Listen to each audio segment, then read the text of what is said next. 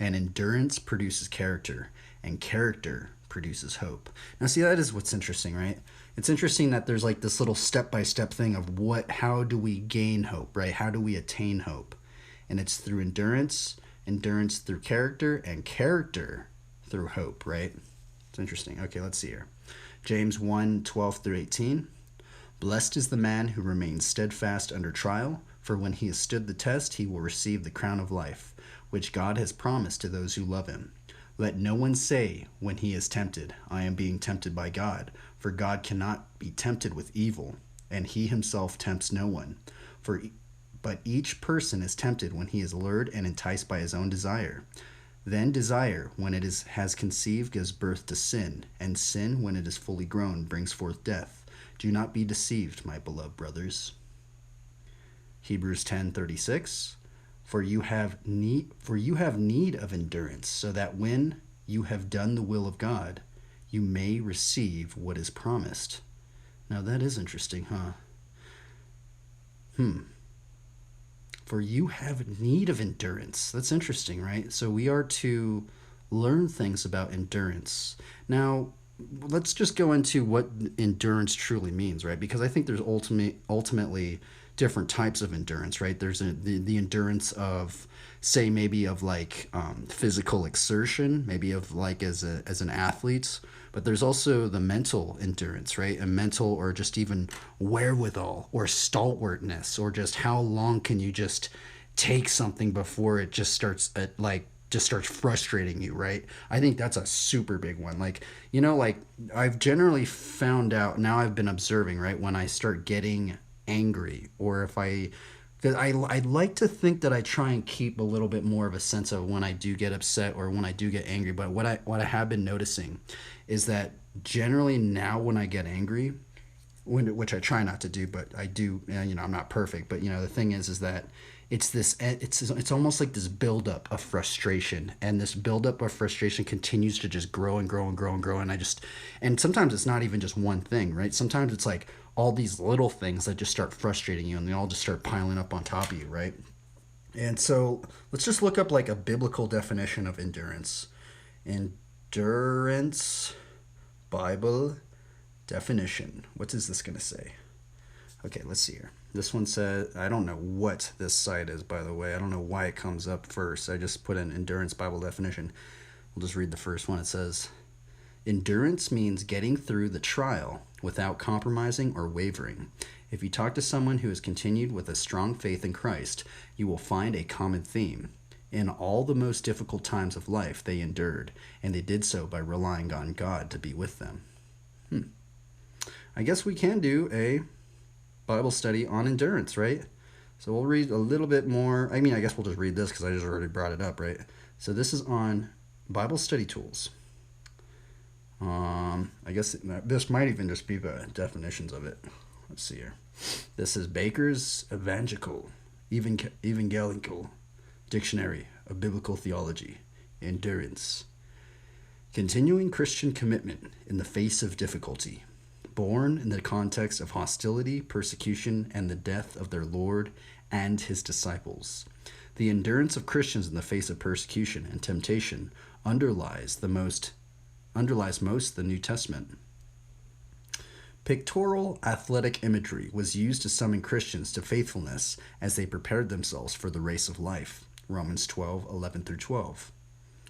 1 Colossians 9:24-27. Hebrews 12:1-14.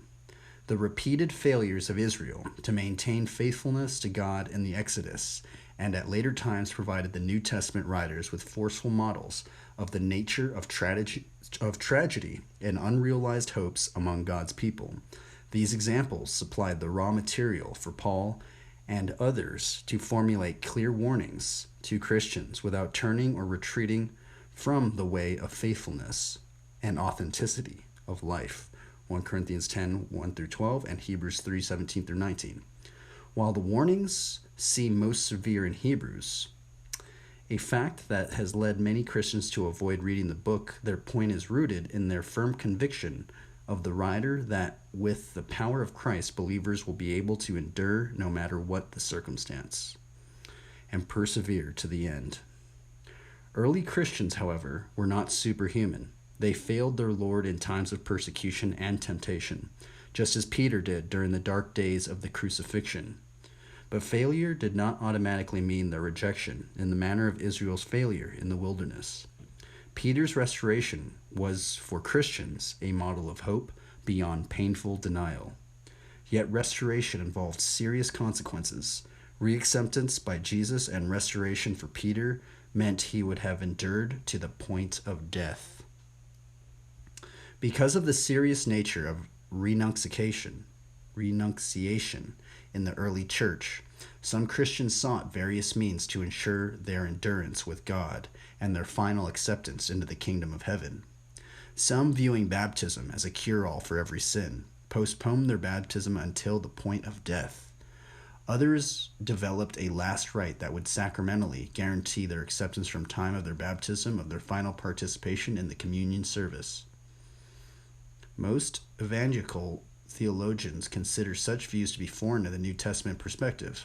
They view endurance as a crucial aspect of humans' response and faithfulness in the gracious, loving God who in giving Christ provides acceptance and salvation. John 3:16. What does John 3:16 say? Oh, it doesn't even bring it up. What in the world? Okay, here it does. For God so loved the world that he gave his only Son, that whoever believes in him shall not perish but have eternal life. Endurance, then, is an inherent part of authentic believing. That is expected of every Christian. Inadequate believing withdraws in times of confusion. But true commitment endures by looking to Christ for the resources of life. Because Christians, like the authentic children of God in the Old Testament, take human weakness seriously, they realize the crucial necessity of divine support. Thus, prayer becomes a vital part of Christian pilgrimage. It is a key element in adequately arming the Christian for endurance in the battle against the forces of evil. Ephesians 6:18. That battle is a lifelong one. To finish the race by keeping the faith offers to the one who endures the anticipation of a reward that is symbolized in the crown of righteousness. Now see, I'm wondering, because I know they brought up, they brought up these things about, to the point of death, of these, persecutions that these early believers went through, right? It makes me also wonder about that one verse about living sacrifices, right? Living sacrifice verse. I'm always curious. I think I did a Bible study on this one a bit ago, but I've kind of forgotten about it, right? So this is Romans 12:1.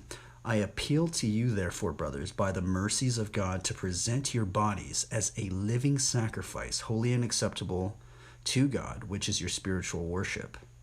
And isn't there another one that says, there's another one that it almost reminds me of sacrifice. It says, he who loses his life for my sake. What is that one? He who loses his life for my sake. What does this one mean? We're gonna have to do another verse on this one too, because what verse is that?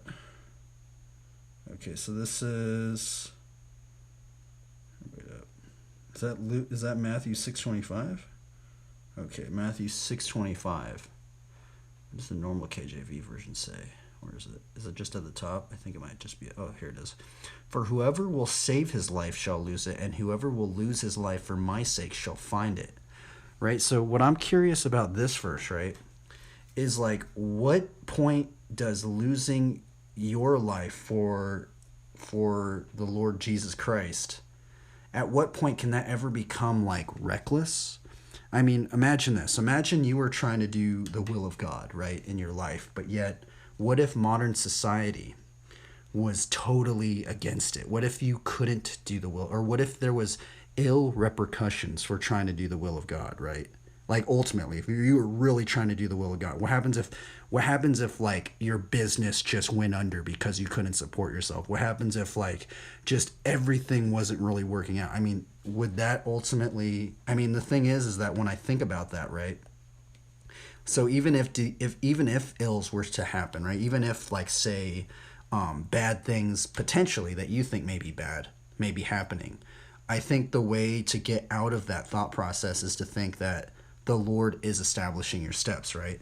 So if we go into Psalms 37, this is what I really like to think, if like, because I know that it's a scary verse, right? It's a scary verse of almost being like, okay, well, how are we really to, like, how far are we to go to do the will of God, right? And I think that's what trips me out sometimes. But ultimately, I'd like to think that, I mean, even if there were bad things happening in your life, we have to remember, if we are ultimately within the will of what the Lord Jesus Christ wants of us, that He is going to establish our steps, right? Because the steps of a man are established by the Lord when He delights in His way, right? And so the thing about it, and also in the beginning of Psalms 37, it says, trust in the Lord and do well, and do good, dwell in the land and befriend faithfulness. Delight yourself in the Lord and He will give you the desires of your heart, right? So that's the other weird thing, is sometimes I wonder, I mean, we could even think about it this way. See, so imagine if imagine there were bad things happening in your life, right? But ultimately, if you were trying to do the will of God, and bad things may start happening, or may seem like they're happening, sometimes I'd like to think that maybe that wasn't for you, right? Maybe whatever didn't pan out or didn't work out, maybe that was actually going to stray you away from ultimately what God wanted to use you. Maybe it couldn't plant as many seeds as you could have, right? So that's what I'm trying to think of, right, when I think about this verse. But it is this is a very scary verse, honestly, right? For whoever will save his life shall lose it, and whoever will lose his life for my sake shall find it, right? That is such a gnarly one right there. And whoever will lose his life for my sake shall find it. I mean, that's just the weird thing, is I just go, at what point can this end up becoming just reckless? Like recklessness, right? So sometimes I wonder, imagine this, right? Imagine you had a business or something, right? And you were like, okay, well, I have to appease people, when it actually says we're supposed to appease God and not, we're supposed to appease the Lord and not man, right? What verse is that? We are to appease God and not man. What verse is that? Let's see here. You cannot please God and man, or let's see, pleasing God rather than people. So see, sometimes I'd like to think about this one too, right? For am I now seeking the approval of man or of God? Or am I trying to please man? If I were still trying to please man, I would not be a servant of Christ, right? And that's Galatians 1:10. And sometimes I wonder, like, in a business model, right? In a business model in our modern society, right? How many businesses just trying to please man instead of trying to please God, right? Because ultimately, if we were trying to please God, we would try to do His will, right? And so it goes into the whole conundrum of, like, what if you were a business owner and you had to appease man, and what if things weren't, and that's the other weird thing, right? But I'd like to ultimately think that the Lord is going to establish our steps, even if bad ills were to happen, or that you think may be happening, right? Let's read some more of this, right? We looked up pleasing God rather than people. 1 Thessalonians 2:4. But just as we have been approved by God to be entrusted with the gospel, so we speak not to please man, but to please God, who tests our hearts. Now that is a very interesting one, right? And that's the other weird thing, man. It's strange to think about that, right? Because we do live in the time period where it's almost like there is a lot of rewards for appeasing man, right? Especially if you see the numbers on, like, social media or something like that, right? And these numbers and thousands of viewerships and stuff like that. But honestly, it's like, are we trying to appease man, or are we really trying to please God at that point, right? I don't know, it's strange, but this is subjective, by the way, because I'm not saying, well, that if pastors are doing that and they get a lot of views, then that they're trying to appease man. Well, I'm not saying that, right? So there is a lot of subjectivity to it, and I think it really goes into our own heart of what we're trying to do, right? And see, that's the other weird. And see, this is the other strange one. This one right here, Colossians 3:23. Whatever you do, work heartily, as for the Lord and not for men. And see, that's the other strange thing, right? Because if you think, because sometimes I think when I hear people bring up this verse right here, right? Whatever you do, work heartily for the Lord and not for men. I've heard many sermons on this verse, right? And they generally try and put it in the eyes of, like, say you are almost like a peon, right? Like someone at the lower end of the worker scale, right? But what if you were at the top executive level, right? What if you truly were like a top executive level business owner or something, right? Are we still to work heartily for the Lord and not for men, right? But at what point do we have to? And I'm not at that position, right? But I'm just wondering, like, how many companies and business owners really, truly at the top levels of whatever business they're at, how many truly do this, right?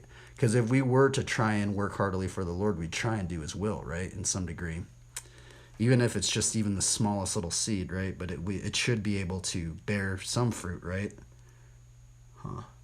It is interesting to think about all this stuff, right? Let's see here. Anyway, let's we finished that endurance one. Let's see, what does it mean to work heartily for the Lord? Well, let's look at that. What does it mean to work for God and not man? I'm actually curious now.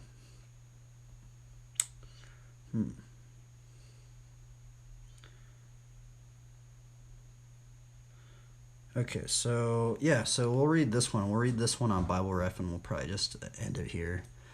This is actually, I don't think I've ever really looked up a commentary on this verse. That's the other weird thing. Whatever you do, work heartily as for the Lord and not for men. What does the KJV says? Okay, whatsoever ye do, do it heartily, as to the Lord and not unto men. Let's read this. What does Colossians 3:23 mean? This verse continues Paul's instructions to Christian bondservants or slaves. The concept he presents, however, is phrased in a general way. The principle applies to all believers, for all those we work for. Serve as if we're serving God Himself. According to the next verse, this is for a good reason. Our ultimate rewards are with God, not the human beings we serve for only a short time.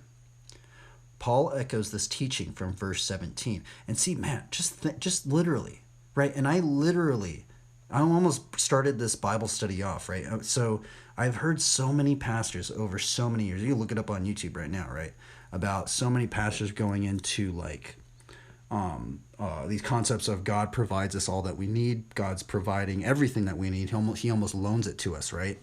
And so sometimes I'd like to think, even if we just, after just reading this, right, just thinking that we are trying to serve the Lord, right? And just really thinking, imagine if the Lord were giving you these opportunities to plant seeds of faith, which is the Word of God, right?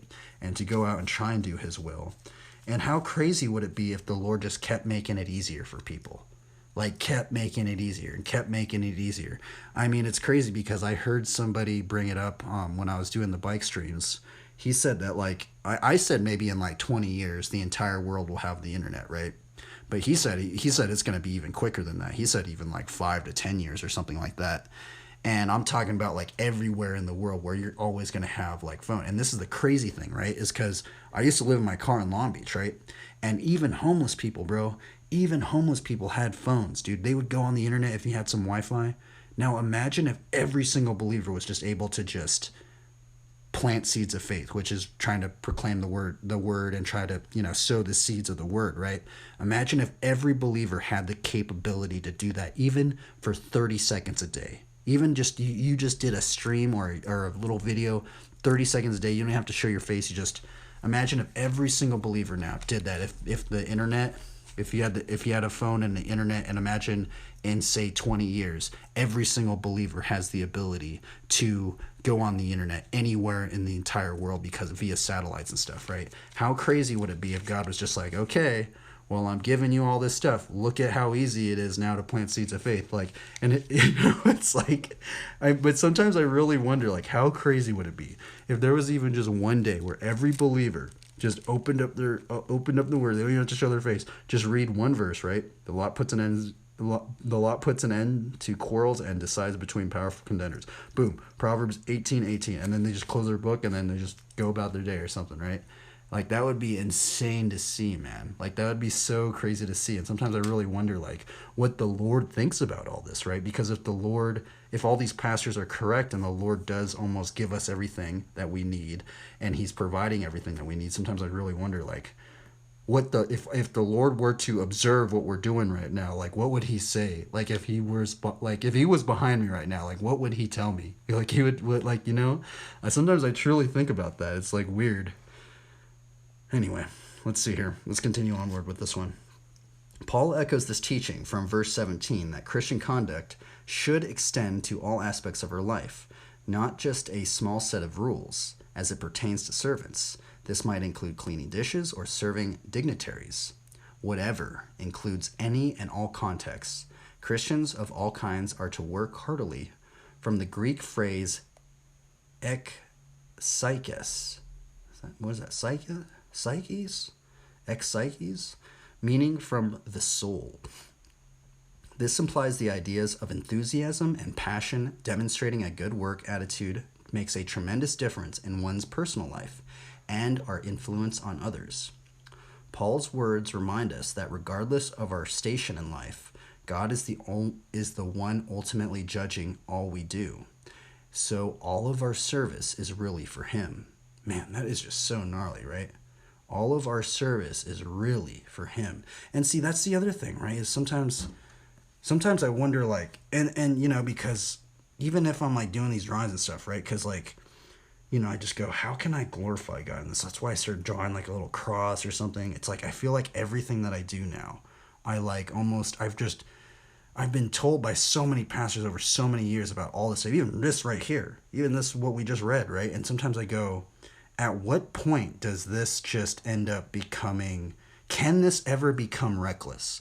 Can it ever become reckless just trying to glorify God in all that we do, right? Can there ever be a point in your, and just how crazy would it be if you were to just see somebody, like imagine if somebody's life was just like, people could just see, I'm not going to say, how crazy would it be just to observe somebody's life and their life just ends up getting so like almost downtrodden because they're trying to do the will of God. But what if it was at the point where people can observe it, right? And how crazy, that's what that would almost be at the martyrdom level, right? And that's just, that's the other thing that I think of is like martyrdom, right? It's like, at what point would people say that was just reckless of what they did, right? Because of because of the society around them. I think most people, if they were to see a martyr, they would go, that person is straight up crazy. That person is so reckless that he doesn't even care about his own life. And see, that's the other strange thing about thinking about that. But then it's weird because, I don't know, it's so strange to think about all that, right? And it's weird because I haven't really I don't really remember too many sermons on at what level do things become reckless if you were to try and save your own life, or to try and even maybe what if you even just lost your own life for the Lord's sake, right? It's scary to think about, actually. And it's just scary to think that, imagine just seeing that in our society right now. That'd be crazy, huh? From the most mistreated slave to the highest paid leader, every person is called to work for God's honor. We do not work for men or simply earthly goals, but to glorify our Heavenly Father and Master. Living for the Lord's honor is relevant in one's personal life, immediate family, and work context, right? This is just what I read right there, right? I really wonder like how many people at the top level of businesses, companies, because when I think about certain companies, I only have maybe like 5 companies off the top of my hand that I feel like try to glorify God in some degree. First is like Zero Skateboards, right? Zero Skateboards, they put Bible verses on their stuff, right? And I've known about Zero Skateboards for a long time, because even my friend's brother was a skater. Like, he was a gnarly skater, and he was always into Zero Skateboards, right? He was also like, I also used to go to like church camp with their family and stuff, and so he was always into Zero Skateboards, even way back then, man. And then I think of like what In and Out like puts little Bible verses on their stuff, right? And then just like Ezekiel bread, and there's like a couple others, right? But there's really not that many, right? But that's the other weird thing, right? If we're really to try and do God's will, right? And if we're really to try and seek first the kingdom of God, which the Lord says, right? And, the study that we almost did yesterday where it goes into Matthew 6:33, right? But seek first the kingdom of God and his righteousness, and all these things will be added to you. And sometimes I wonder, so if we were to even seek first the kingdom, should maybe we be seeking like maybe even potentially these companies that are even trying to do the will of God, like say Zero Escapers or something, right? Like just because they're trying to do the will of God too, does that make them almost trying to do like kingdom work in some degree? So are we to maybe try and see if they're doing something? And that's the other weird thing, right? Sometimes I wonder about that, right? But ultimately, it's just to plant seeds of faith, right? He put another parable before them saying the kingdom of heaven may be compared to man who sowed good seed in his field, right? And what is the seed? The seed is the word of God. So ultimately, if we were just trying to plant seeds of faith, which is the word of God, ultimately I think God is going to use us, right? Because we're trying to promote the kingdom. We're trying to build the kingdom up, right? It is interesting. Okay, let's see. Paul will conclude this line of thought in Colossians 4:1, where he reminded us, those who rule over slaves, that they too have a master in heaven. For this reason, those who control bondservants should remember that God's judgment is impartial. Evil will be punished no matter who does it. Colossians 3:23. And see, that's the other weird thing about the bondservants and stuff. I mean, ultimately, if we took that word and we just think about people that are just maybe working in some degrees, or maybe they're in debt and they have to, maybe you're indebted and you have to just work, some sort of position like that. Do you almost become like a bondservant at that point, right? Because you're indebted to trying to maybe do something, right? Or I guess just gain money to pay off that debt. But yeah, I don't know, man. There's a lot of ultimately, I think as long as we're trying, right? And that's the other weird thing is, like, at what point do we just fail at doing something, right? What if we just fail at trying to plant seeds of faith, or we fail at trying to seek the king? Can we ever fail at trying to seek first the kingdom of God? Can we ever fail at trying to do the will of God, even if we're trying to do it right? And it kind of makes me wonder along the lines of like some types of street preachers, right? In some cases, I feel like some types of street preachers, they almost like maybe make people want to peer away from the faith and want to maybe get enticed by it, right? Sometimes it almost seems like they are maybe ripping seeds of faith out of people, then maybe they're maybe ripping more seeds of faith than people out of people's hearts than they truly are planting in people's hearts, right? And so, that's another aspect I'd like to think. But ultimately, we are to not even be anxious about anything, right? So, sometimes I want to look up something real quick. Somebody told me that anxiousness can sometimes be worrying about the future. Anxiousness can be worrying about the future too much. Something like that. Okay, that's anticipatory anxiety. Causes people to feel nervous, concerned, or fearful about the future. And see, that's the other weird thing is, and this is where the sense of trust happens, right? And there's this sense of, now this is not in a biblical, anxiety is brought up in the Bible a lot, right? But it's also anxiety, I think many times when I observe sometimes my own anxiety, is that anxiety kind of stems for me at times is in terms of just worrying about the future, right? Worrying about, is this going to work out? Is this going to pan out or something like this? But then I always have to go back and think about these verses, right? Especially Matthew 6, right? Matthew 6, the Lord Jesus Christ, he brings up anxious, like what? 1, 2, 3, 4, 5. He brings it up 5 times about being anxious, right? And it's weird because he even brings up like, you have little faith, right? And sometimes I wonder if there's a level of faith, risk, and ultimately trust that happens, right? Because sometimes, what if you were in the position of you had all your chips out and the only option you had was to trust God and his will for your life, right? At what point, and what if things just started crumbling around you, right? At what point would you start being anxious, right? Would you be anxious in that position, or would you full on keep having trust in the Lord, right? And that's another interesting one. But and I guess this is where faith.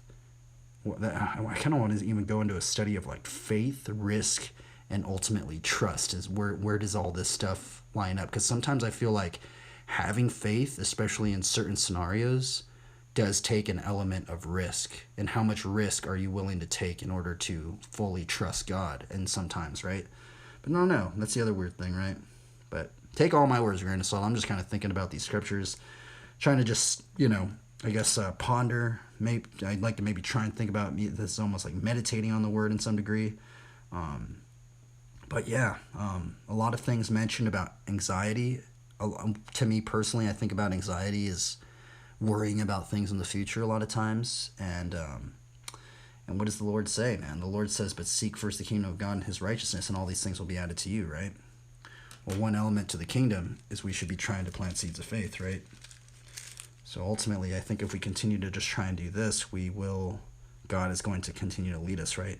He put another parable before them, saying the kingdom of heaven may be compared to a man who sowed good seed in his field. And what is the seed? The seed is the word of God. Now the parable is this: the seed is the word of God. So I guess let's continue to try and plant seeds of faith, even though it may be awkward, even though there might be some strange thoughts and feelings about all this, but ultimately we just got to keep trusting the Lord, man. He knows what's best for us. And that was the Bible study. That was the weird Bible study. I know these Bible studies are super strange, and you can tell that they're strange, but I like trying to find combos, right? Combo. And yeah. Now we could do a card draw. So we're bring the cards out. We'll do a card draw right now. And where did the rest of those things go, actually? Oh, over here. Okay, then. That was a strange Bible study. I don't know what I'm going to what are we going to title it? It's going to be called Endurance, Anxiety, Worrying or something? And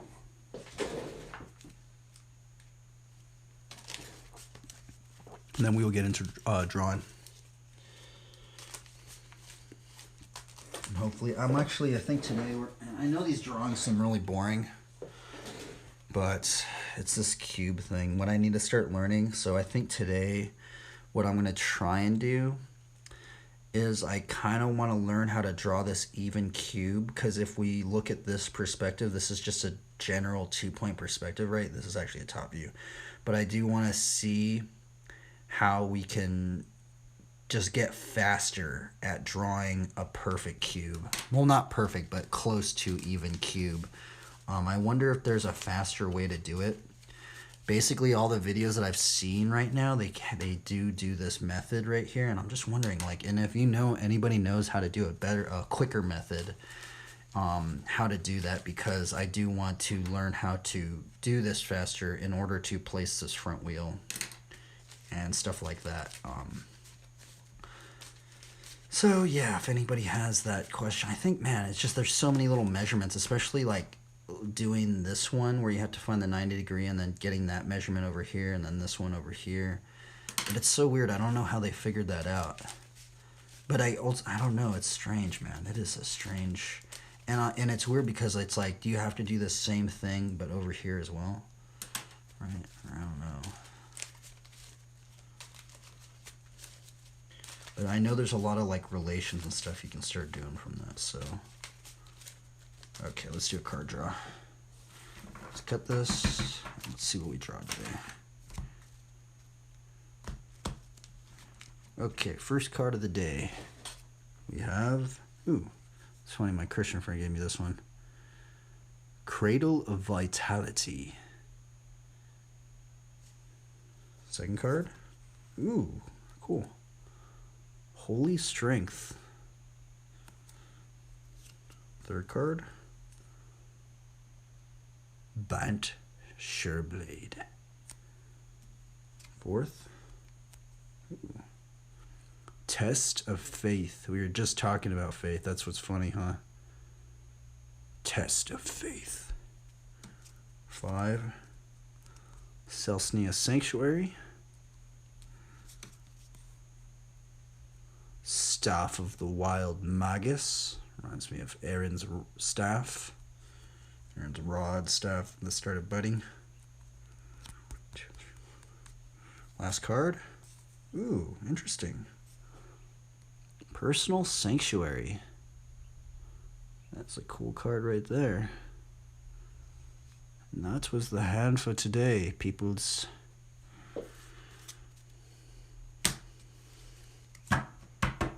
Okay, let's put some music on and we will get into grinding this drawing out. More perspective stuff. Even though it probably is, I don't even care if it's boring. It's honestly it's really important to learn, so, and I need to learn it. I'm really bad at it. I'm really slow at it. So, we're at it.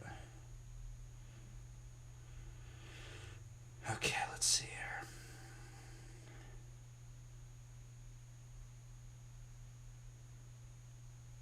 I'm actually like curious now what that company's doing now. I want to see what's Zero even doing. What are they doing?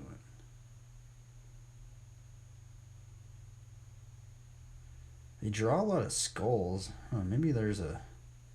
I mean, I wonder if they do the skull because of, like...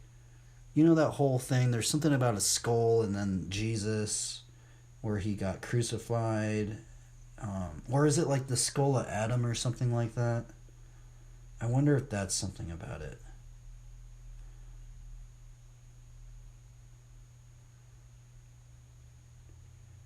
Yeah, I'm observing some of the stuff that they're almost kind of getting into almost like a revelation-y kind of stuff, like,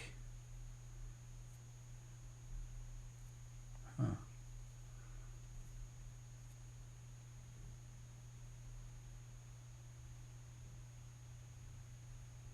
Huh. Interesting. Okay, well, what are we doing? We're gonna put some music on. That's what we're gonna do. Library. Over here. Let's see. Let's try and find some copyright-free music.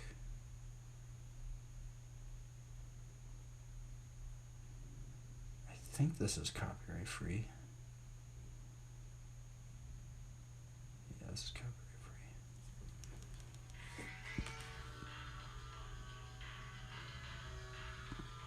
Let me open this up, actually.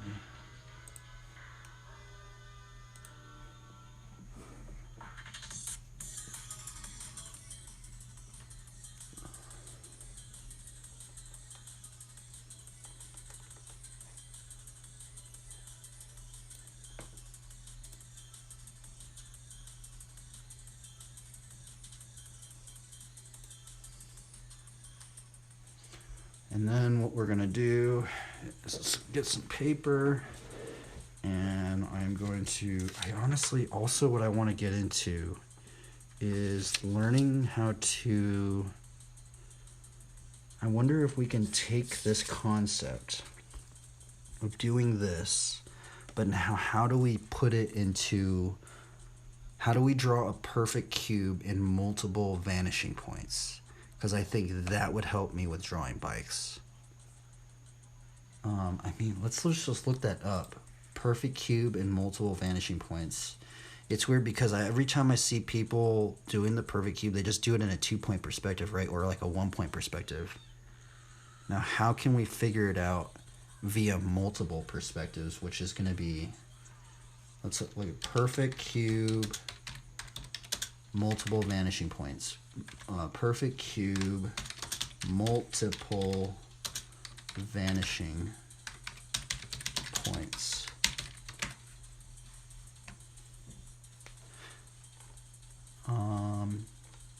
See, they don't have anything really about that.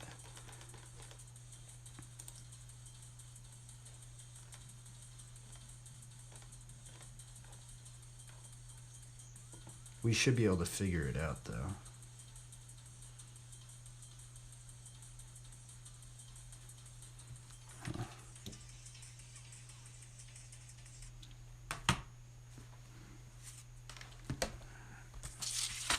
Oops.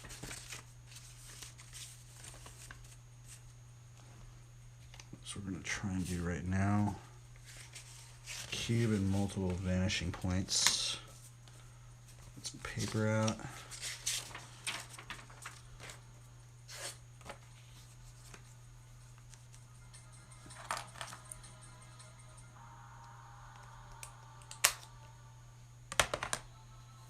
Let's get our pencils out. Actually, kind of want to use one of these. This one. We'll use our red. We'll use like red and blue, and then just a normal pencil. Let's get this out. We're gonna bring all our tools out. These are the tools that we're gonna use. We're gonna use normal ruler, blue and red pencil, normal pencil, or mechanical pencil.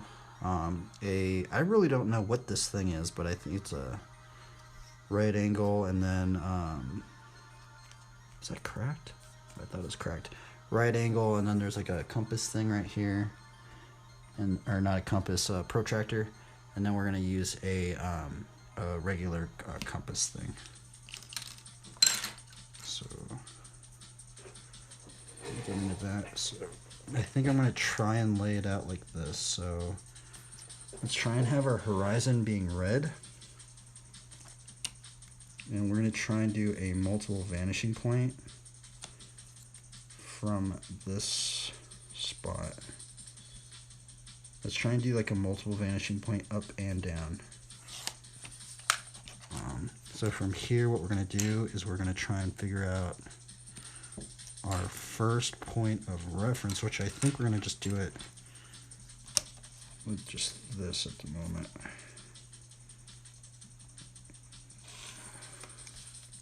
And then from this, we're going to find our cone of vision. I'm going to try and do it as fast as I can.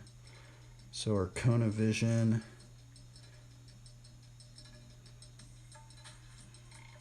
is where everything is going to fit in.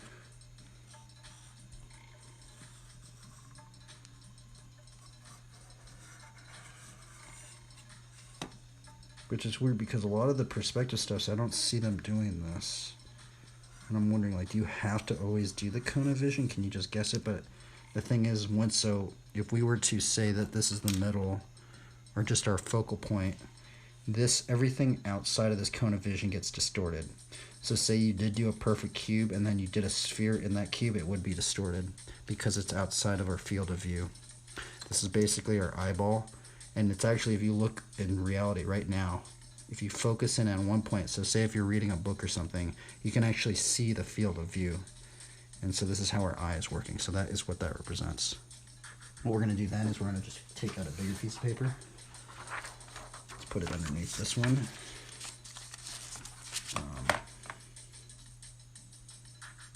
Let's see, how does this work?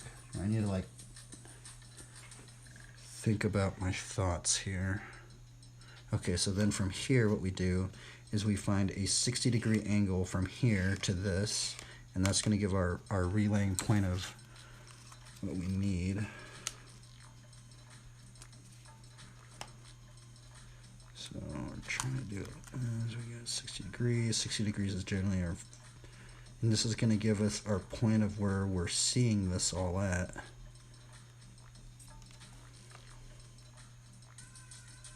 You know, it's going to be off of the page just like I thought. That's why I had that piece of paper right there. So we're also going to be using some tape.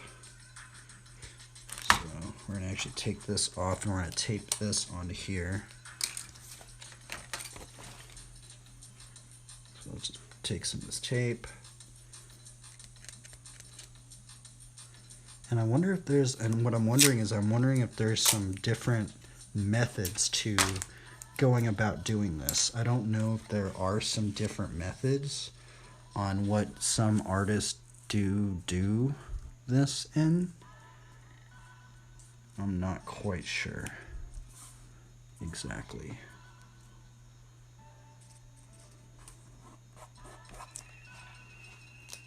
Just do it like this. Okay, so from here we're going to make this go down a bit more.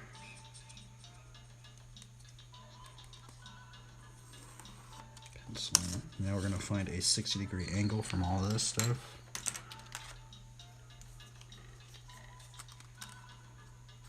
From our field of vision, this is going to relay of where we're at in space. This represents where we are in relation to the field of vision.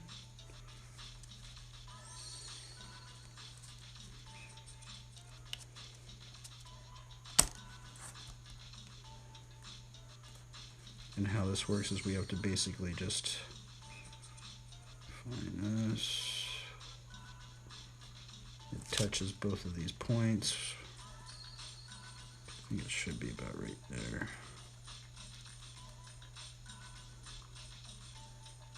Actually, I need to push this up a little bit more.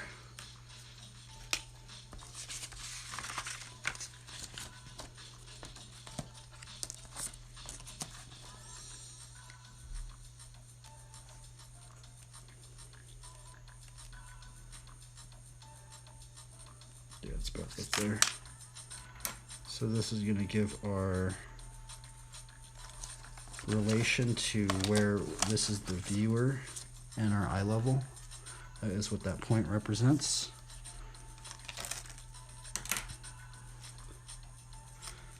This is the 60-degree angle of where this is in relation to the field of vision.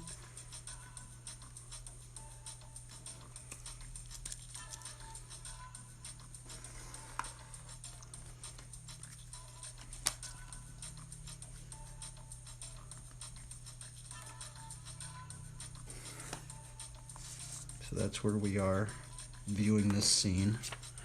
From here, what we can do is we can find our 90-degree angle, which is another very important one. So this is going to relay our vanishing points within this scene.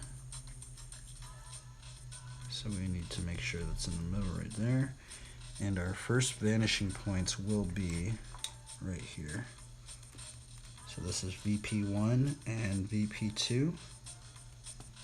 And this can be changed depending on where you want it. Oh yeah, and that's also what we have to do, by the way. We have to take this and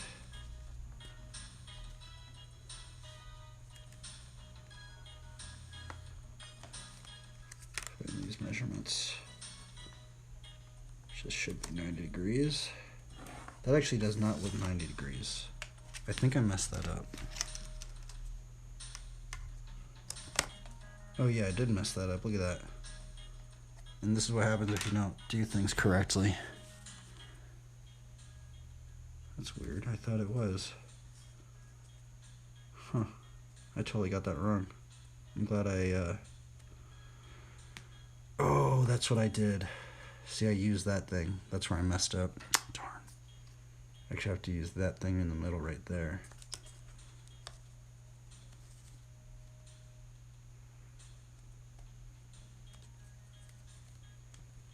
It's actually right there and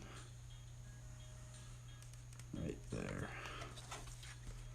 This is actually X'd out, X'd out. This is actually, these are the vanishing points that we need to use.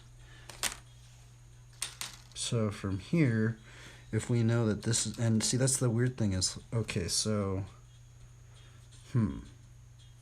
what I'm wondering is, okay, so what I'm trying to think of is, okay, so we have this one, right? So how do we do multiple cubes of evenness, of even cubes, right?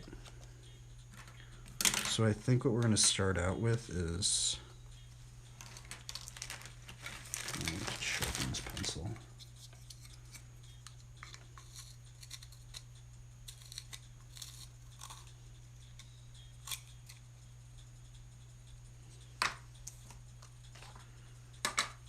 We are going to start out laying our base cube.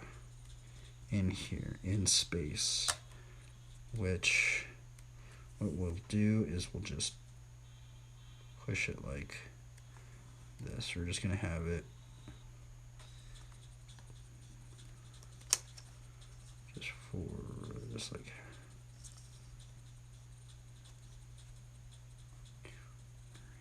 so 3. And we're going to do it like this.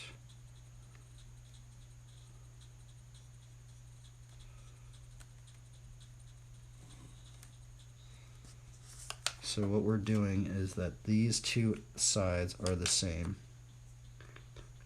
This size is this related to that size. So let's just do a quick little recap. And that is related to this size right there. And this is going to give us some very important points of reference that we need. And we also need another one as well. So this is actually the height of our cube. These ones are very important right here as well. So this is also what I get a little tripped out on, is this next measurement. So this next measurement we're taking, actually I need to,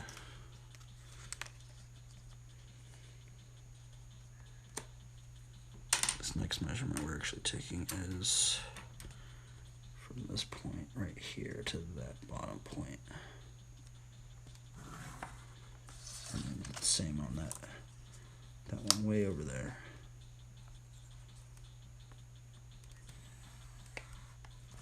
And that should be 90 degrees.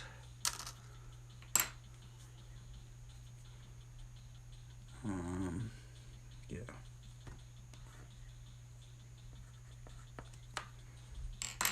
We're going to take this measurement right here, just really quick.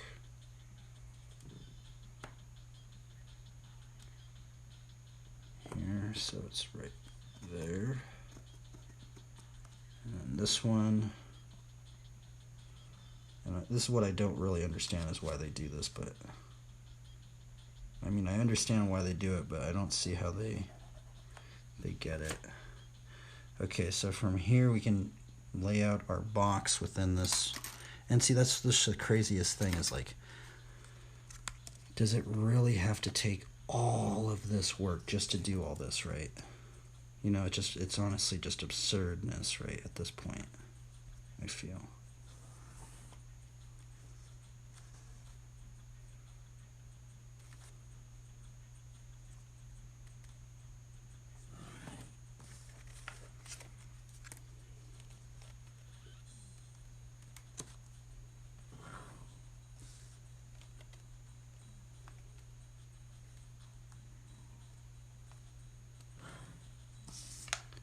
Okay, so we have that.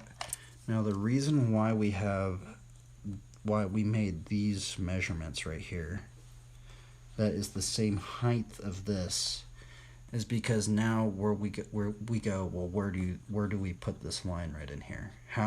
What is the width of this? Is it right here? Is it right out here? Is it right here? How I used to do it is I actually used to guess this right here. This exact moment, I would guess all of this stuff. But because we figured out how to do it, this is how we do it. So we take it from over there and over there.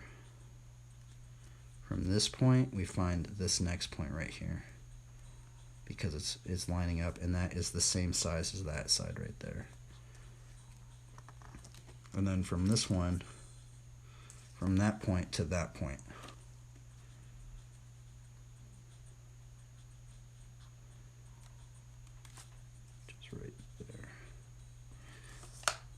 So supposedly, built within this field of view, this should be the square then. And this is the crazy thing about it, right? It's because supposedly, and see what's weird is that it looks like, see, this is the weird thing, is look at how long this one looks compared to this one, right? But it's supposedly working, and it's supposedly a perfect cube within the confines of this construction that we're doing. that does not look right, huh? This still does not look like a perfect cube. I wonder if I'm messing this up.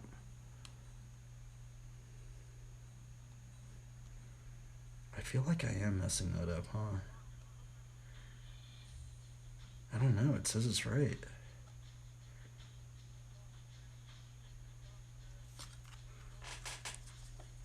Am I messing that up? I'm wondering if I am.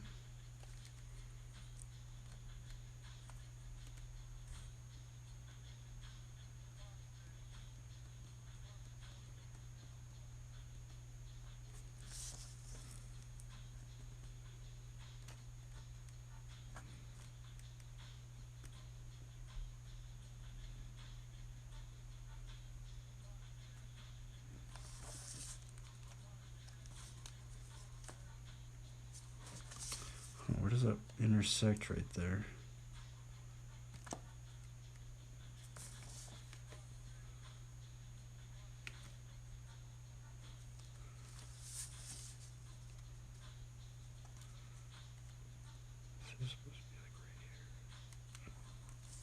Okay, so that now makes more sense after you 3D it out, right? But it looks like a rectangle. It honestly does, huh? On this side, it looks like a rectangle. Huh. Maybe I'm messing this up. But it should be normal, right? Am I messing up this 90-degree thing? Does it have to be completely in the middle? Maybe that's where I'm messing it up. Oh, you know what? I think I am. Because see how I did this 90-degree? See how I did this 90 I thought that could be at any angle though. Or maybe that's just for the perspective, but see how I did this 90-degree right here? I'm wondering if it has to be middle into this, right? Like that. I think that's how it would be. Fudge. I think I've been messing all these cubes up, honestly.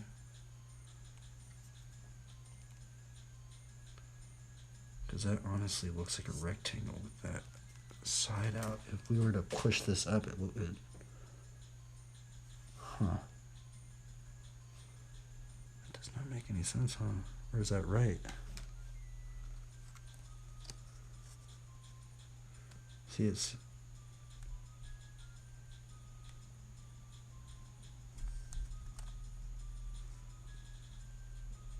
Yeah. It says it's right. I'm wondering if I'm messing that up. Here, I need to look up how to draw. Gosh, man. I think I'm messing something up, because doesn't that look like a rectangle? That straight up looks like a rectangle, and I think I'm messing something up. Let's look up some videos. That straight up looks like a rectangle, bro. Yeah, it does not look like an even square. I think I'm messing up this 90-degree thing. How do we place the 90-degree in a perfect cube? Or is that right?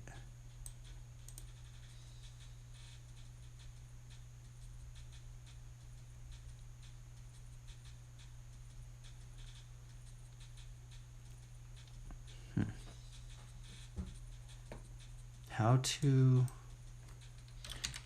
draw perfect cube.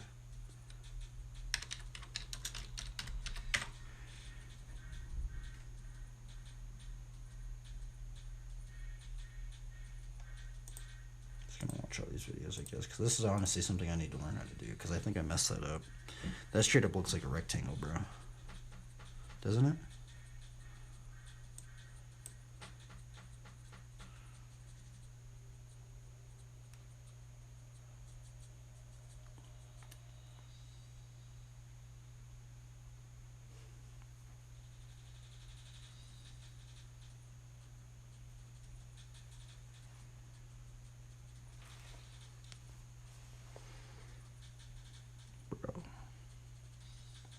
This looks like a rectangle. Doesn't it? It straight up looks like a rectangle.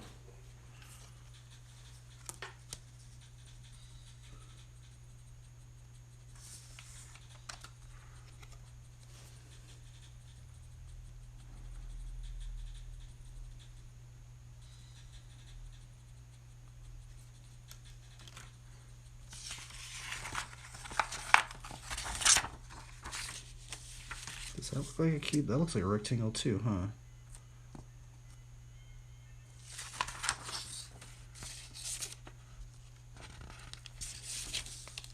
Would that be right? Maybe I got this wrong.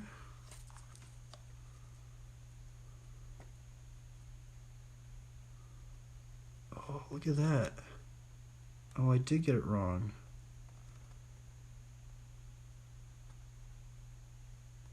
Oh, see, now that's the thing, is I measured it wrong. Look at that. It's supposed to be a little bit bigger on that side. Darn.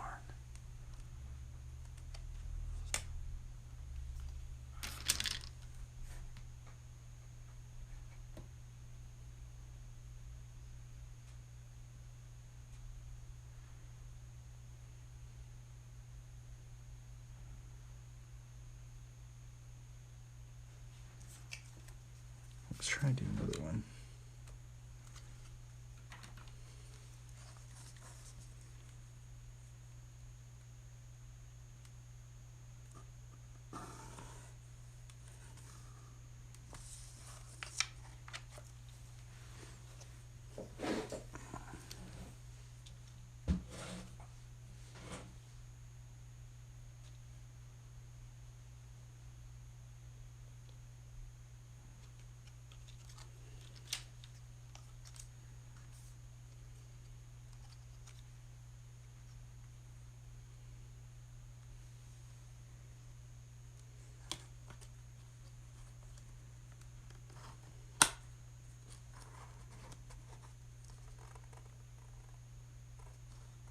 You know what? Maybe we could, oh yeah, because this is where I need to find the. There.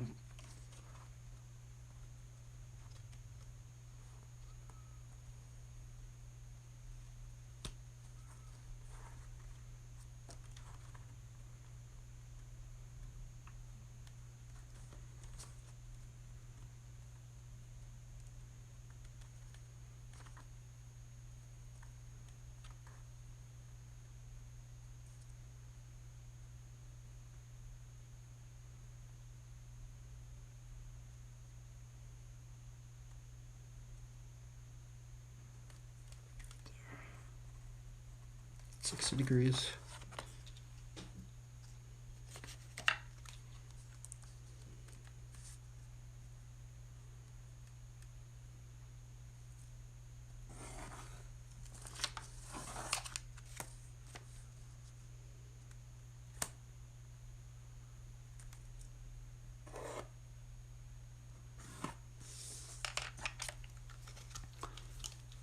Gosh, this dude is like, sorry, bro.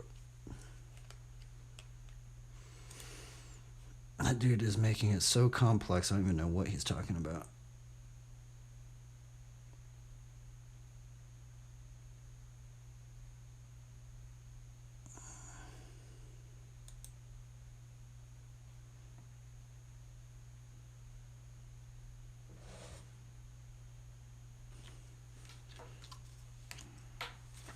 Okay, so from here, let's do the 90-degree angle from our point of.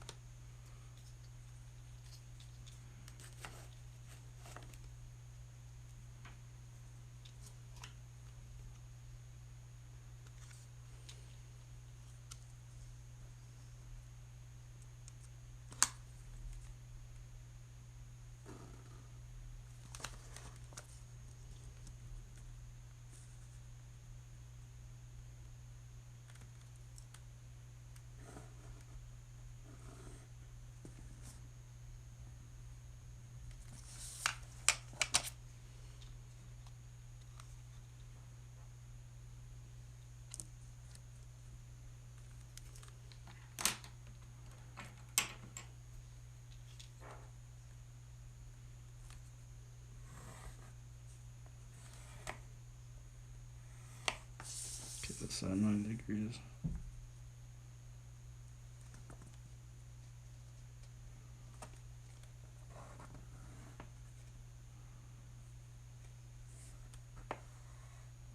See, he says we can place it anywhere on the horizon line.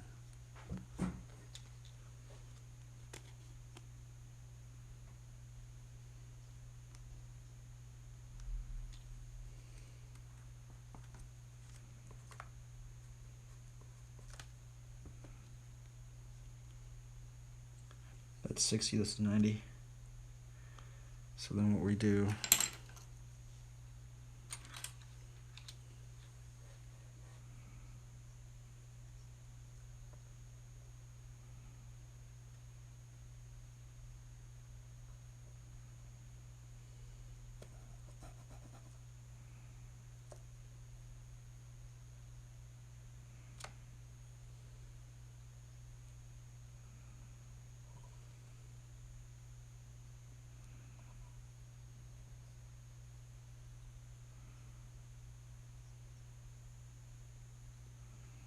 wait a minute. Oh, I totally just got confused. What? Okay, so this one.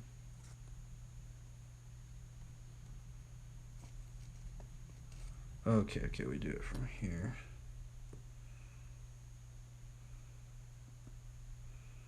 That should be the same size, right? So just do a double check. Is it the same size as this? No. Oh, this is something I'm messing up. Look at that. It's not the same size, but right here, it is. Oh, I shouldn't be using this thing. I thought that was going to be... Oh, that's where I'm messing up. This thing has been messing me up. I thought that was giving me accurate measurements. I guess not. I thought it was going to just speed it up, but so that's where I'm messing up. Okay, well, I figured it out. So this is 14, 1, 2,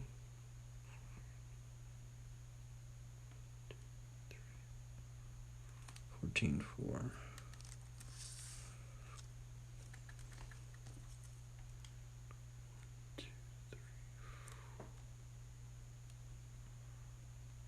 14, 4. That's VP1. And see, look, I got it wrong on that. Huh, that compass has been messing me up. Darn. Well, I didn't want to actually measure it out like this because I thought it was just going to take up more time. And see, that's the problem about, like, trying to do things with, like, you know, skipping steps. 4, so that's 9, 4.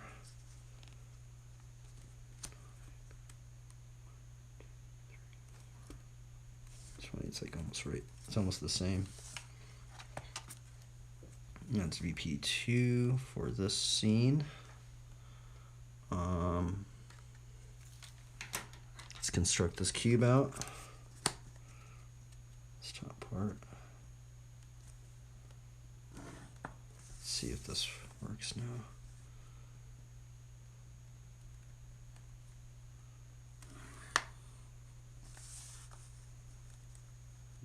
This bottom one.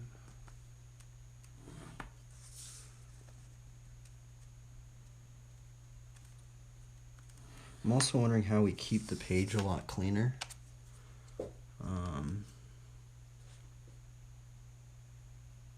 Oh, look at that. I did something wrong too. I'm actually supposed to put this size up here. Or can I do it down there? Huh. Yeah, so so that's something that they didn't say in the how-tos. Interesting. So it has to be on that top plane, so it's actually reversed if it's... Huh, they didn't say that. Dude, they bring up so many stuff they don't say. That's so weird. That's just such a simple little thing, right? Because I was doing the same right there. But that's actually wrong. You have to actually do it up here.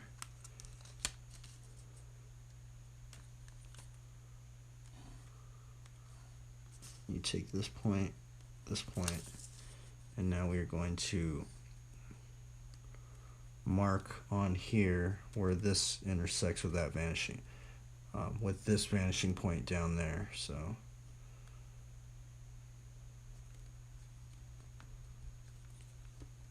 right there. Where's this one?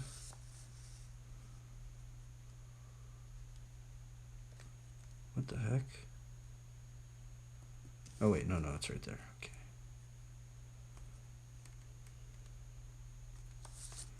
Okay, so this is giving us our box now,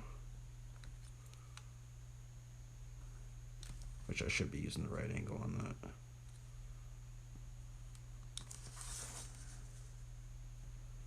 This is weird, as it still looks like a rectangle right now, but I guess that's what it always does look like. It always looks like a rectangle at first.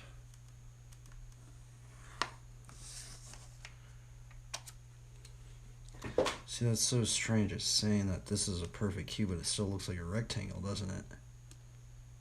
Or am I just tripping out?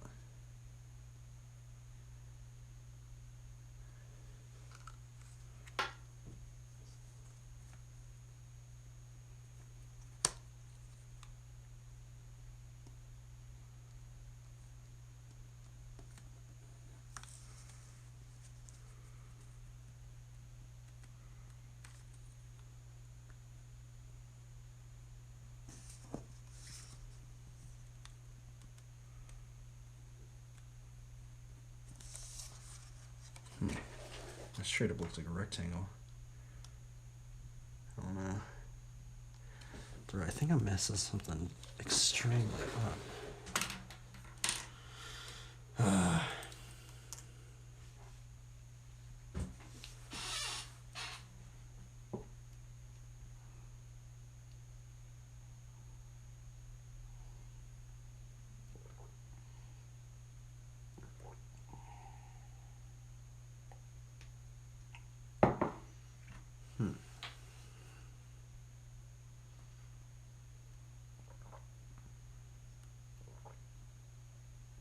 Yeah.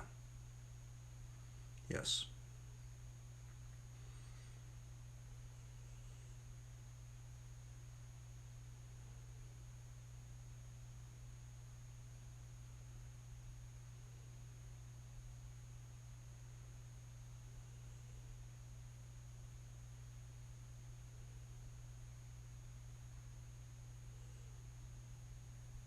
Oh.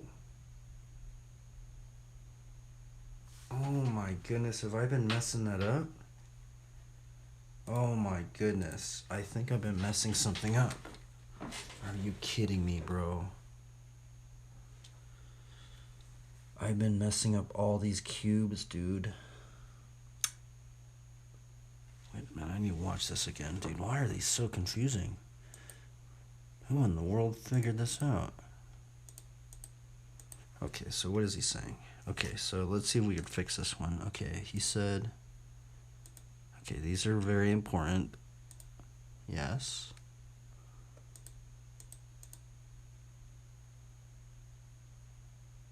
Wait a minute. He says that we can do it this way. I'm actually going to start doing it with different colored pencils. Maybe that way I could start seeing what I'm doing wrong. He's saying he's bringing up a different method. That's weird. I wonder if this was the better method. Okay, so what he's saying we take this right here. So this is a very important one. So let's just write that this is very important. That, and then this.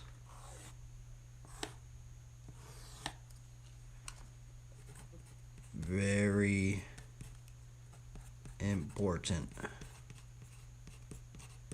Finding this measurement.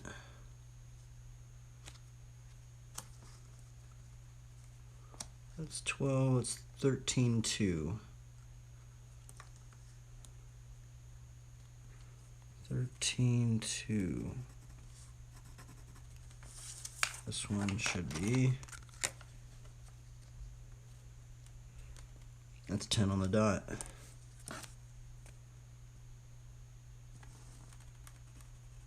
Pretty close. Okay, so then what he's saying is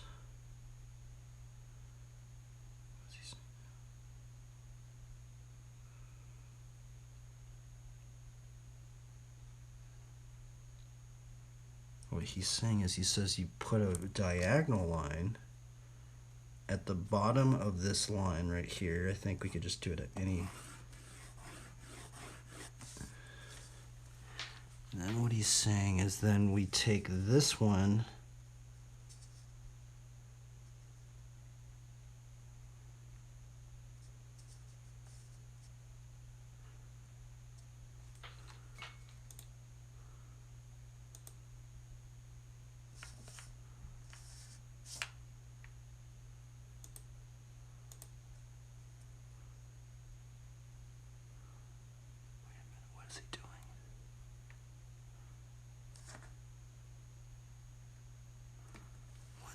heck? He's doing it a different way. I've never done it this way. Huh. Oh, I'm like flabbergasted. There's a different way you can do it. How many ways can you do this? This is craziness. This is straight up craziness. He's saying, okay, so we take this point and then we take that point. I've never done that before. Or no. This point and that point. Yeah.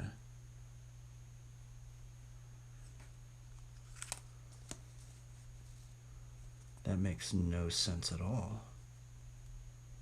Yeah, that doesn't make any sense. Because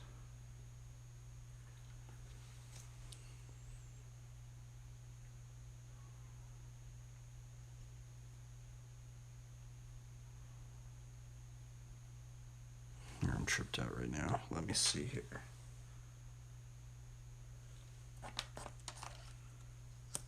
Makes no sense at all, man. 13.2. 13.2. Okay, so he's taking. Or is he taking the vanishing point?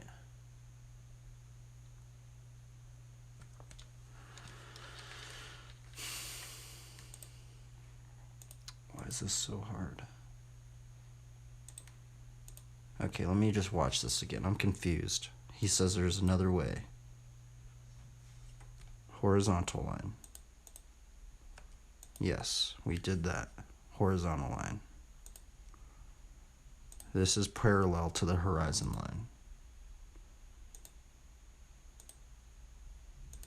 We find the distance between this one right here to the station point. We bring it up to there.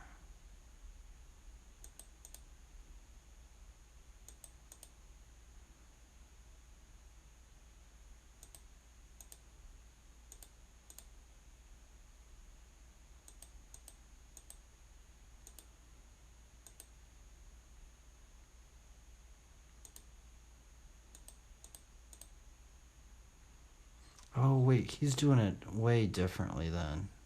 He's saying we map it through this point right here, but we already made that. Okay, so he's just doing it a different way then. But I guess this is a good way to do it if you were to not know how high this is. He's saying, okay, so then we take this point right here and then that point right there.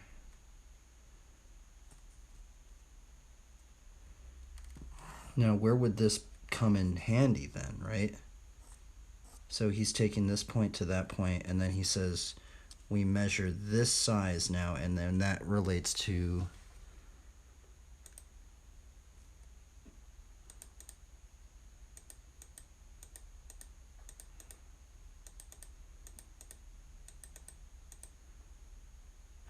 okay, so I guess I made this height of this cube a little wrong then. Because this is, it's right there, so this would be 3.5. So this would be 3.5 then.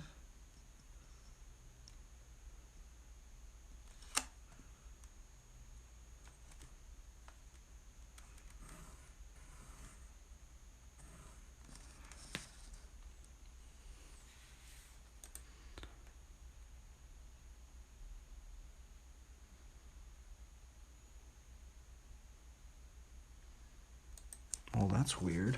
So I messed it up then. That is ridiculous. I messed this cube up then. That doesn't make any sense then. That makes no sense at all. I must have been doing it wrong this entire time.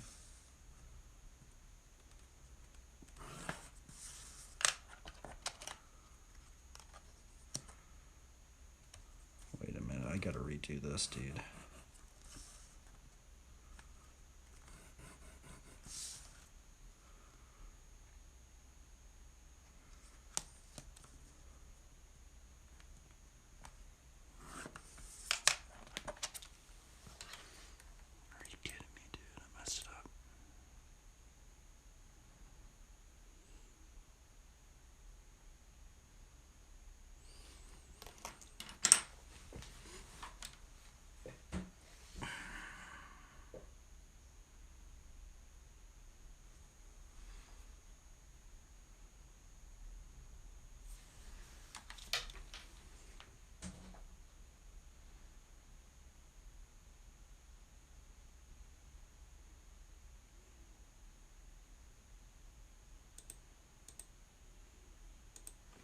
We're redoing this.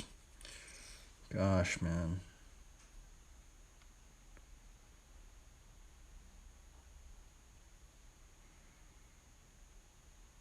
This stuff is so confusing. It's so weird. Have I been doing it wrong this entire time? Bro, I'm so bad at perspective. I thought I was getting it, and then it's weird because then I mess something up and I go, what in the world, bro? It's ridiculous. I guess we'll just redo it then. Huh. You gotta be kidding me.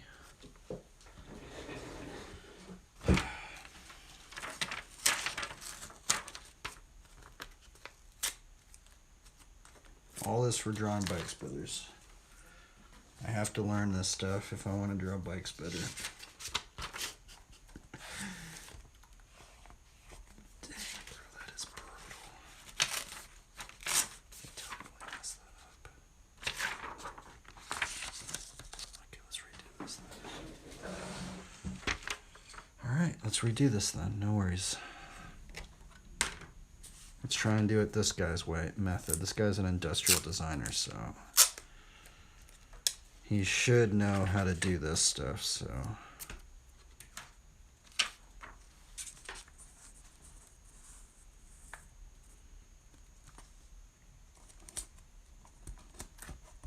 thought I was doing, maybe I got taught the wrong way. Okay, so let's redo this. We're making a horizon line.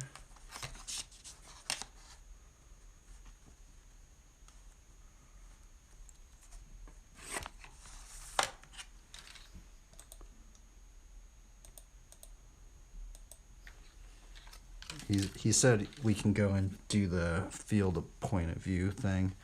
I think we should be using a right angle for this now that I think about it. I haven't been using the right angle. That might be messing me up.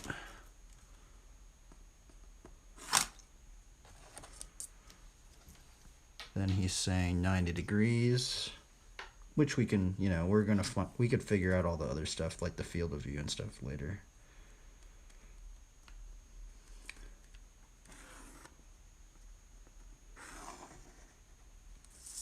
Okay, so it's 90 degrees.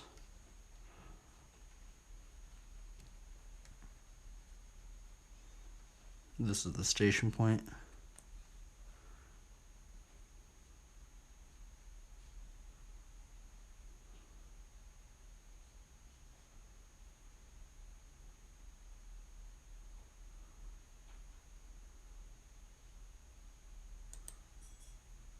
What the heck? He's saying we go in. That is ridiculous. How did he find that out?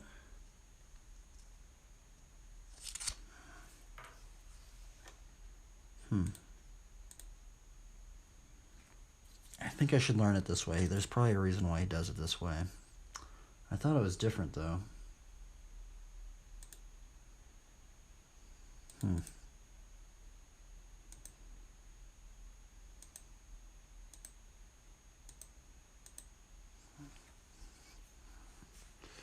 0 to 45. That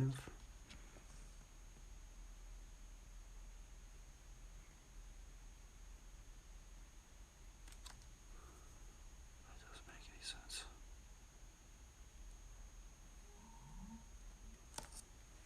I need a normal protractor, man. This is,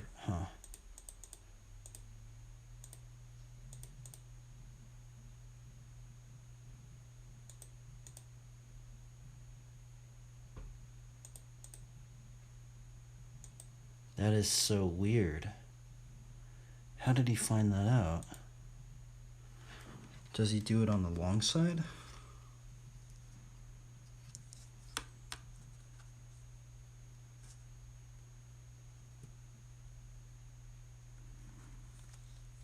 That's so strange.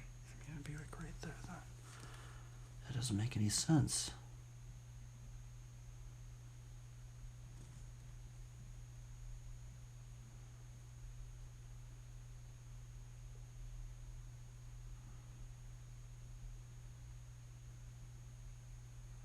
Kind of wondering if this compass is even correct.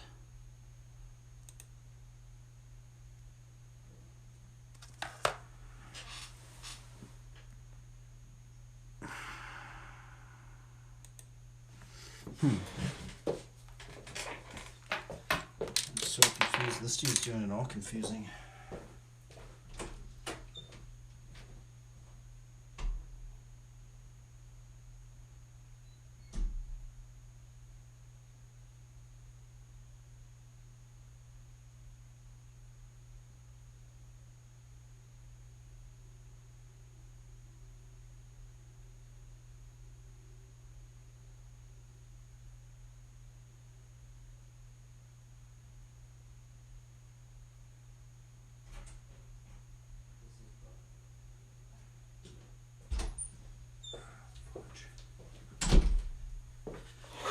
Brutal. I wonder if this is just the better way to do it. He's saying you find a 45-degree angle from this one. It's so weird. This is totally a different way than I was doing it prior to this, right? But that's right there. It doesn't make any sense. That would be the vanishing point right there. It doesn't make sense.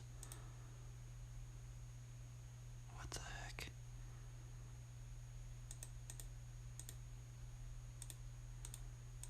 What the heck is this dude doing?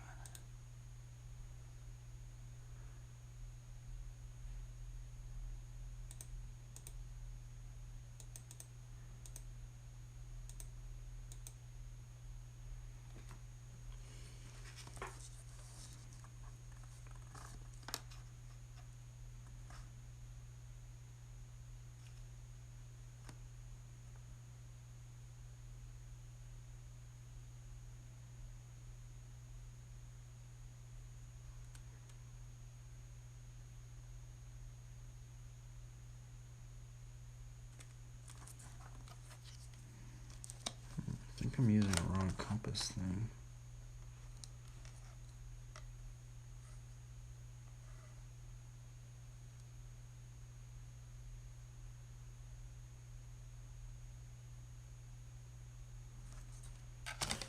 I have to get another protractor, I think. This thing is, I thought this one was going to work pretty good, but I guess not.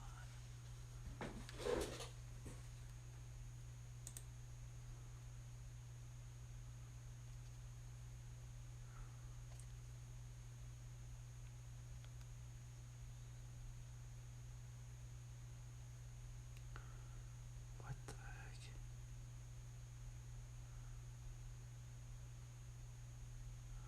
That makes no sense at all.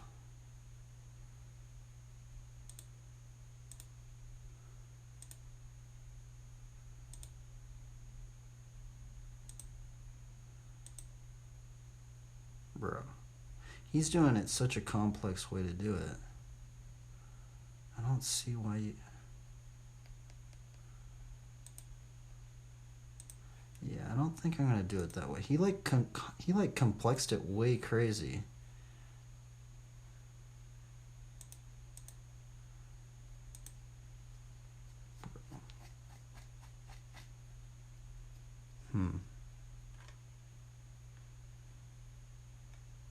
What about this guy? What is he gonna say?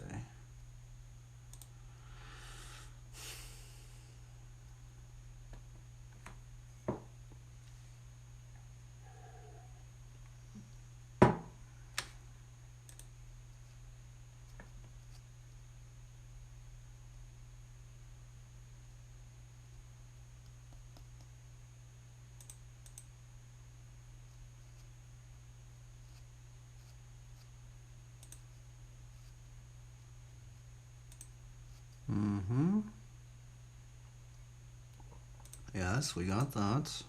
I should...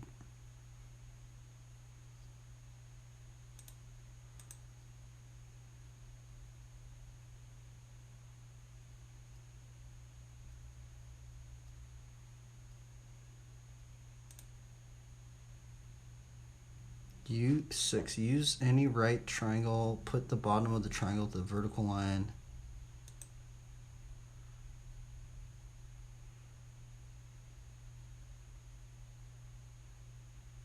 Okay.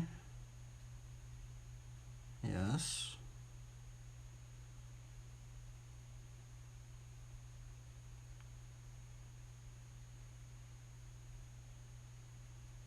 Wow, this person's doing a different method. There's like 3 different methods to do this. This is craziness, dude.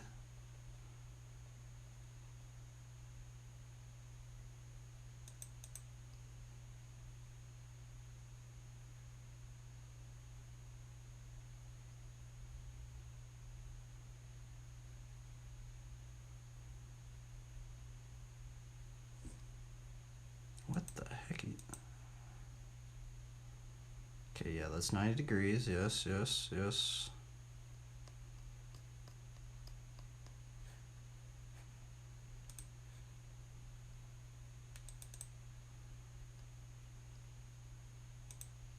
Okay, 45 degrees, yeah.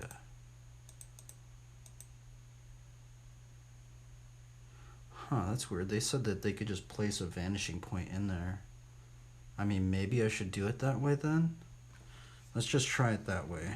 This person's doing it way differently now. Bro, this is so confusing.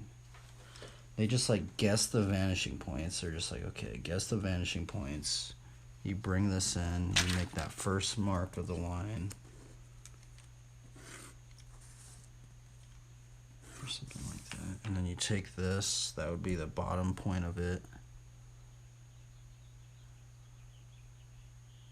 Or no. What you do is you take this vanishing point and then like that. But that doesn't make sense because that goes out. No, my goodness. So that means it'd have to be in more.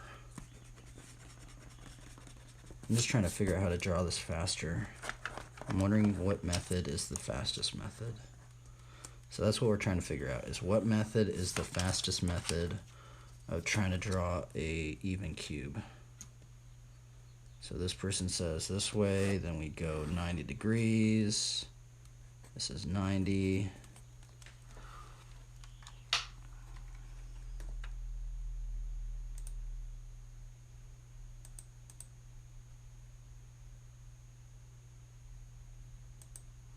Then we find a 45 degree on here, which I think this might actually be off. Yeah, honestly, I think this protractor even might even be off right here.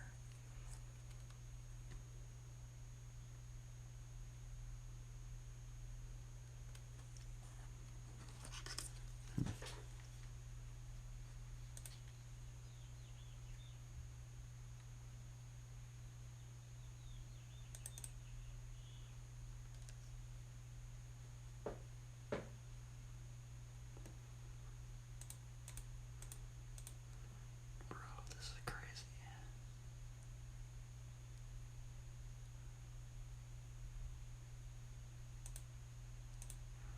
That's just ridiculous trying to find a cube. That doesn't make any sense that they would do it that way.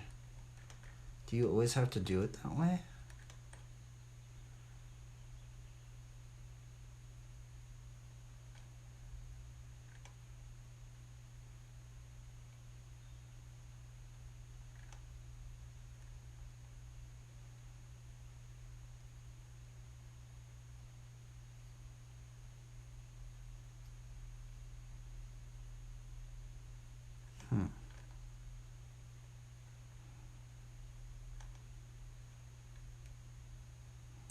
Sorry, I'm getting confused, man. This stuff is ridiculous.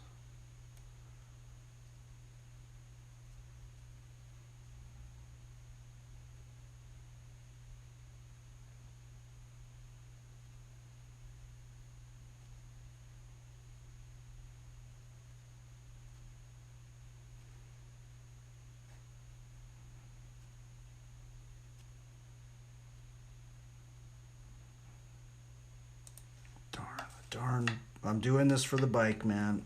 This is the only reason why I'm learning this. It's because the wheels, man. They should be even. Darn, I have to learn this stuff.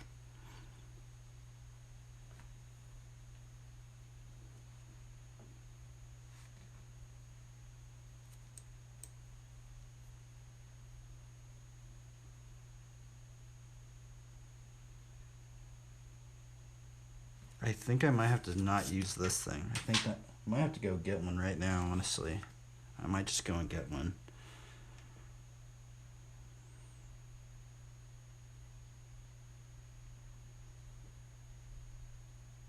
I think this thing might not even be a...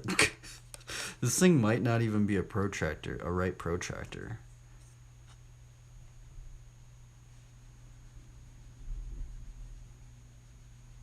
Okay, yeah. Horizon line.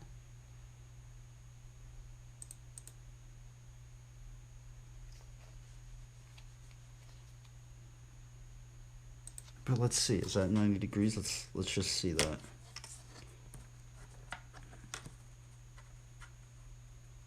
Yeah, that's 90.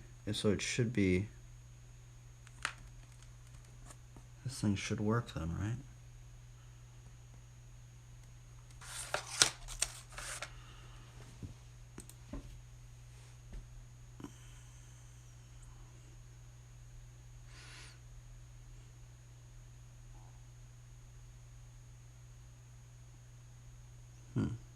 Okay, yeah, the 90 degrees, very important. Standing point. Yes.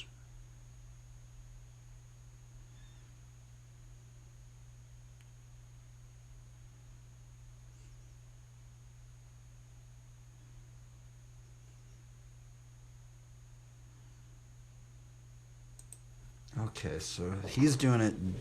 Oh my goodness. Bro. Why is this stuff so confusing? I guess it's not that confusing. Maybe I just don't have the right tools. They're using these like triangle looking things.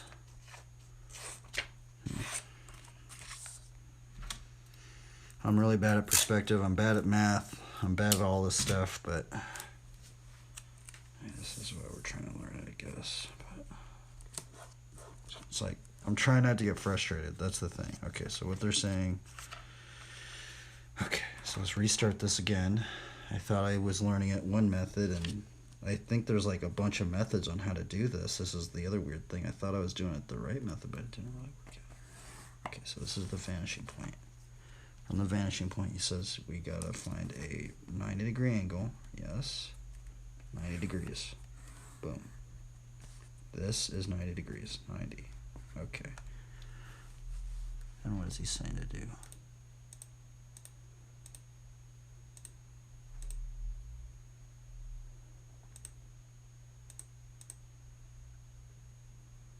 Oh, actually, we needed to make the line of sight, but we could just make it like this then.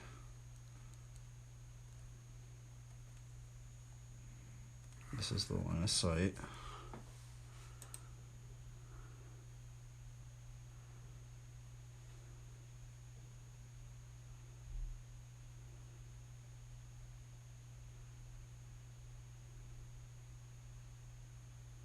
Okay, yeah. So 90 degrees, yes.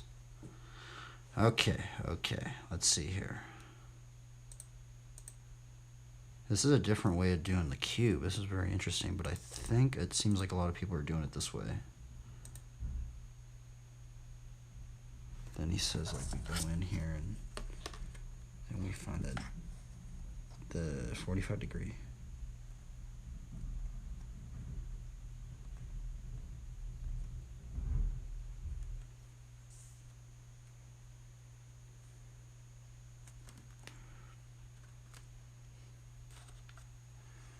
Okay, that's where I've been messing it up. So this is supposed to be, I haven't been using this other ruler. I forgot I have to use this other ruler. And then we find that 45-degree angle. This is 45. Okay. And then, so if this is correct, then this next one is 45 degrees. Let's just see this real quick. I just want to see if it's correct. Okay, so then that's half of that. Oh my goodness, I'm an idiot.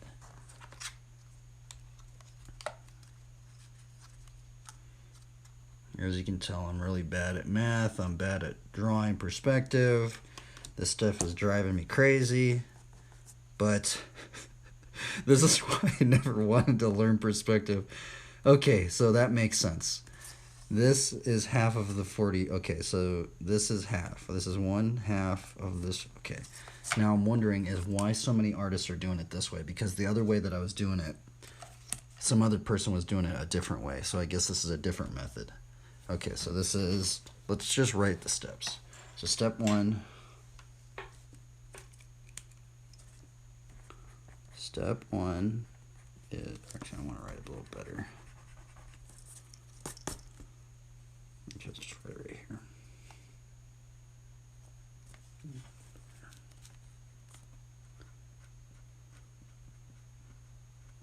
Steps.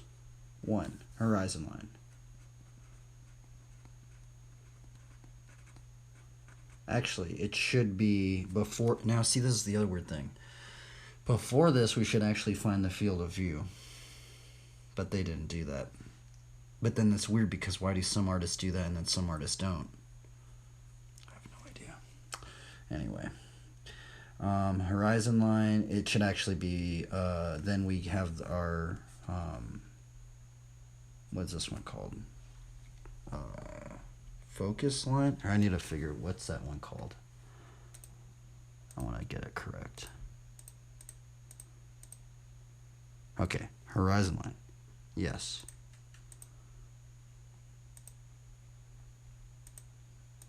Oh, that's weird. That's strange. Then he's saying put down the vanishing points first. I didn't learn it that way. Okay. This is line of sight. But I think the other way is better because there is this industrial designer. He was doing it a different way. Line of sight.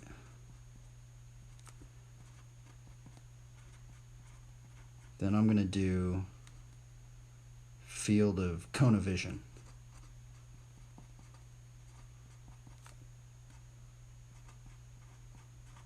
Because actually how it should be is that the cone of vision should be hitting this 90-degree thing. Then, right?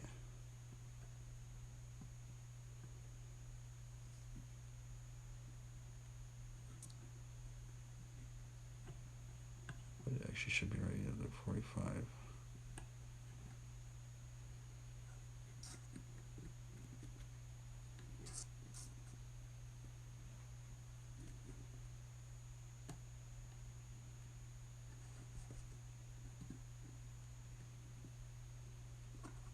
Why is it so off?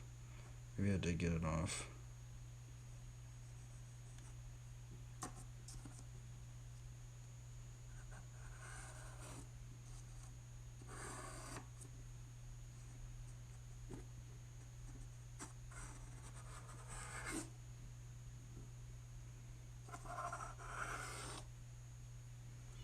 Actually, this is wrong too. Huh. He's doing it wrong. Dude. This is ridiculous. There's so many, like, I'm like trying to come to terms with so many ways of how these artists are doing it. I mean, he's doing it differently now. This isn't, I don't think this should be, yeah, because this should actually, so he's not doing the cone of vision, which I don't understand why he's not doing the cone of vision. So the cone of vision would be 60 degrees, Okay, so watch. Okay, let's redo this then. This dude's not doing the cone of vision. Why is he not doing the cone of vision? Let's see, let me redo this. How important is the cone of vision? I wonder why he's not doing the cone of vision. And then these other people were doing the cone of vision. Okay, let me redo this. This is ridiculous. Let's see here. I'm like, it's so weird when you like watch some videos and then like some people are like, oh, like let's do it this way. And then some people are going, oh no, it's we should be starting out this way. And then some people are not even doing some way. I was like, what in the world are these people talking about now? So now I have to delegate and be like, okay, which one is the correct way that we're gonna go about doing this, right? So what we were learning beforehand is that we're doing this. We find our middle line, right? We find our cone of vision from here. This is how we were learning anyway. Our cone of vision would be in the middle of this one.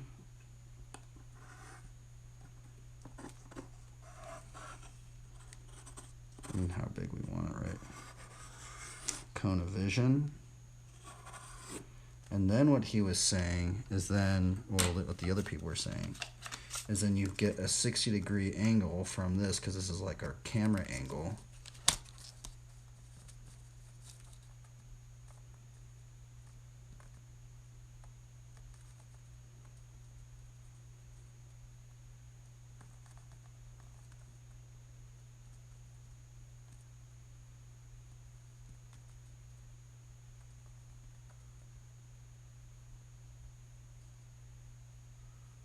That just trips me out that like so many artists are doing it differently, huh?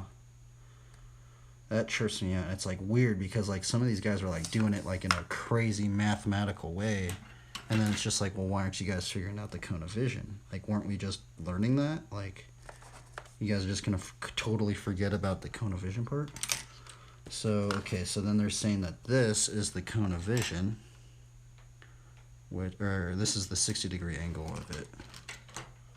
So this should be 60 degrees. 60 degrees. This one, this one. Okay, and then what they say is then we find a 90-degree angle from this one, right? And this is where it starts getting weird because I think maybe as long as we make the cone of vision, and I think we can build everything now. Okay, so this is the thing. Okay, so I think some artists now are doing the cone of vision, right? And then you can go into what these people are doing, and now they say, okay, now we can lay out some horizon lines. So let's do this in pencil. Because it's weird, because then they say like there's a 90-degree thing from the cone of vision. That's what I don't understand, right? Huh. Okay, let's just see if we build it within this cone of vision now.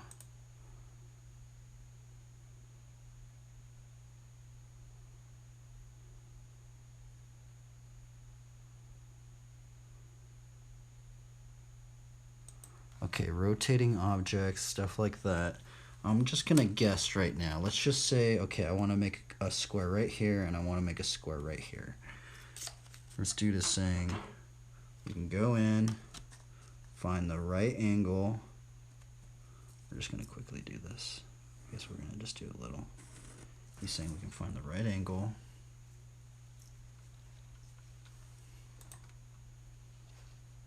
This should actually be the line.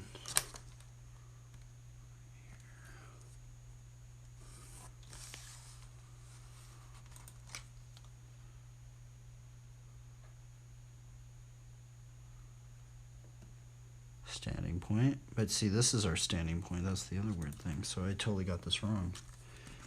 Is he saying... Huh. he's saying that this should be our standing point, but we found our standing point with the 60 degree, and that's not what they did, huh? Okay, I guess maybe that's what I should be doing.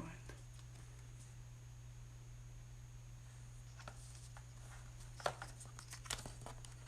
which one's 90?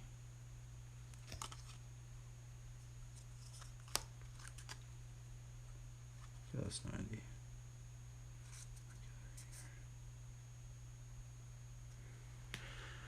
Man, I am bad at this stuff.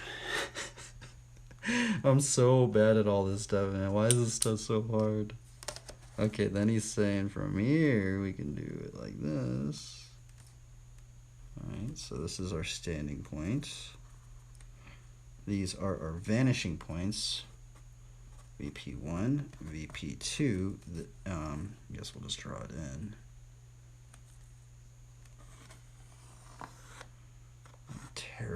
I am terrible at perspective. Okay, so this is our 90 degrees. Yes. Now he's saying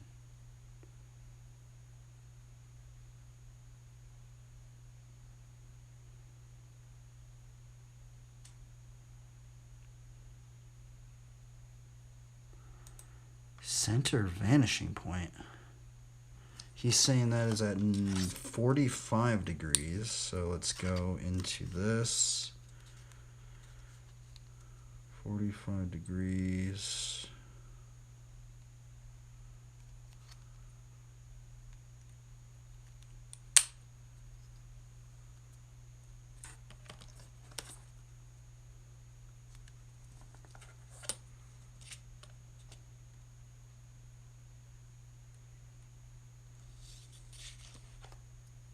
Oh, it's actually kind of close on that, huh?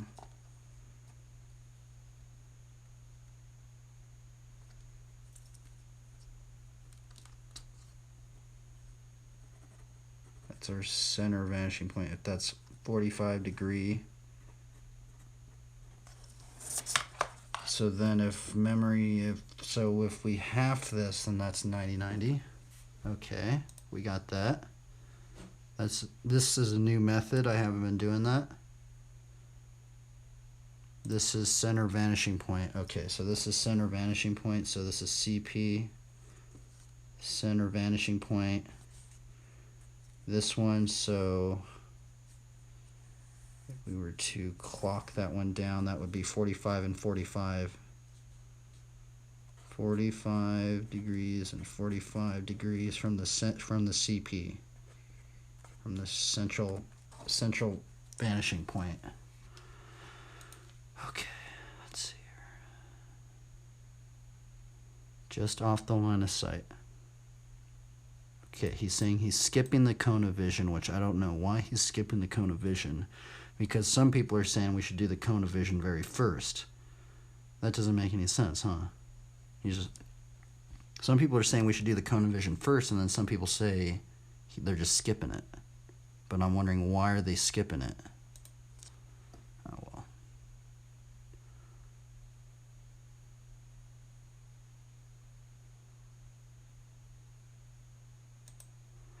Oh, so that's strange, huh? Is he just randomly placing those lines? How is he putting those lines down?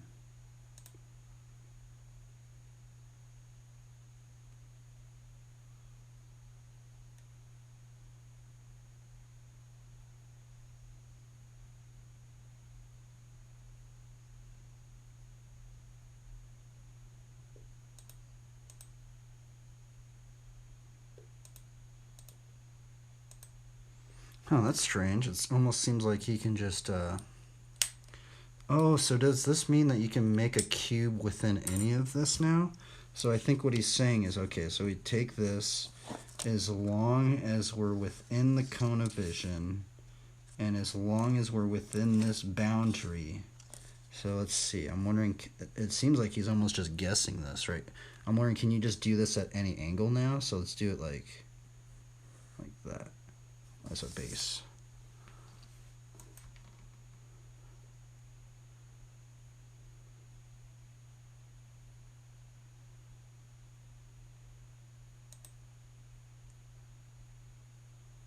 this. Okay, huh, interesting. Huh. Dude, I've been doing it in a totally different method that somebody was trying to teach, and I wonder how many other methods there are now. Because now there's this 45-degree method.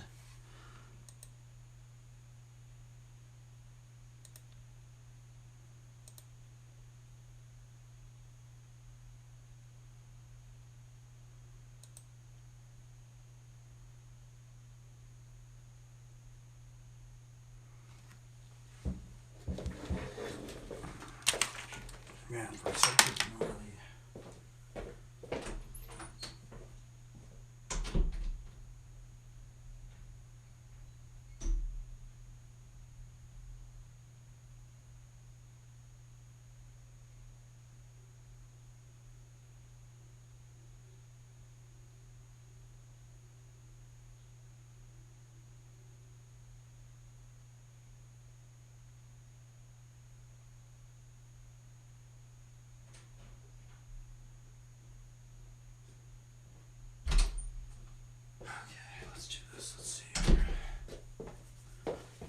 I'm like doing it.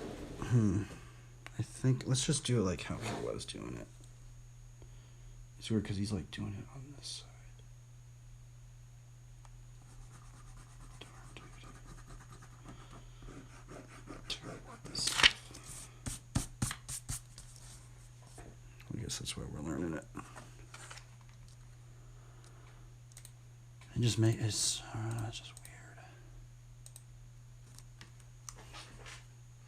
Okay, draw a guideline from the cube's closest point to the center vanishing point.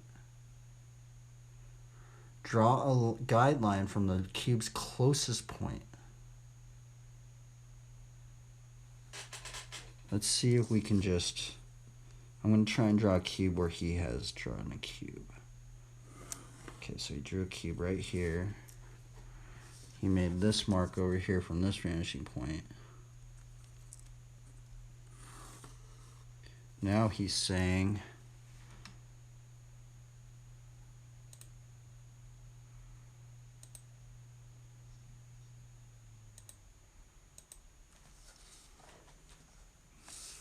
Okay, let me think about this. How are we doing this now? So I did a little bit of another method. So we're doing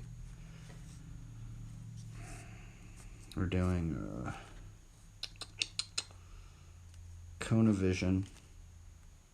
I don't have to write all the other cone of vision. We got that down. 60, 90, 60, 90. And then we find the 45-degree halfway for the 90. Halfway, 90. 90 degrees. Halfway 90 degrees from this one. That is our central vanishing point. Central vanishing point.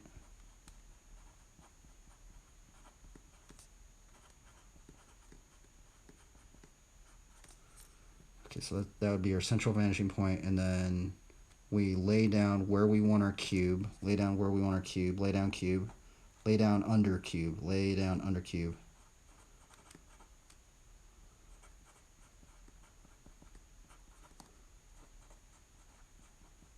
So that's 1, that's 2, that's 3, that's 4, and then we take their closest side to the central, closest to CP.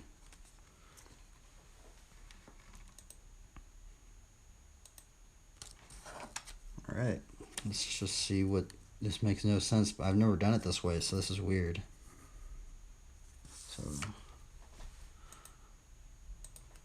very interesting. Never done it this way. I'm wondering if this way is faster though.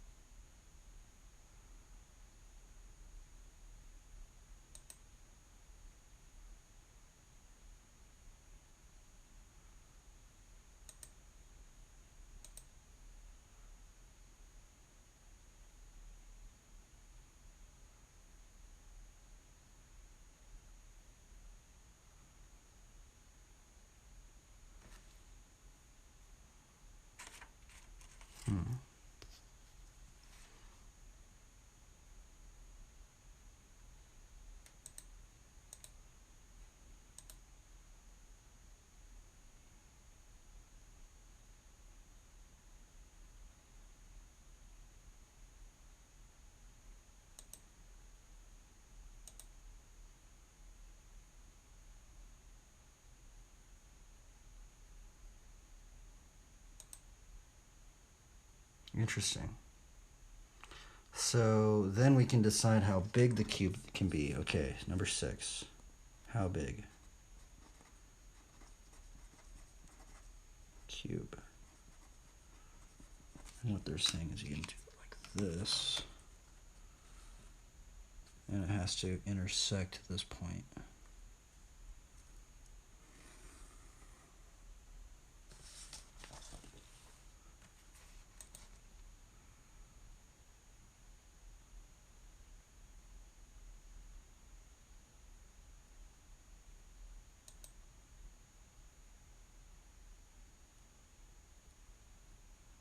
Oh, okay, I see what they're doing now. Oh, interesting. Huh. I've never done it this way. This trips me out. I'm like, what in the world? I've never done this in my entire life. So then you take this. Dude, that's so crazy. What in the world? So you take this one. I'm like tripping out here. Like, how did someone figure this out? Okay, so then you take this one and cross it into that point. Okay. Let me see here. I need to like remember this stuff. Okay, so we had the cone of vision. Okay, cone of vision. 60 degrees is where we are placed within this point of this point. Then we find the 90 degree. Then we lay down the underside of the cube. Then we do closest side of the cube to the central vanishing point. And then we determine how big. So that would be, this would be 6. That would be, okay, then now what do we do?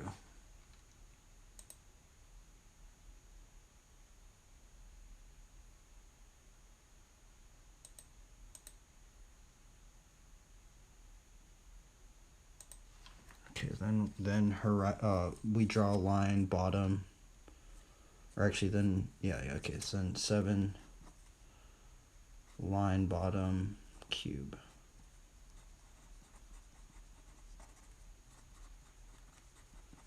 Line bottom cube, so then we do it this way, but okay, line bottom cube.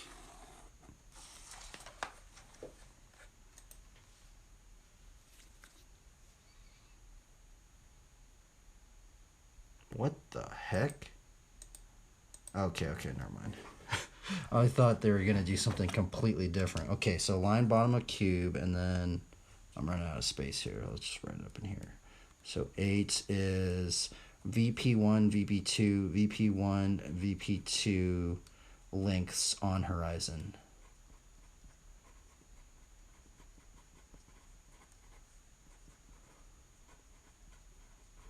Bro, look at all these steps in order to draw a perfect cube. This is ridiculous. Okay, but I guess this is how we're going to do it.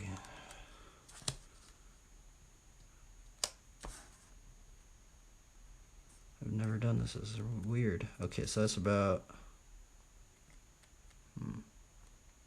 That's about 12 on the dot, honestly. So 12 on the dot. This is VP1. And then we do it on this side. That's 13.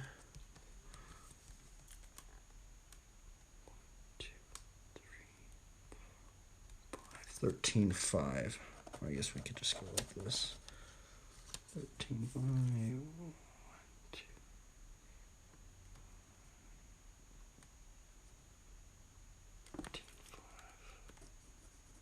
That's VP2.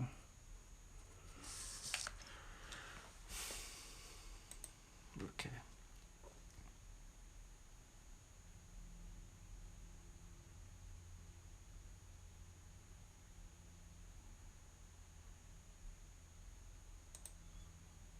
What did he say right there? So since this is 2... Wait, that doesn't make sense. Okay, let's see.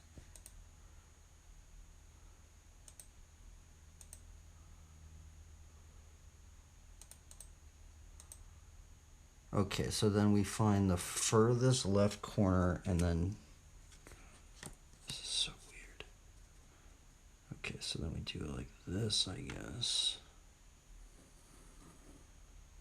Furthest left, furthest to VP1. I guess we don't have to write this because I can already tell that we just do that.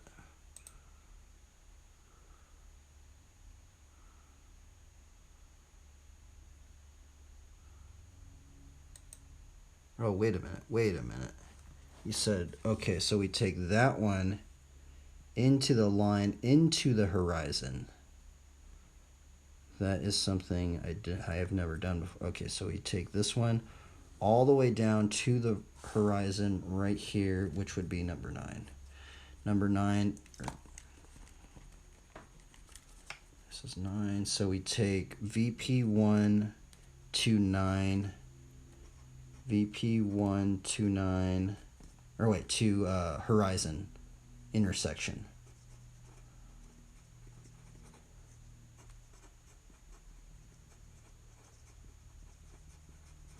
Intersection.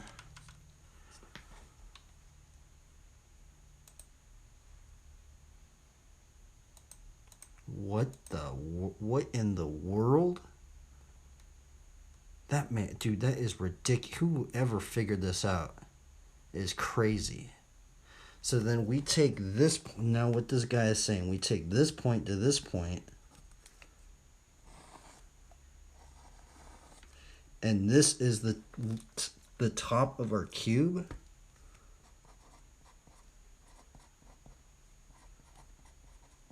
I've never done it this way. This is so weird. Okay, so what he's saying is this would be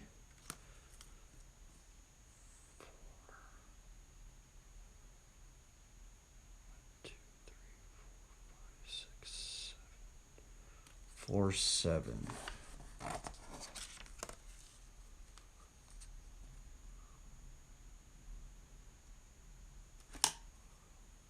4.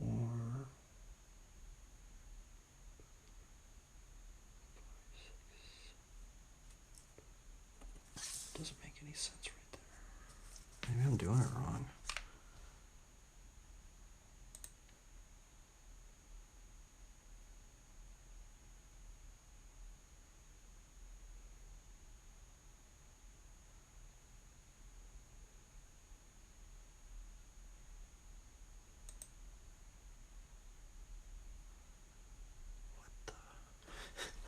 This is crazy, man.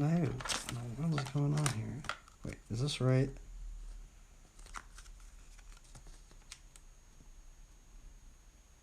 One, 3. Let's see. Let's go on this one. This 1, 3. Yeah. All right, that makes no sense, but okay, we're gonna go for it. I literally, I don't know, man. It's just, is this just a crazy puzzle, or am I just tripping out, or? Okay. And then that is the height.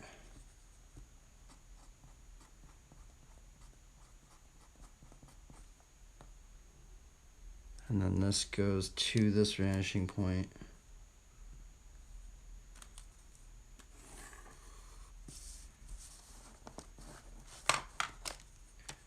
And then this one.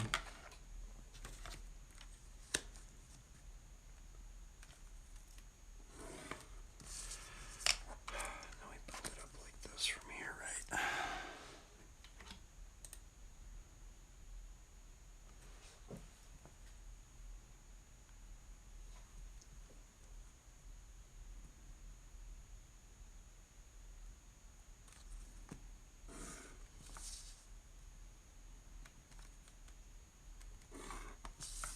Holy moly, it made it. We finally did it. Dude, what in the world? Why does this take so long? I literally almost went crazy doing all this stuff, man. This is just ridiculous. It's just insane to think about.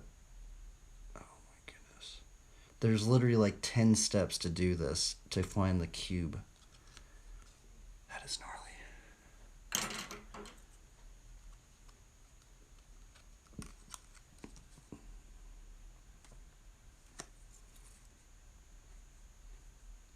So that means I've been messing this up a lot. Or I guess, I don't know. The other way I thought was way easier, but I guess it seems like a lot of them are doing it this way. Which I'm wondering, is this the way to ultimately do it? Is this faster? So we're going to just keep doing this, because I need to like get this ingrained in my mind, I guess.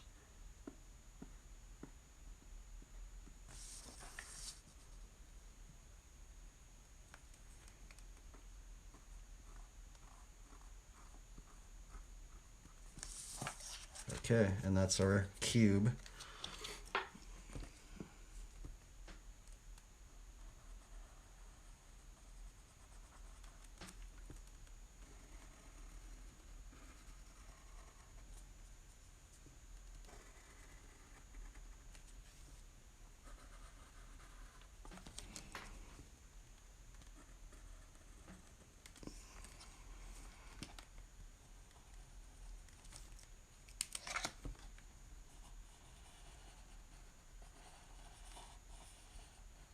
I guess we did one more step though. We did find the cone of vision. And it's weird because none of them like, it's weird why they wouldn't want to go into that.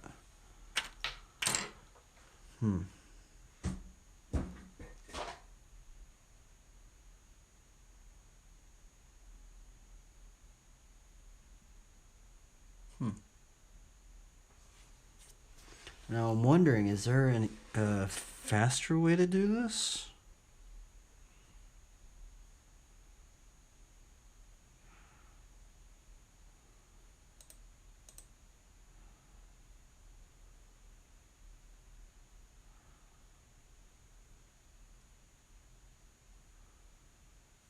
Huh.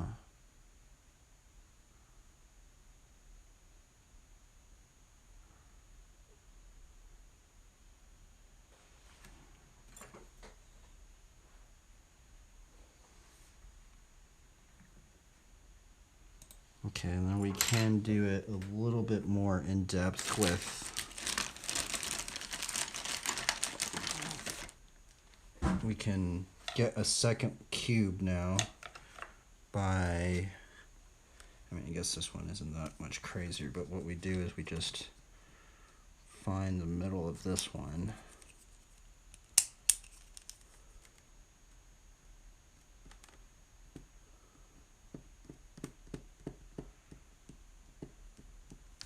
Find the middle of this one.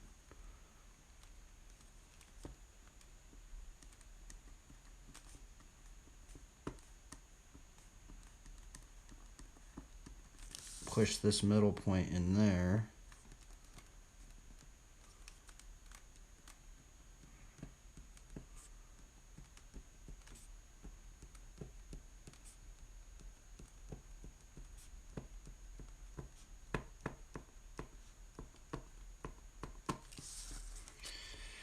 Then we take this point right here, and then this point right there.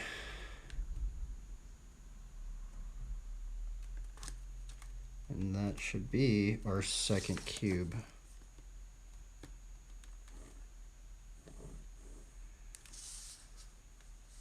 Relate, same size as that one.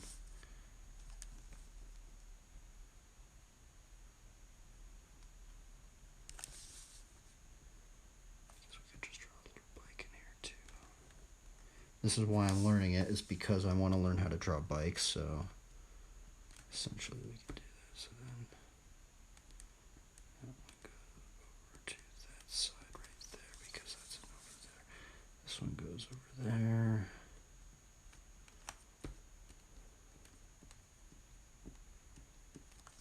I guess that one has to go a little bit more.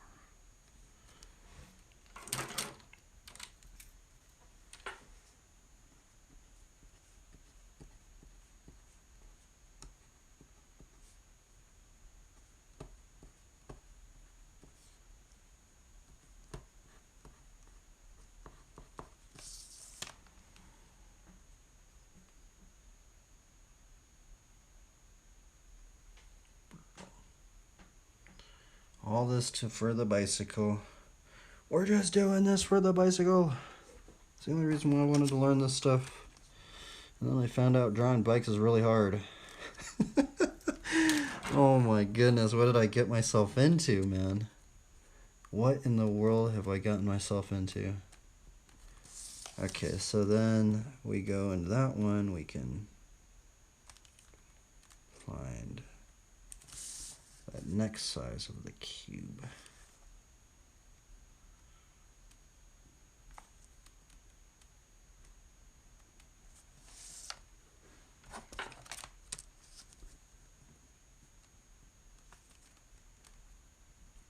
And so this is one of the big things of what I've been actually getting confused. I think I've been messing up the cube. And so now my bikes have been all wonkified. Bruh. Have we been drawing wonky bikes this entire time?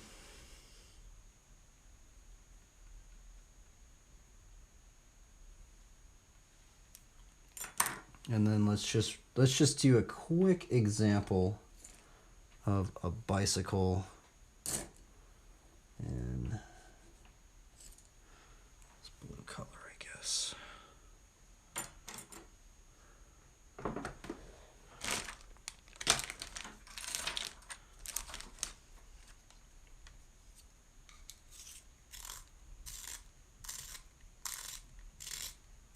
Actually, no, maybe I should just do it on a different piece of paper. Huh. This is the cone of vision.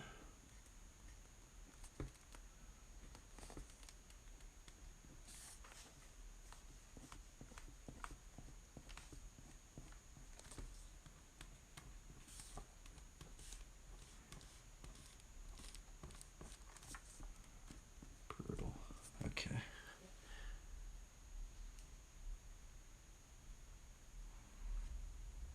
And then essentially we can draw a bike in here now. This is the base of drawing a bicycle. These 3 cubes, man. Oh my goodness, bro. That's brutal. What is this one? This one's just trash paper. Let's see how many, and see, that's the thing, is now how do we do it from the top? How do we do it in different perspectives? So ultimately, that's what we're going to try and figure out.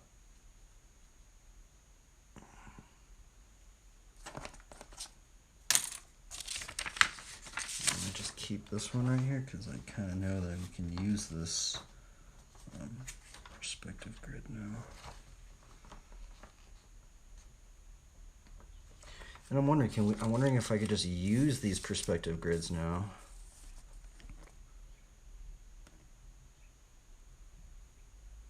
Huh.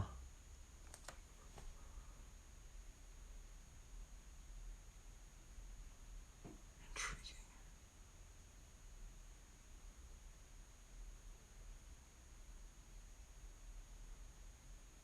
Huh.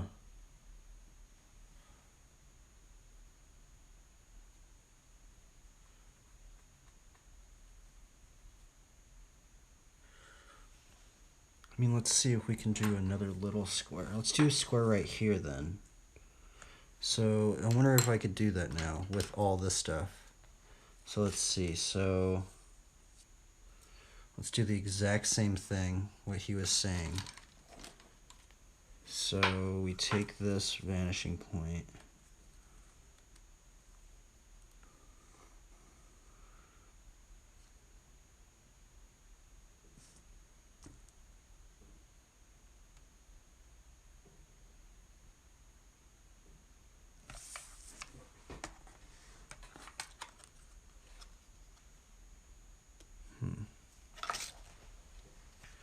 Take that vanishing point. There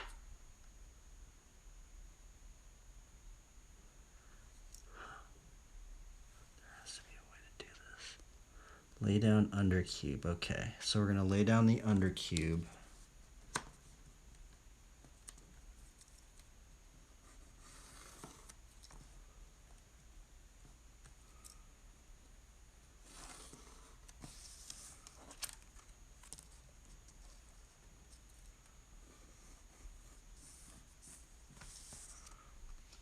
Maybe I should do a different one because I don't want this to get all messed up. But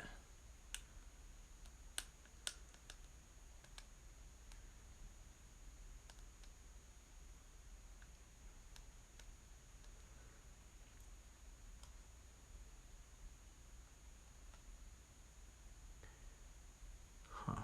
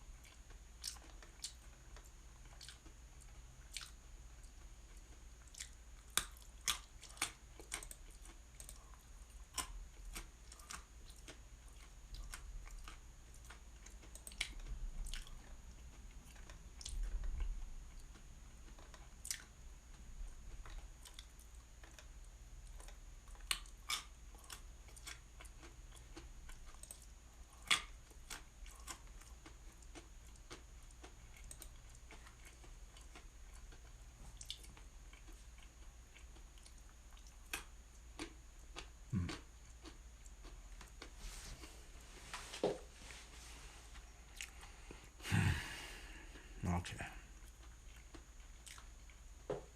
Let's do this exact same thing in multiple perspectives now.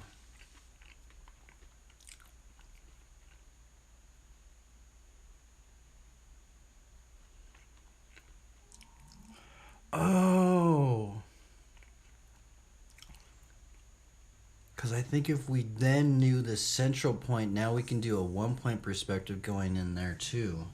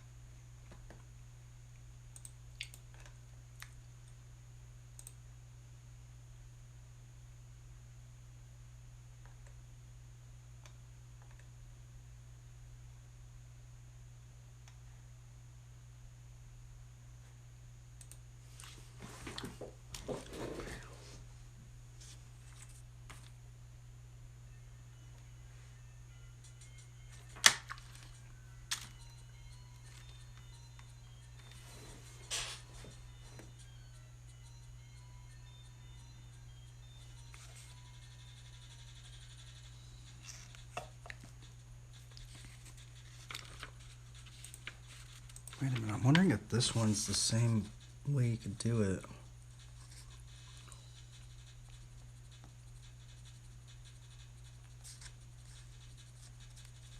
I didn't find the central point though. I'm wondering if that central point is really important.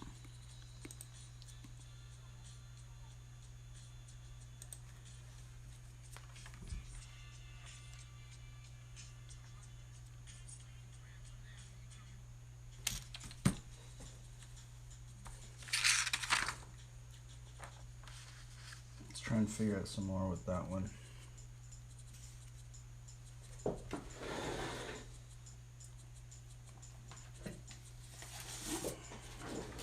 I'm wondering if I could use these as perspective layout things.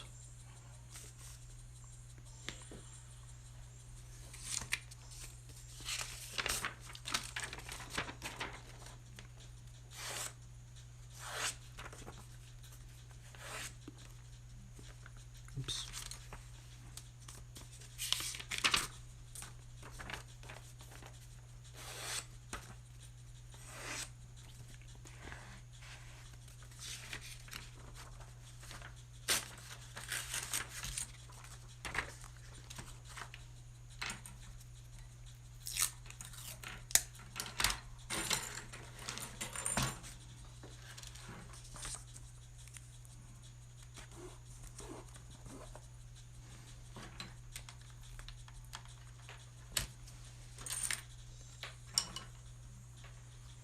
Okay, let's do maybe a little smaller ones.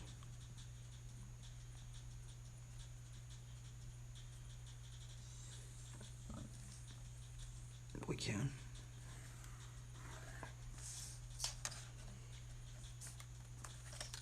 Central line.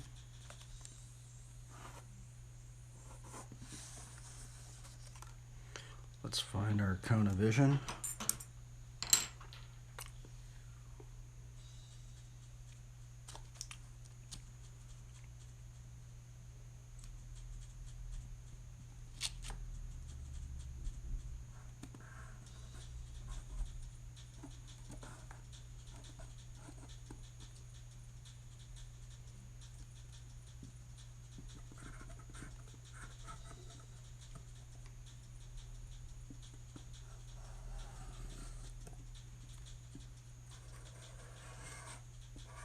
This is our cone of vision.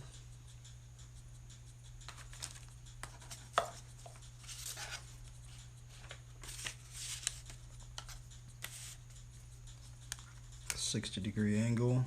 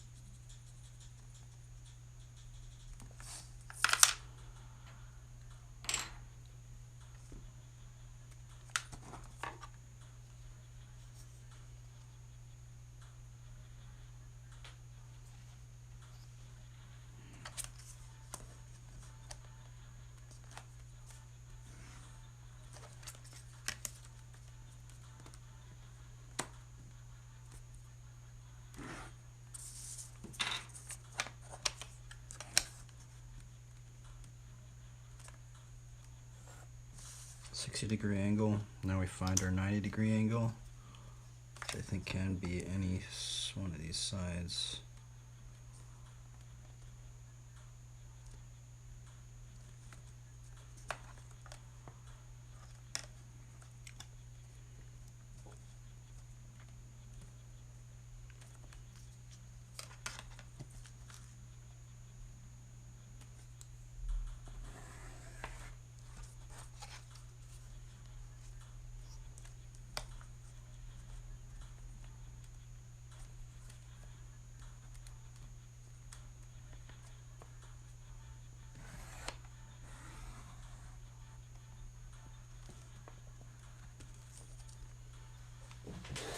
Let's find our 45-degree angle.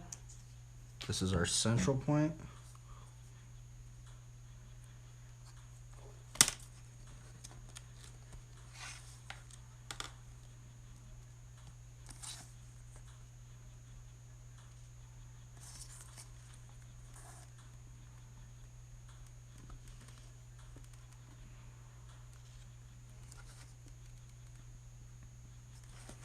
CP, VP1.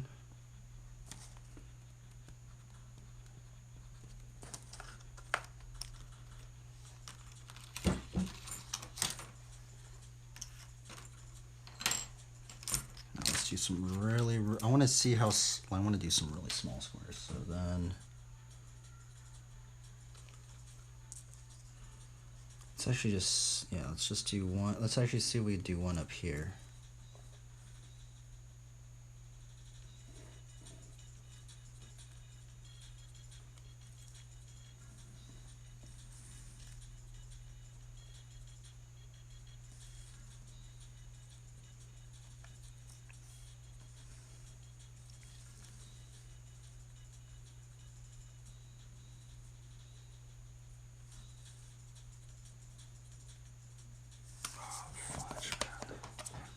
How can we figure that one at the top, man?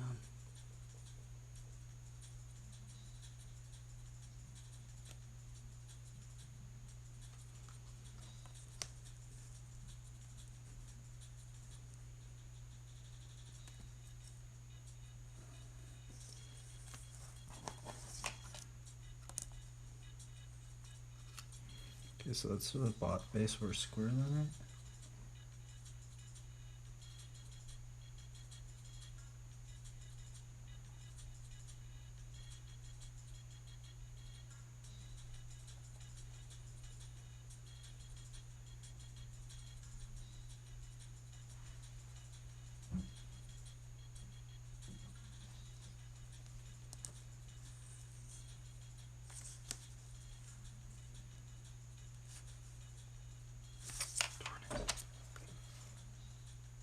I guess I shouldn't do the one at the top first. It's just, I don't know what I'm doing. Still don't know what I'm doing. Let's do one over here then.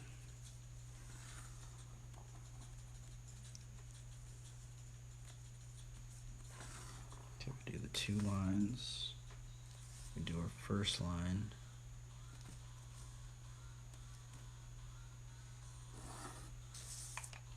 Yes.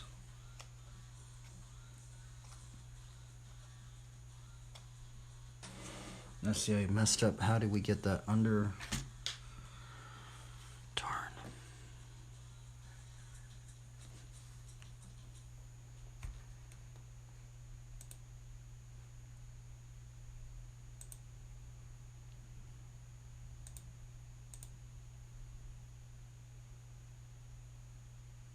I mean, I guess it could be in any one of these. No, it couldn't be in any one of those angles.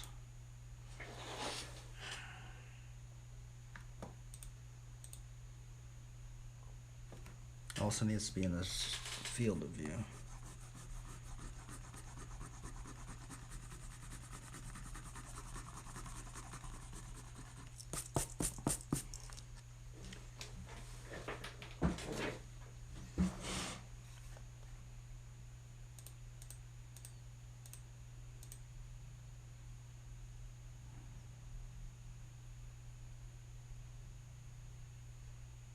Oh, actually, I did it wrong.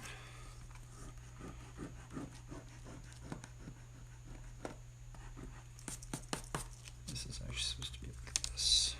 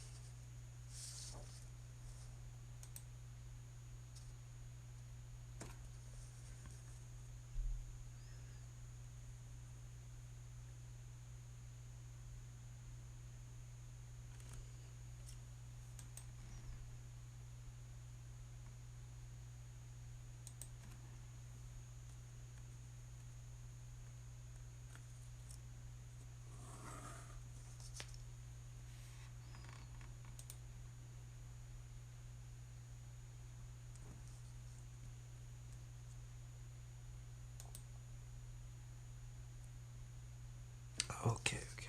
This one goes over here, that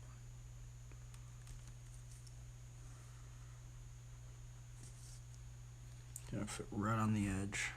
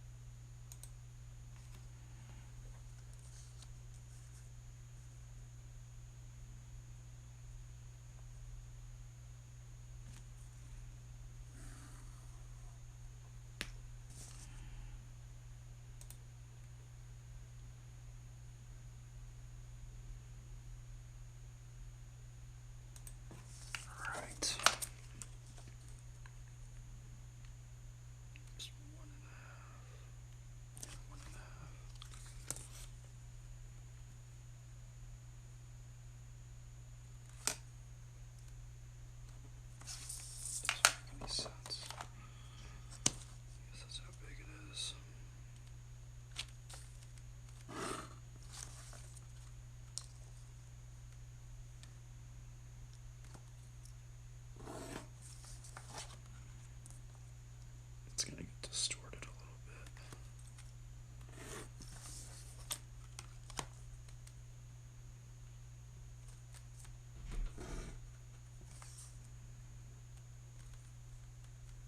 I guess not really.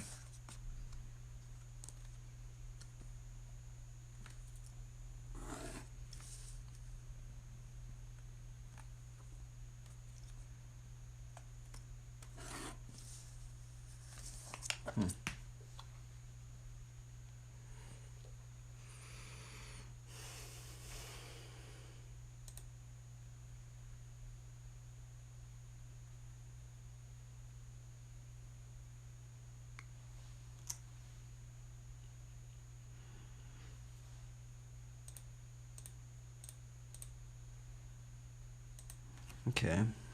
Well, now let's see if we can do another one, right? So I want to see if I could do one like right up here.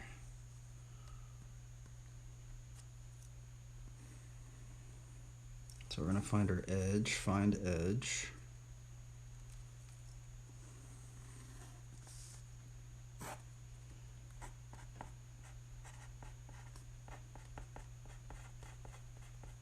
Two lines.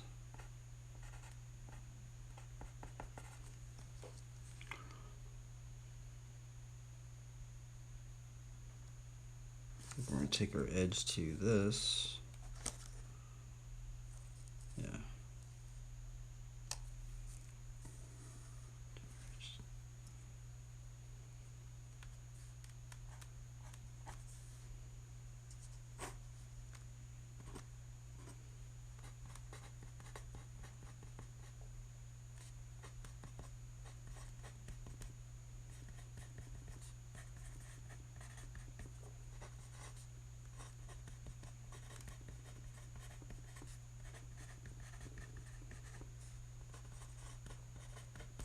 Take edge to central vanishing point.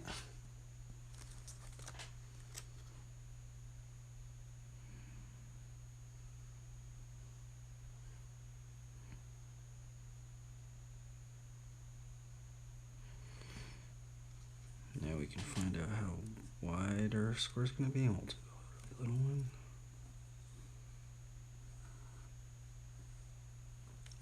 Okay.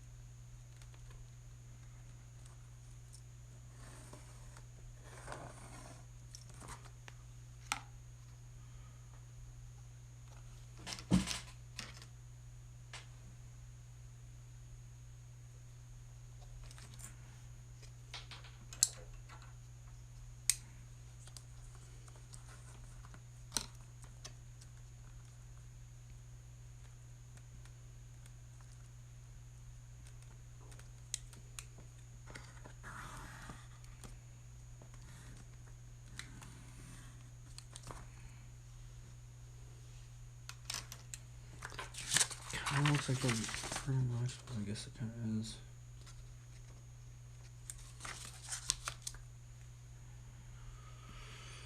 Okay, let me take this and push it like that. Close aside.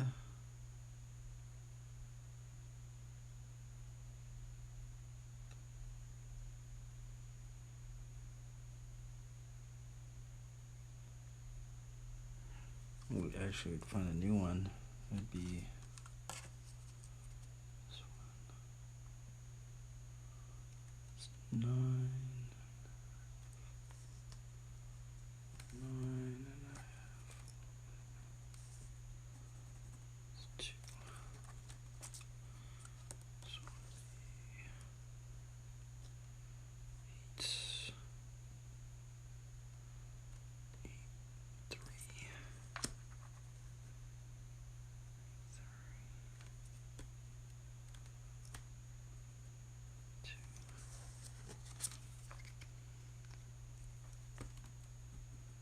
Then you take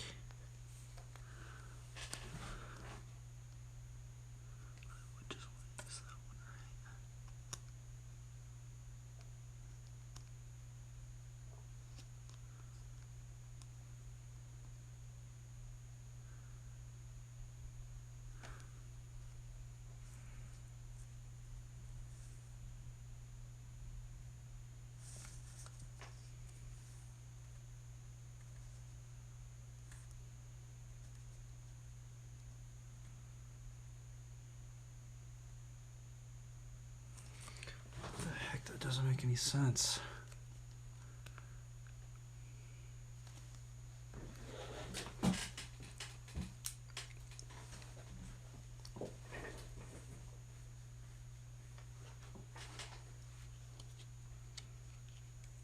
Because how would you measure it out on this side? Yeah, you couldn't do it like that. That's so weird. Darn.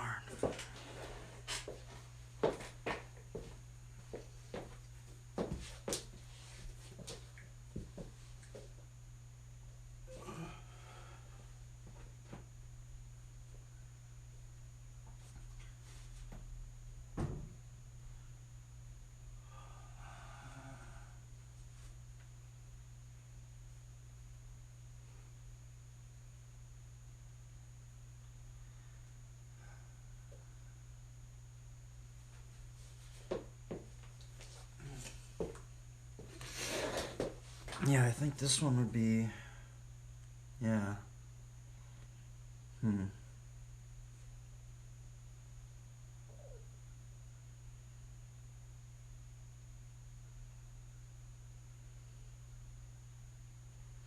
You couldn't do that on the top one then, because you couldn't find that size of that. Hmm. Interesting.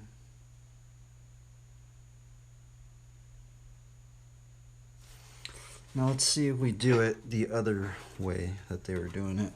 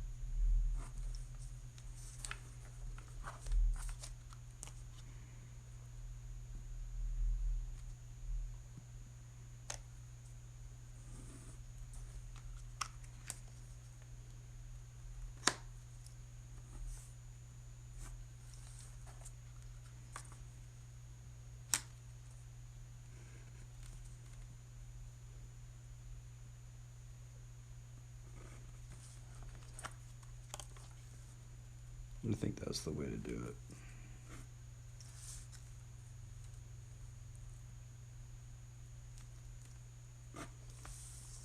Yeah. Because if you do it this way, it's way easier.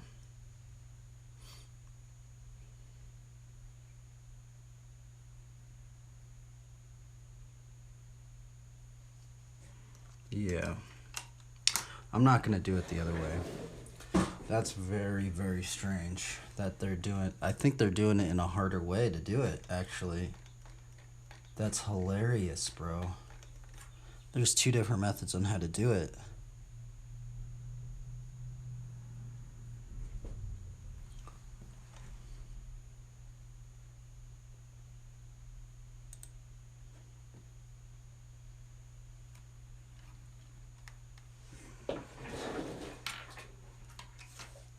Right? Because how they would do it on this one, right?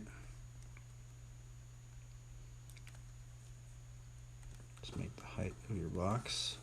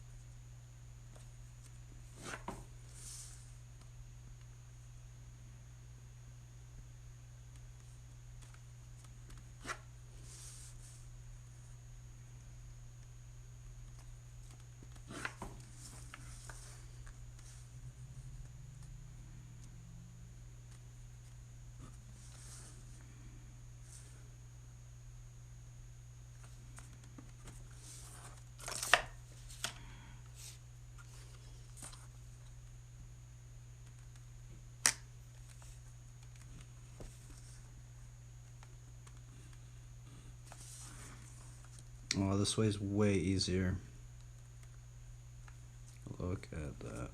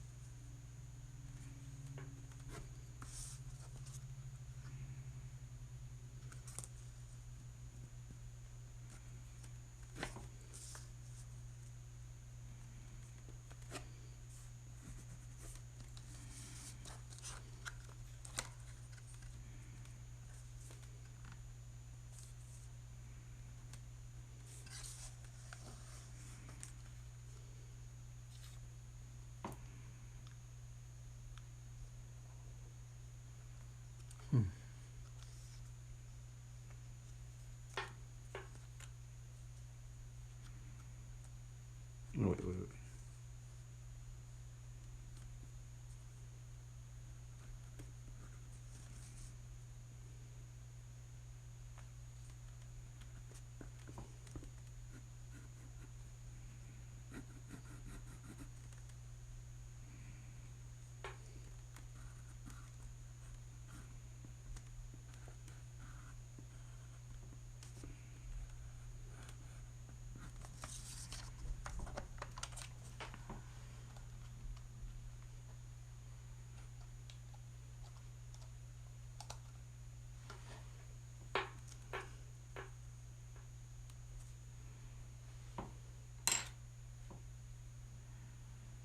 Okay, so we figured out that's the way that's way easier.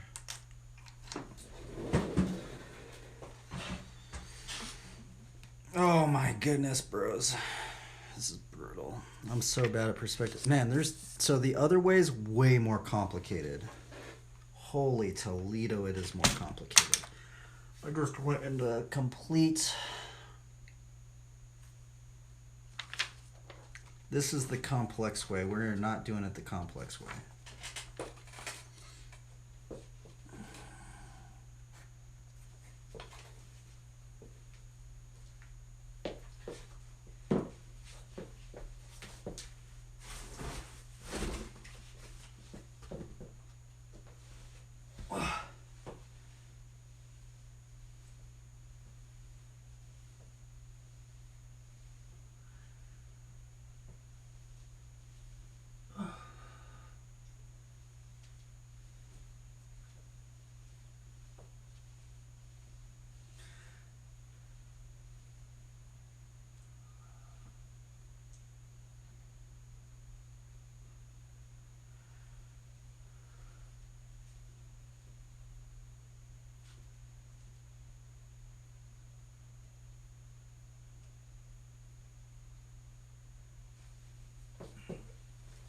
Holy moly, that way is really, really complex, dude.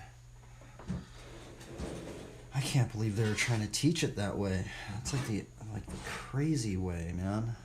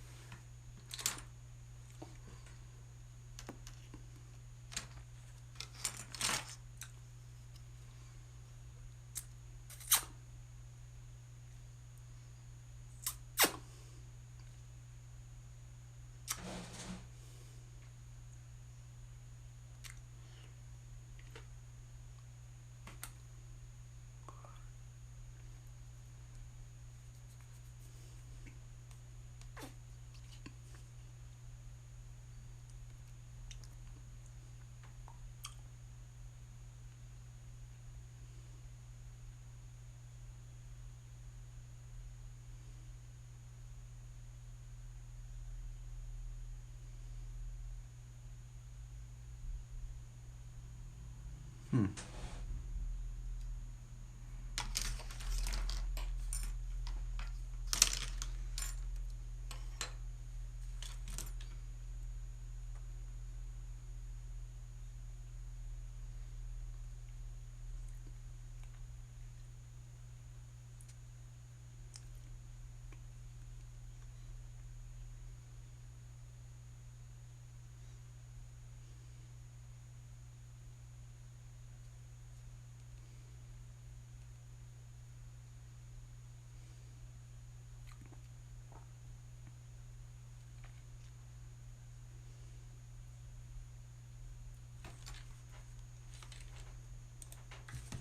Okay, so now we're going to get into rotating boxes. So, rotating boxes would be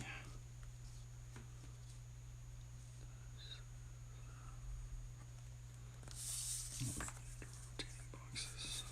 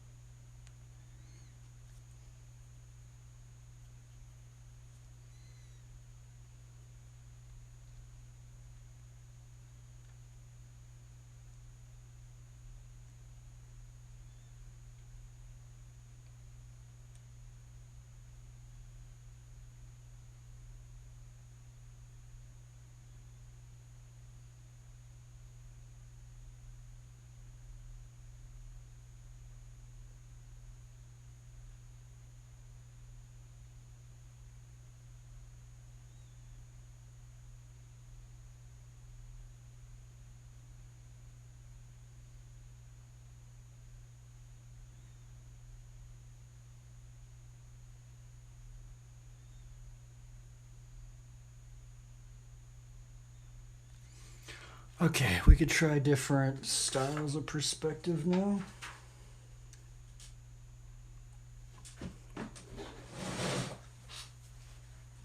Gosh, this stuff's hard, man. Super bad at this stuff.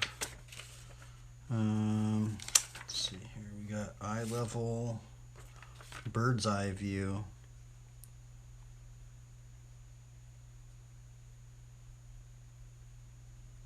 Oh yeah, I wasn't doing the oh, I was doing the 60-degree thing.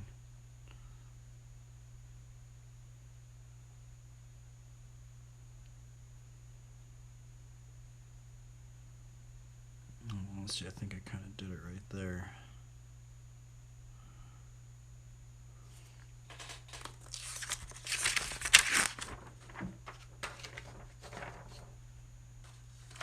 Guess we should do rotating boxes. 2 point, 1 point.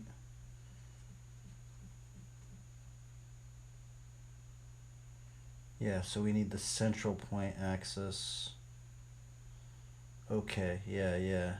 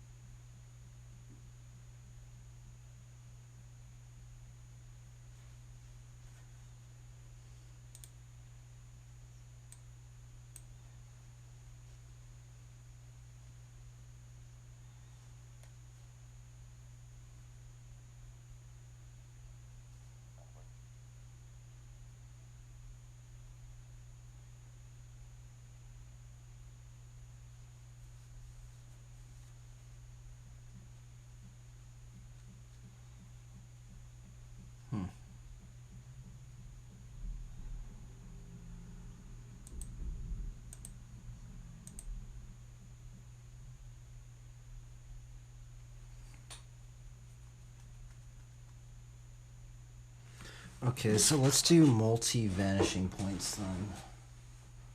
Let's see if we can do that.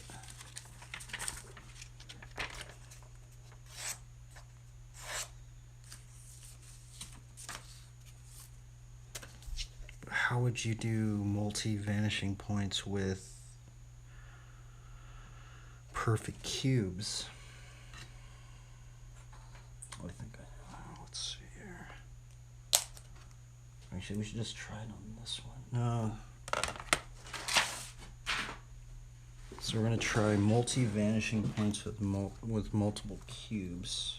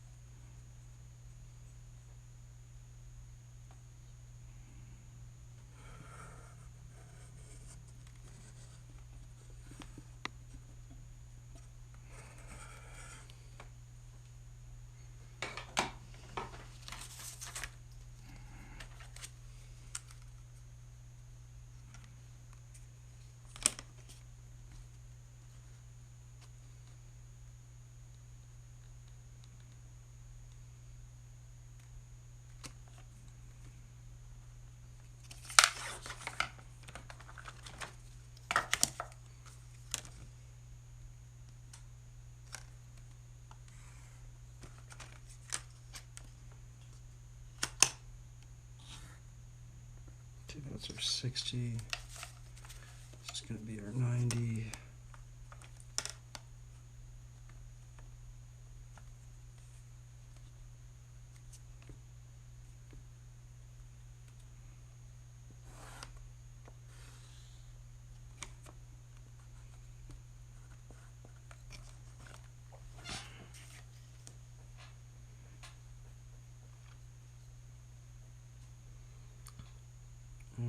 Yeah, then we can find our central one. That's, I guess, something I learned new today. So we take the 45. So we take this, actually, the 90. 90, and we find the 45.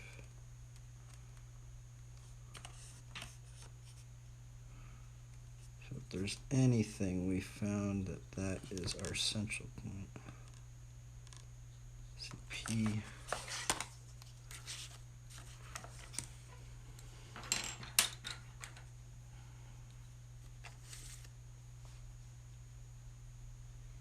But then, like, I'm imagining what would happen if we did multiple vanishing points, right?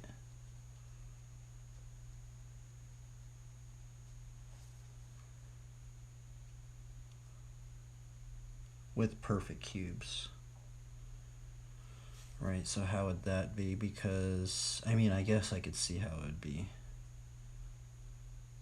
Yeah, so if we were going to do like a central vanishing point, how we would do that is we would just basically just draw a perfect cube right here. So we'll just do a, say like this little cube. And the same as this one.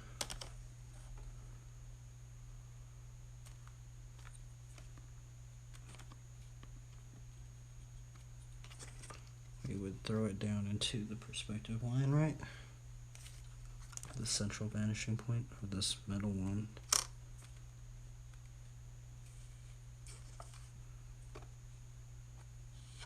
Now the thing about it is, how would we find that middle part?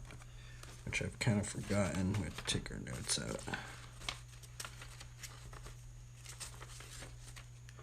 We have to find the 45-degree angle from that one. Yeah.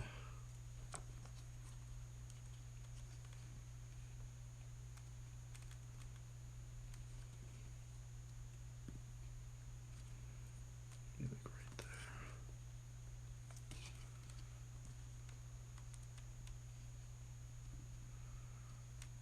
Yeah. From the 45-degree angle.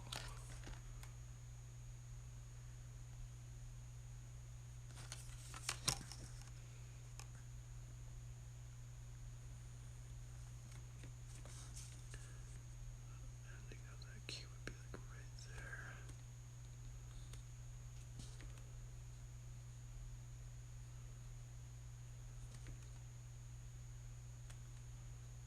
If that is that vanishing point right there. Now see, that is that one central vanishing point.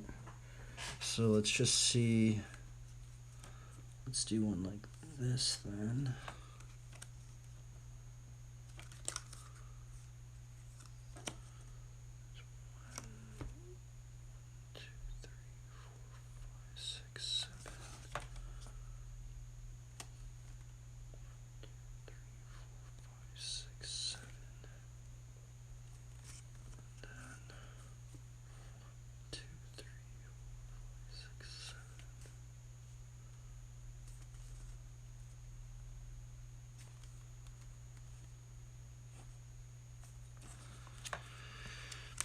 Let's find this one out then. That would be 6, 7.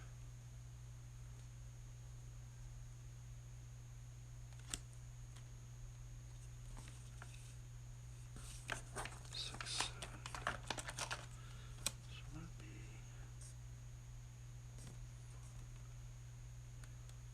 5, 6.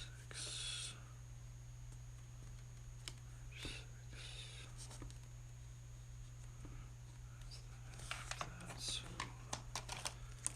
we mark this cube like so.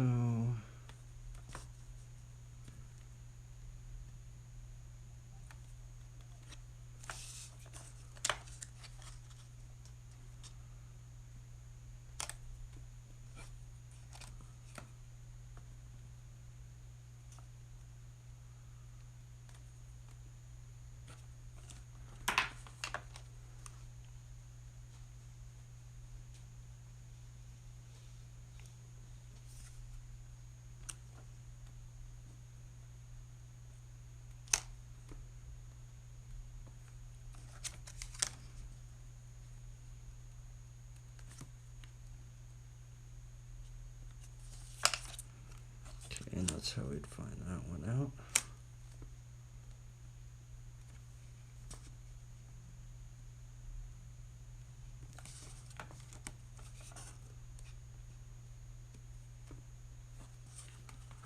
Oops, oops, oops. That's what I was actually wrong.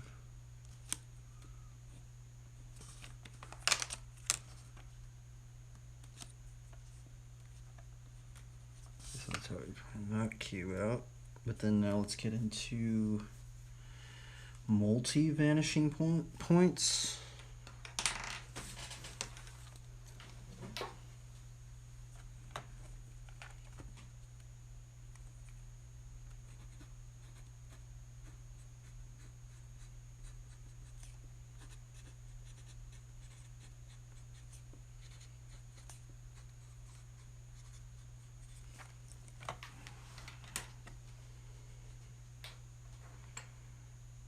So how would that be like? And we could do it, right? So imagine if we just want one right there, right?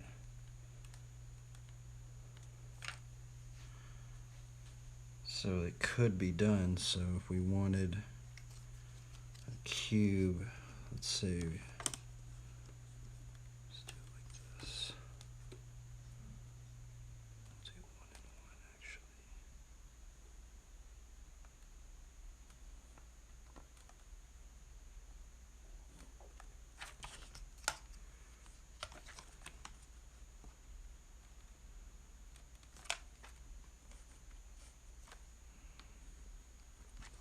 So then we would find the 45-degree angle from this point.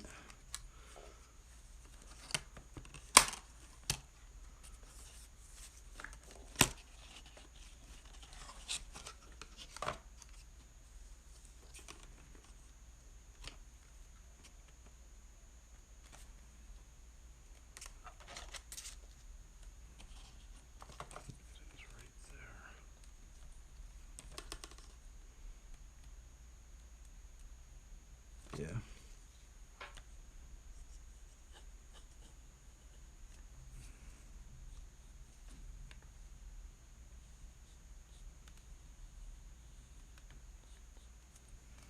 It'd literally be like so close to that, you couldn't even tell.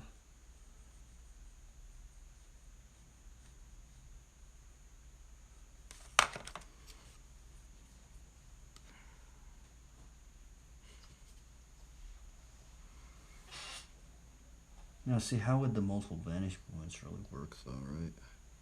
I guess we could do squares on top of one another. Yeah. That would actually be a very, very good exercise right there.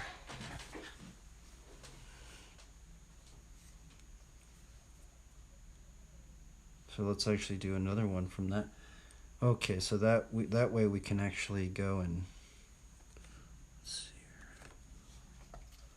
Let's do another one from that vanishing point then.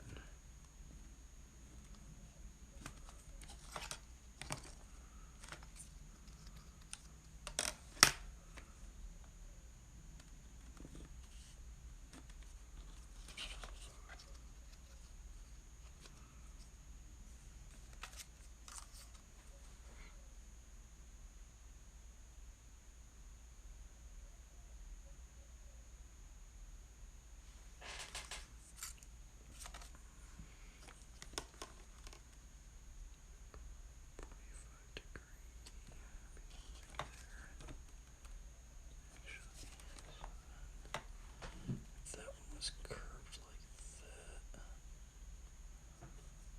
Curved like that. And then that one goes in like that. That's where it would end. So it roughly be right there. Interesting. So we're turning these cubes now on this horizon line. It's very interesting.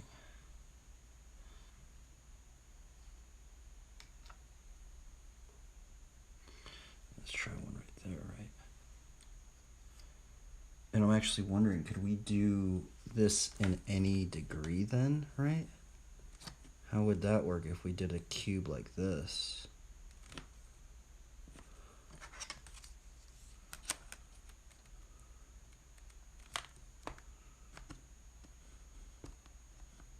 Right, like a totally different angle. It would still be the same. We'd have to find the 45-degree angle, right?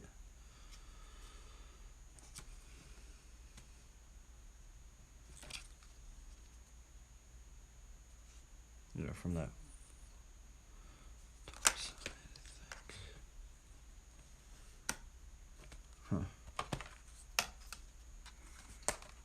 would we do that then?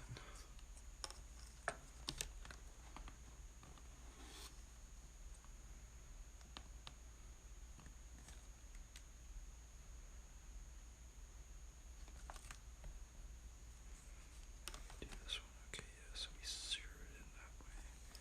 So we would zero it in right here. The 45 would be like right there, so then that means it's on this spectrum right here.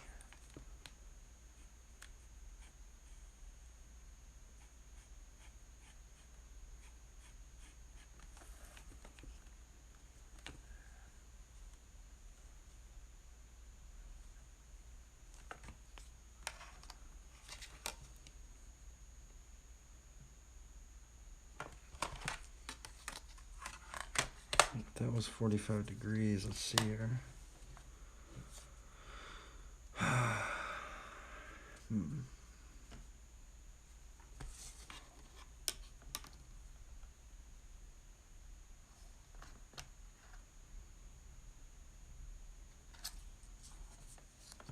could be right there then.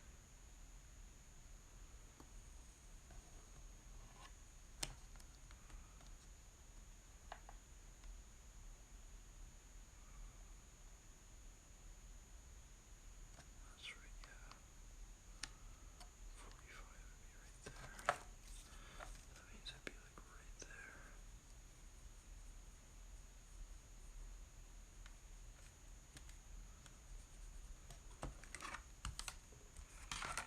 Huh.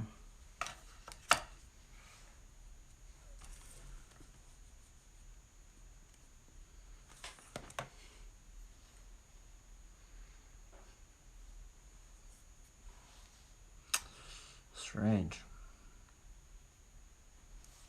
Okay, let's do a big box then right up in here as well. With this 2-point perspective then.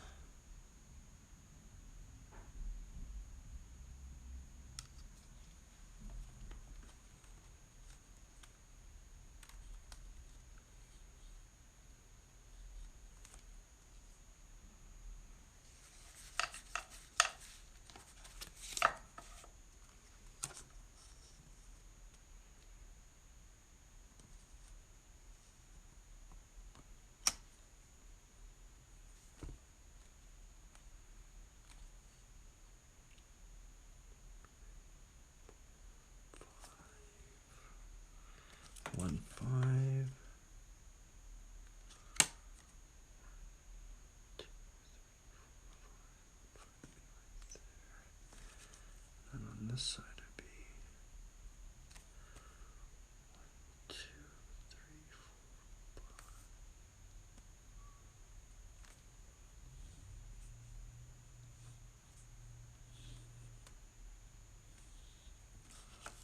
Okay. Throw that one into there.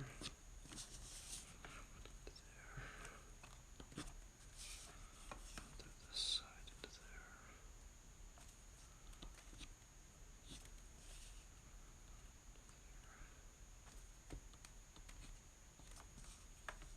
Take that.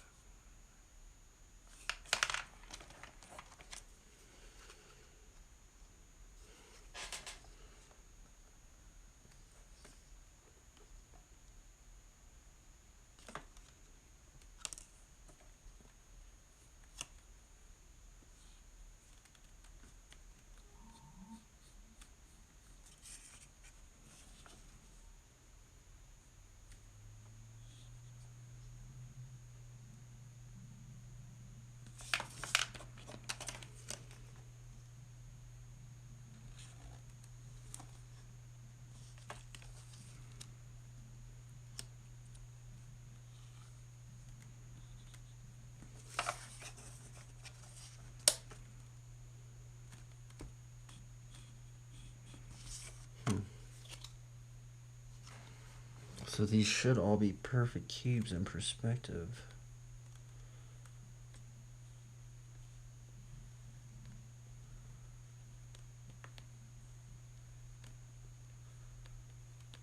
Multi-point perspective.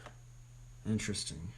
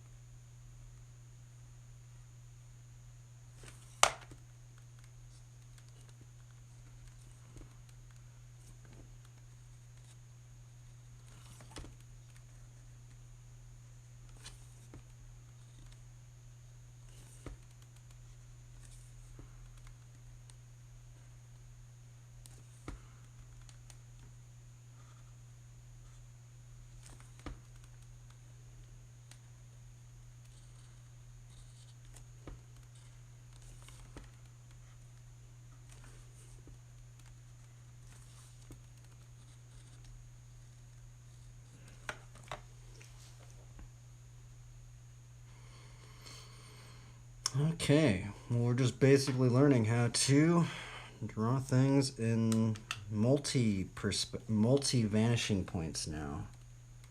Multiple vanishing points. And rotating cubes in perspective as well.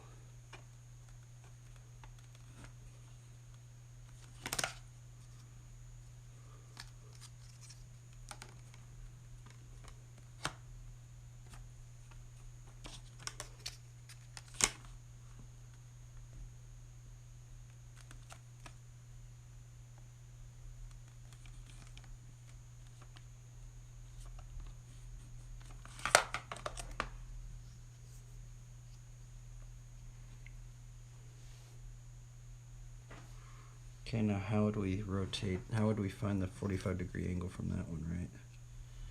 What I've been doing is I've been splitting it like this. Just putting it like this.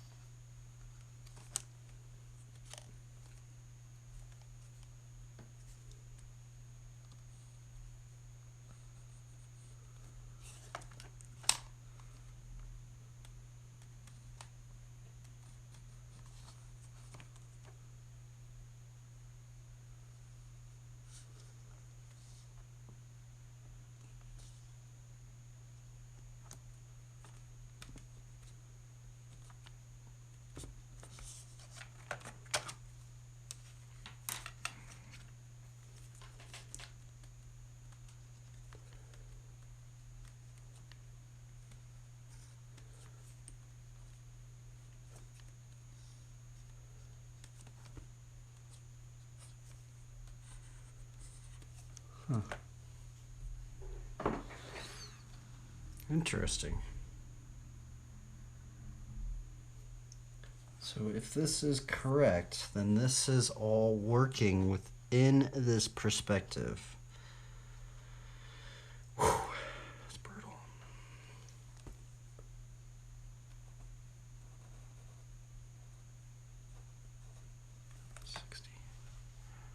This is cone vision.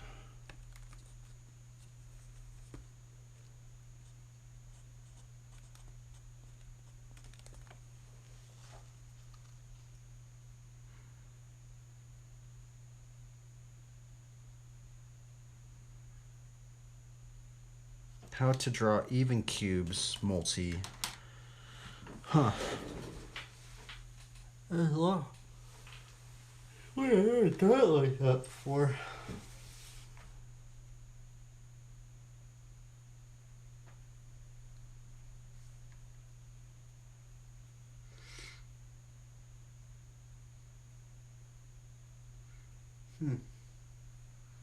And ultimately, you could just put bikes in there. So you could just do bikes in all different angles, honestly. Bro. We're getting closer to trying to figure all this ridiculousness out.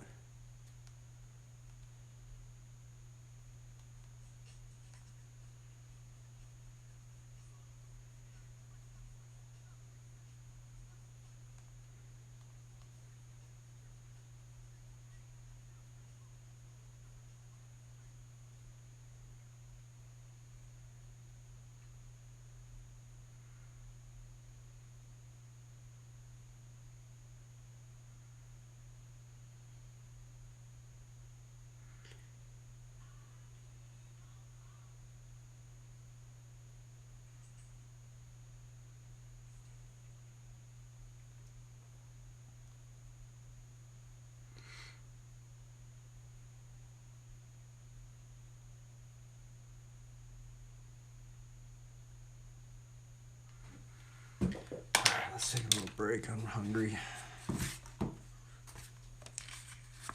Oops. Let's see here.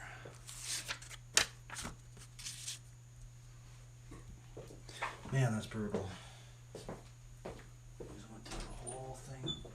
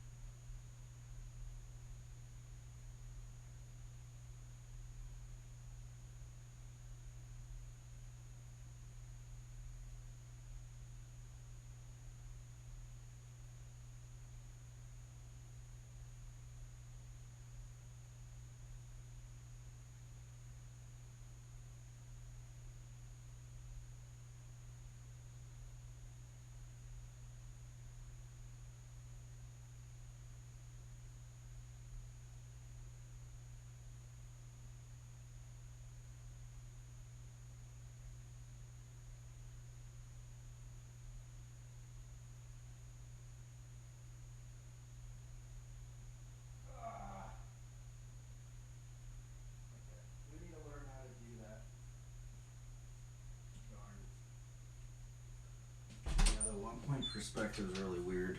I've been funking it up, haven't I? I think I need to do the 1 point perspective again.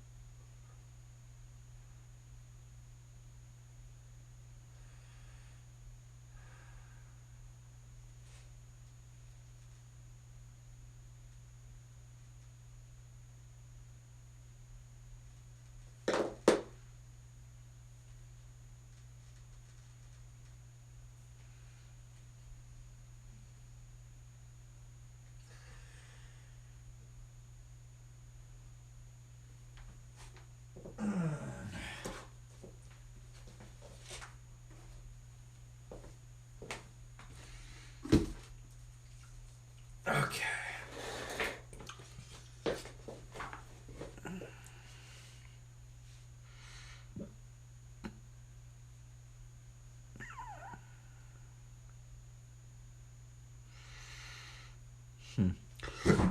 No, I'm wondering, is it always just in that 45-degree angle thing? Let's do another one.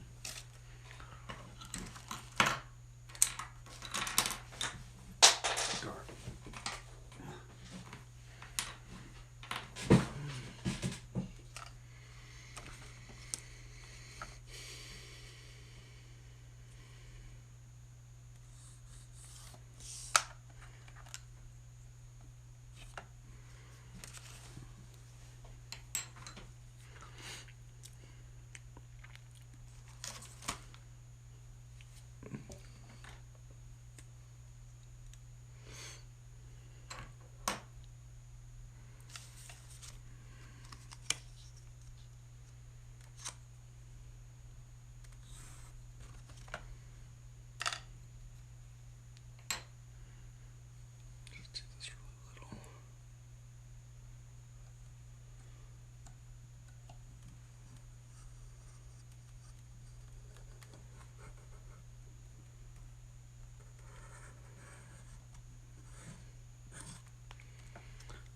Just little notes. We're going to try and do 1 point perspective.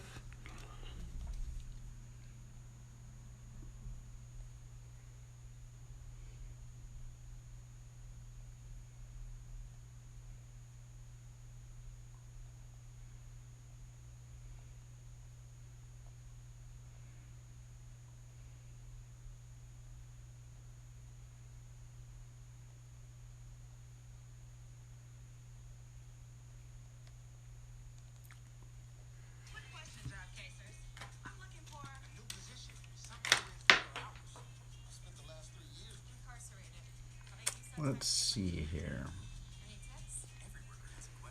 We're gonna look up 1-point perspective.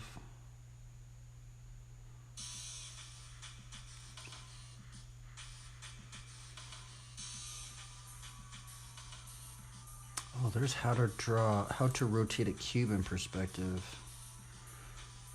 Let's open up a new tab.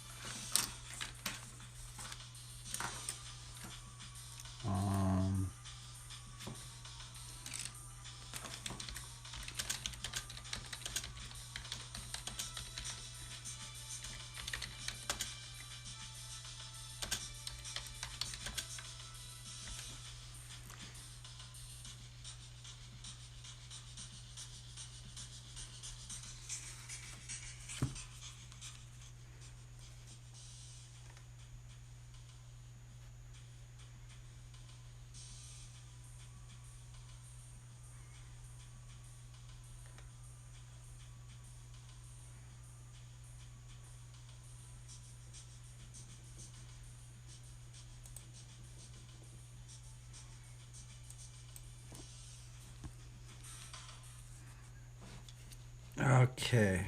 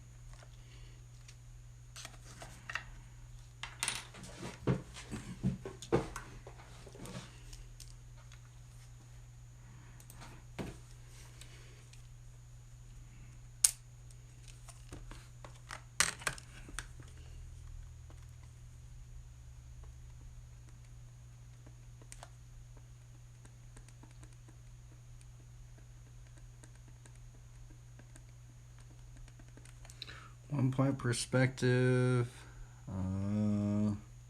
even cubes.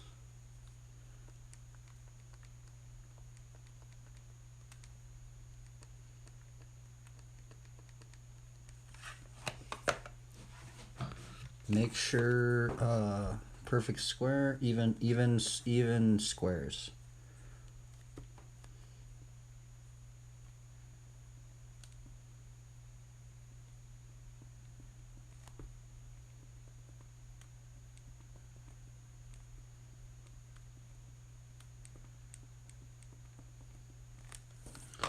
So this should be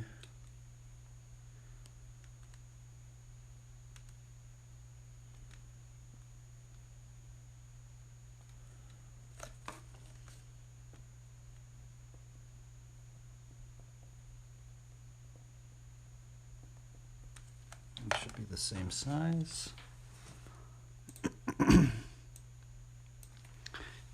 This is our central vanishing point.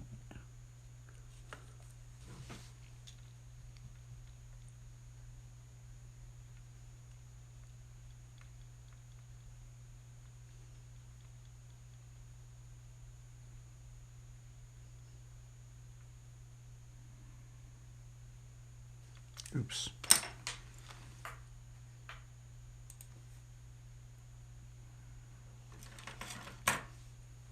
Forgot to do that. Got to do the 60. I can still do it.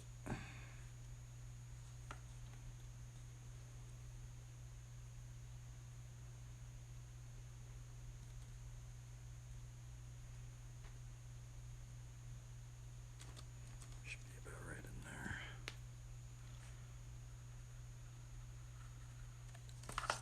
This is our 60 degree.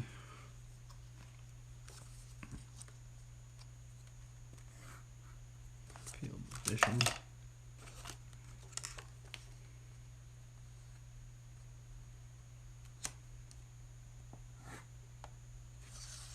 And our 90. You don't really think, but I guess if we're gonna do our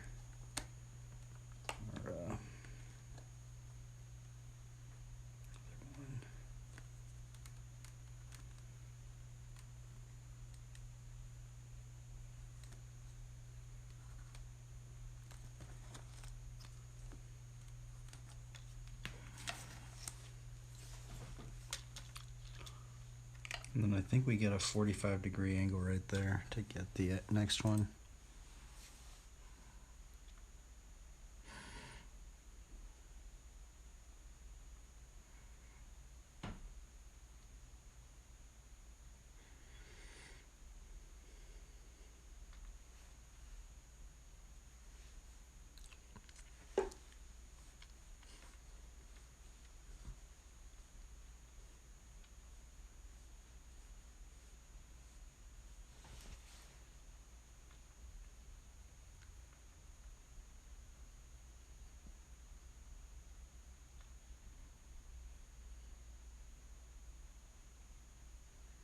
That doesn't make any sense.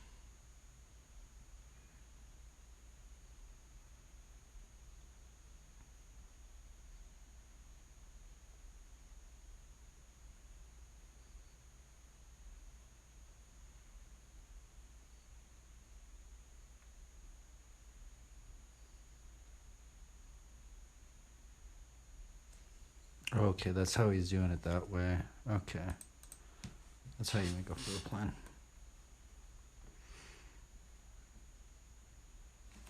I think we take this and just get 45 degrees.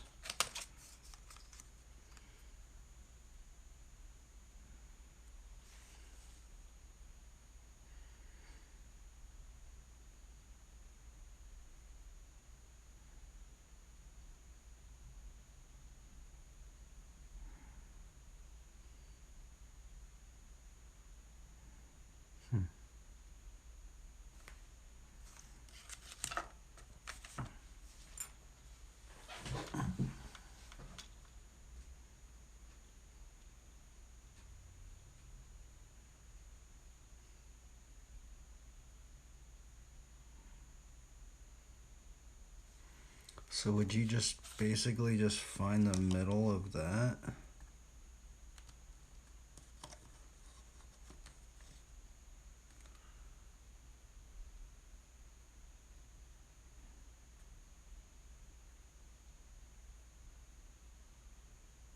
That doesn't make any sense.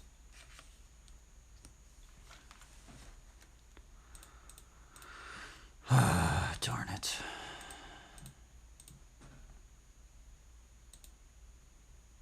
Okay, so you can make a floor plan, and then from the floor plan you can make it, okay. I mean, that is a way you could do it like that with the floor plan.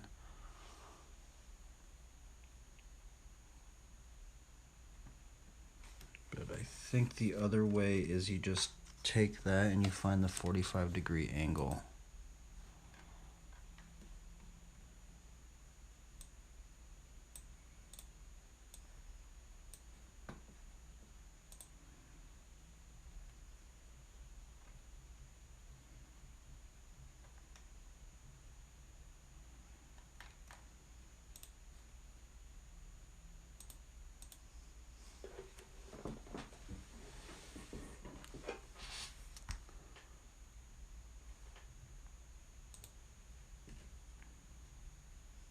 Horizon line. Vanishing point.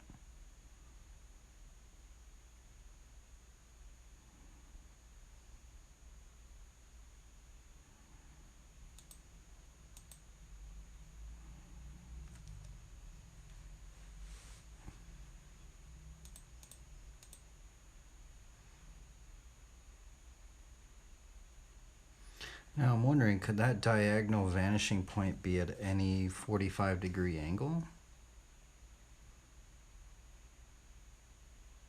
Or is it always at the top right there?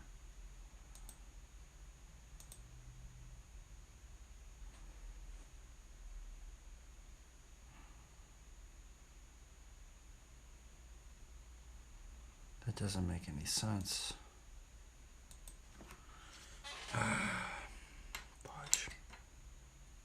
Because what he's doing is like he's just going. Okay, so say this is like 90. He's just going 45. Should be like right there. Right?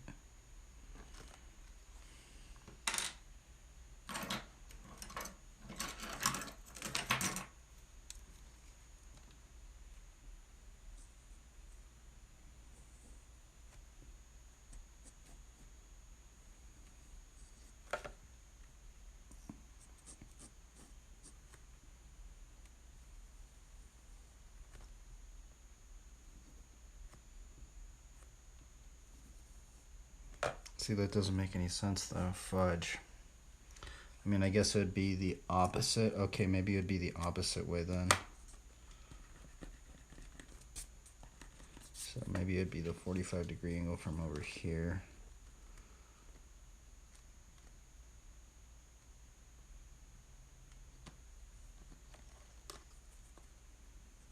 So basically right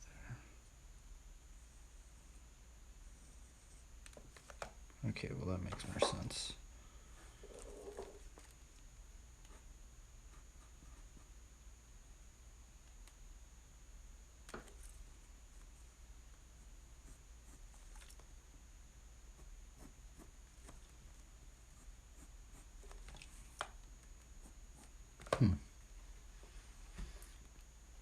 And I guess that would be the bit of a tricky part is knowing where to measure this 45-degree angle, right? So this is where I'm kind of having a bit of a confusion right here. Where to measure the 45-degree angle.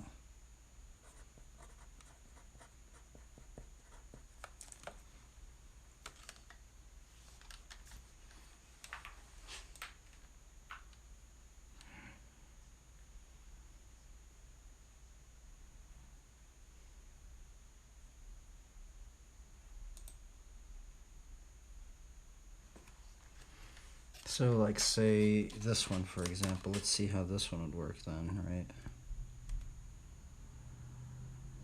Would it be right at that 45-degree mark right there?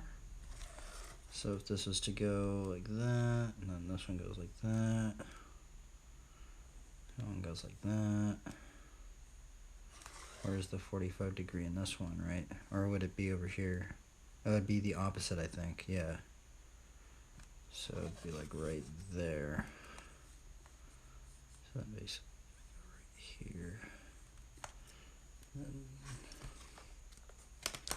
find that 45-degree over here. So that means that the cube would start right there.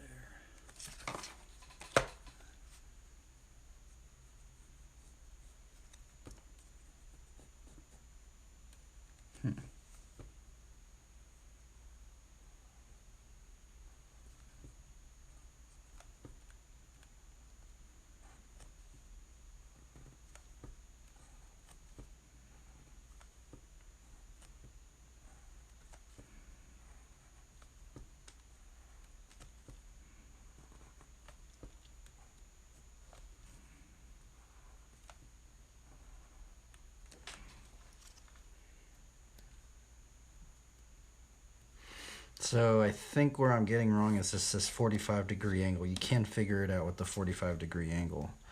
That is what's interesting about it.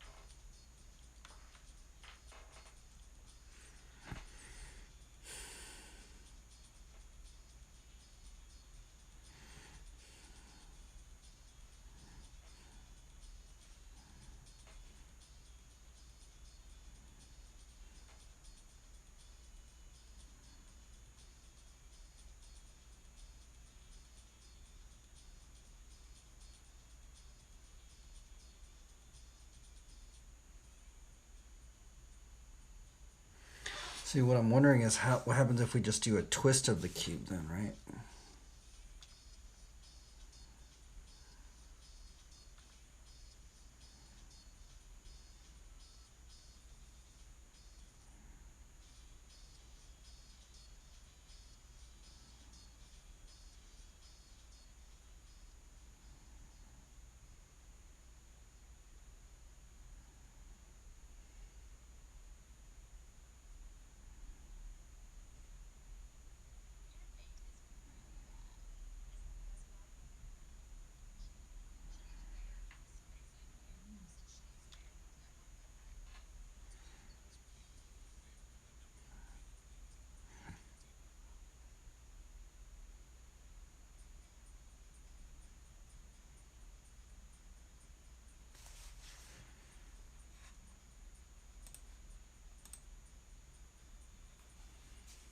Okay, so what he's saying basically is why the 45-degree angle is so important is because of this concept.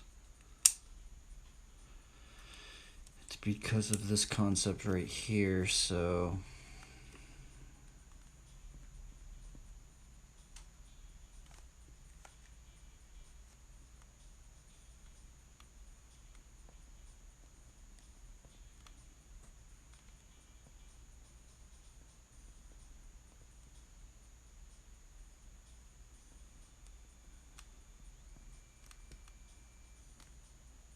DBP.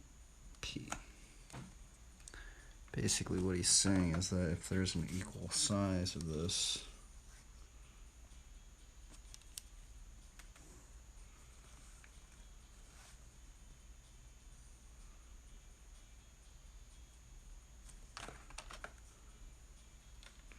actually we're just putting 45 degrees from that one.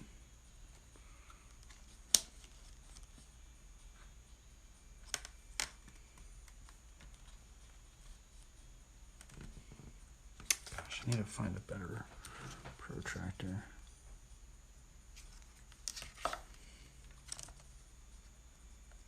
Basically what he's saying is this.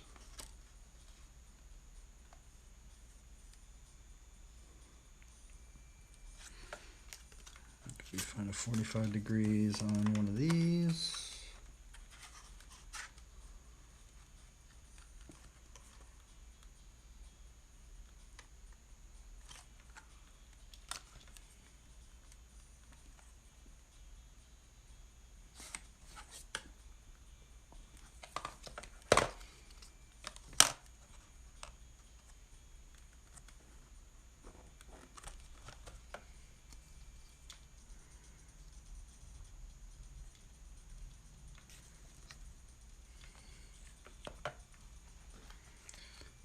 Is that then if we connect these,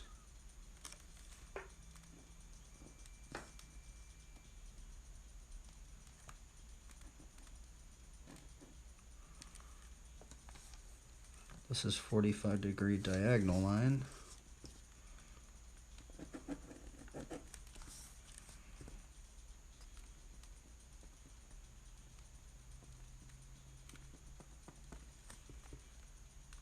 This is 45.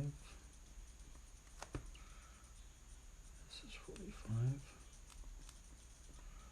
And this should be 90.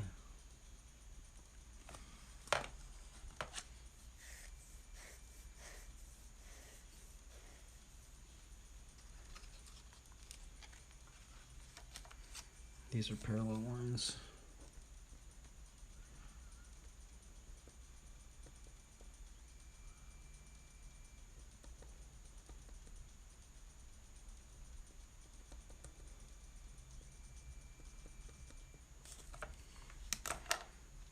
So now, now what I'm wondering is how do we, if we were to do like a twisted cube, how do we find that out?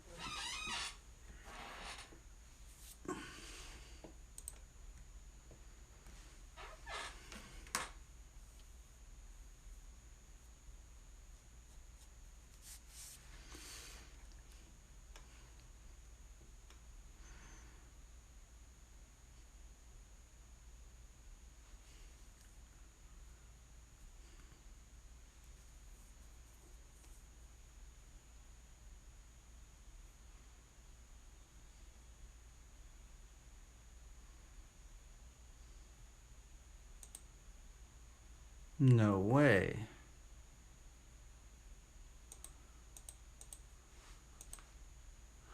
Oh, that's how he's doing it. But that's if you have a straight square then. Very interesting how he's doing this.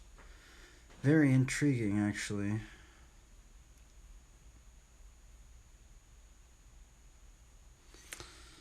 So that actually makes it very much easier because you just have to cut that in half then. Now what if you were doing a twisted square? Huh.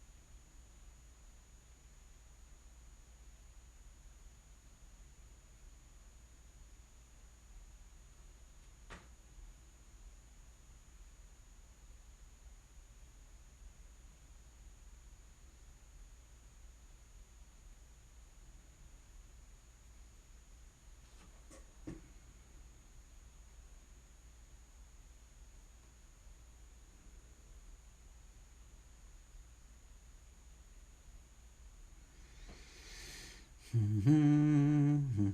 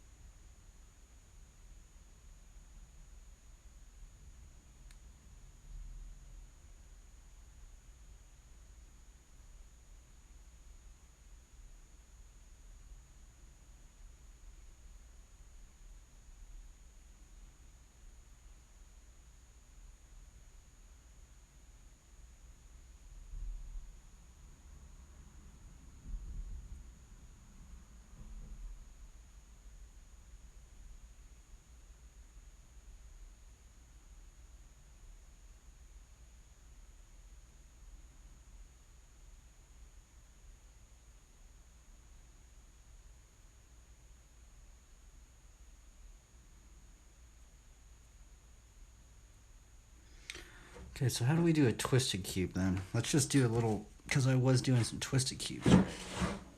Let's see, would the twisted cube just be the same? So say we did a cube like this.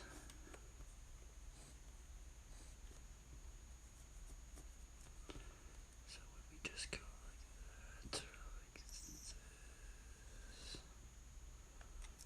And push it to that.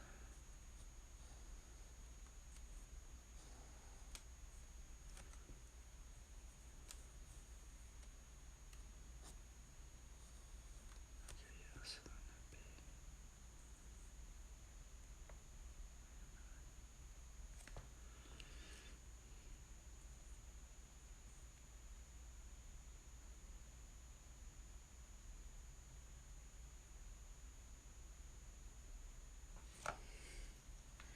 See, how would you figure that out then? Oh wait, maybe we would have to take it from this one? This is that right there, so that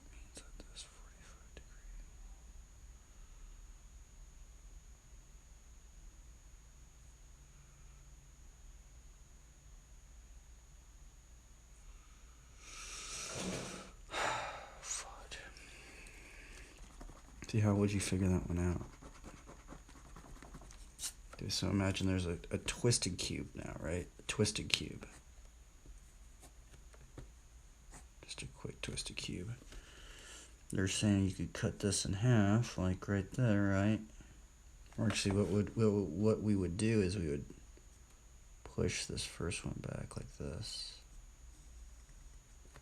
Push this one back. Find this.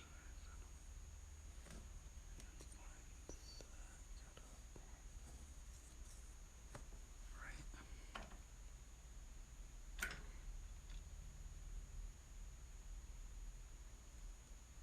The thing is, I don't see it where it connects. I mean, maybe right here.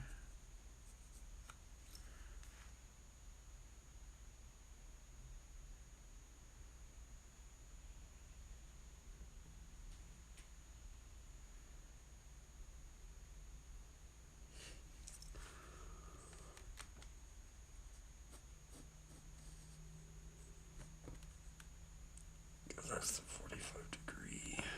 That's the 45 degree.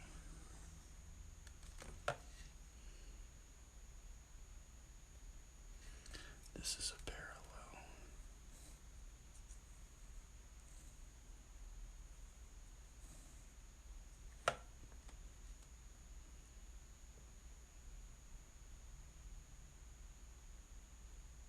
Yeah, so maybe it'd be right there, right? Yeah, I think that'd be right there. So just draw a line right there. I'm wondering if that's how you do it. Is that correct? Then would that be the box for that perspective right there?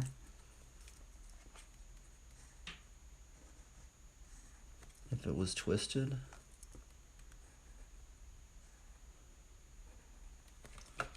Let's see, twisted 1 point per foot.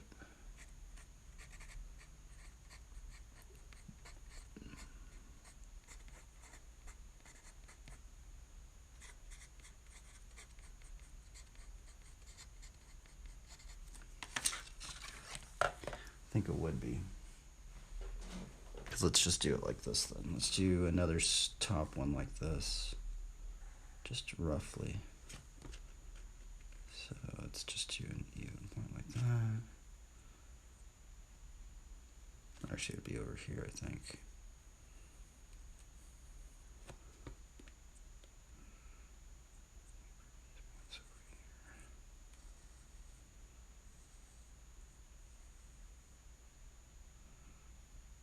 Let's see then, where would it? Okay, there we go. I forgot. That's what you do.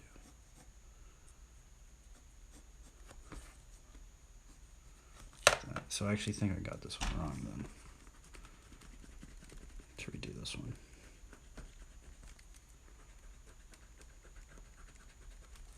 So it's, okay, so it's, we twist, okay, so let's do a twisted cube. Twisted cube.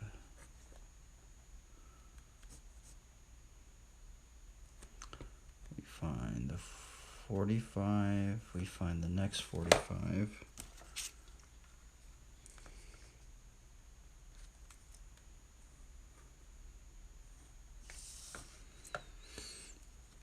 Then we do the middle one to that point right there.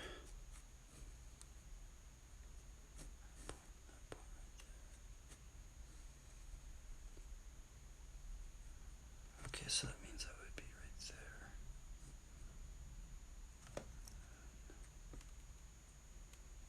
there. Okay, so I figured it out. There we go. We figured it out. Yes. Finally, dude. This actually right here made sense on that. Yes, we figured it out. Man, I was going crazy. I was actually doing it wrong. 1 point perspective, build inside out.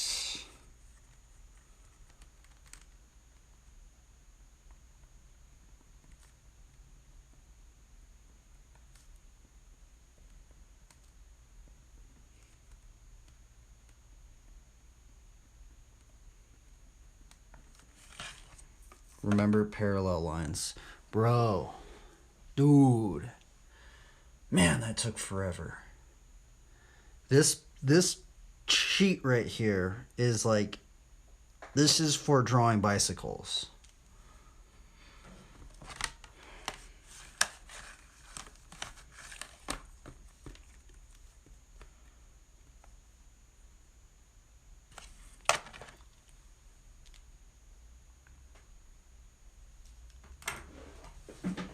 So let's do this, but now let's try like multiple vanishing points, right?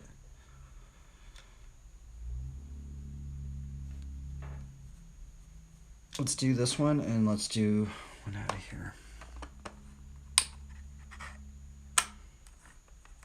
Man, this page right here is a lot of information to gather.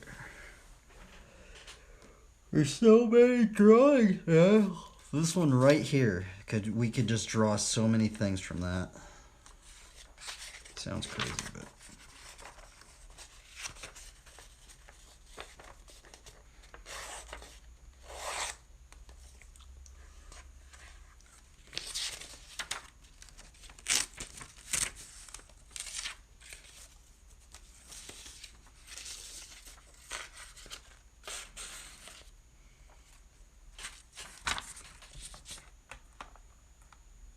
so now what we're gonna do is we're gonna do one with multiple vanishing points, and let's see if we could do that.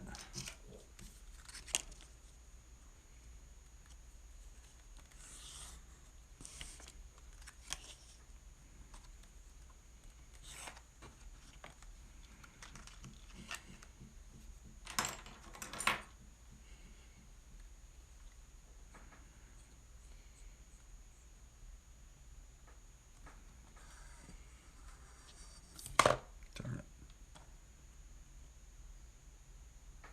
Really trying to just ingrain this in my mind. Never really learned it. Okay, so we have our field of vision. We're going to get our 60-degree angle.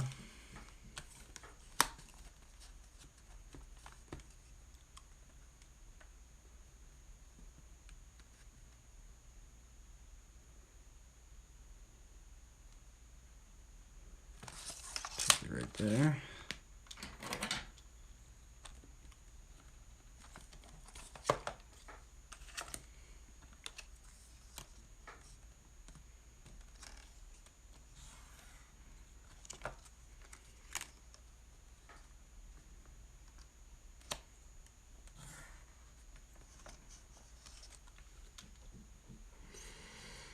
And we find our 90-degree angle.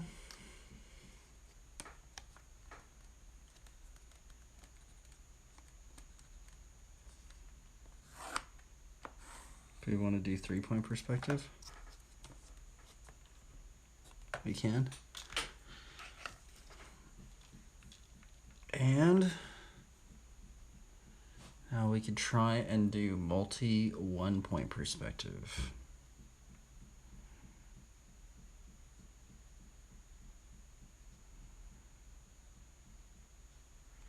Now let's choose some different spots now. I want to try, okay, let's try right here, right here, right here, right here, right here. And let's just, let's just throw a 3-point perspective in here just to play around as well. Just one little 3-point perspective one.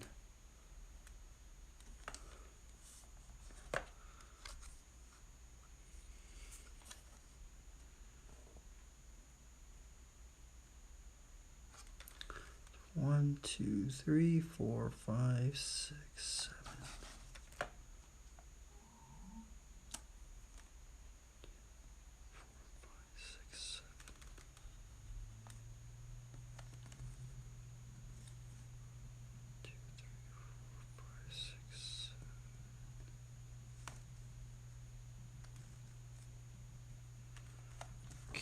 From that, we found that. Find our red one.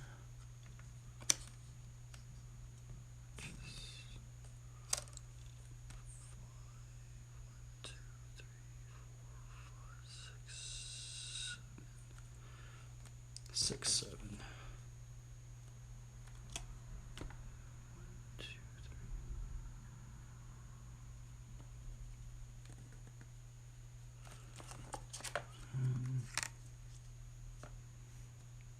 3. 7, 1, 2, 7, 2.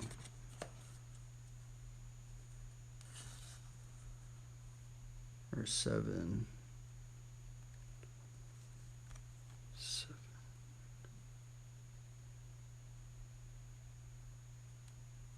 7, 7.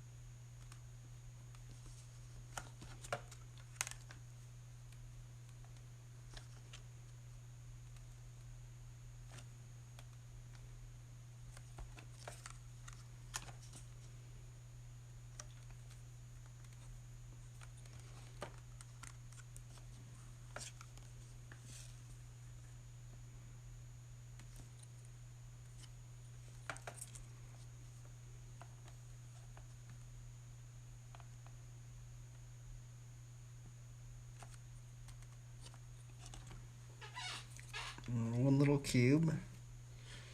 And now let's try and draw, and that was in a 2-point perspective, an even cube. Now let's try and draw some normal twisted cubes in 1 point in these multi perspectives. So let's actually do one right here. I'll do it evenly, by the way. Let's just try and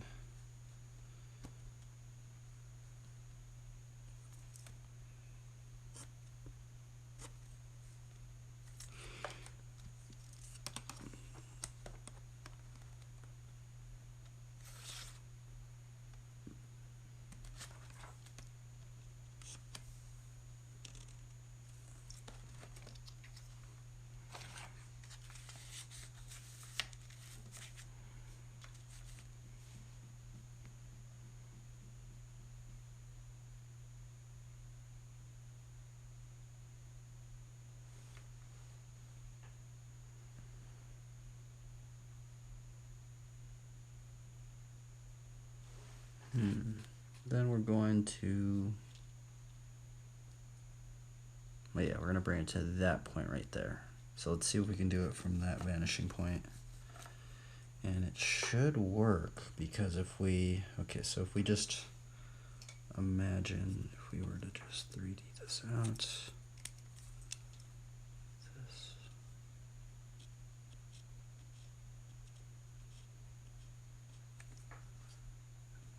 this.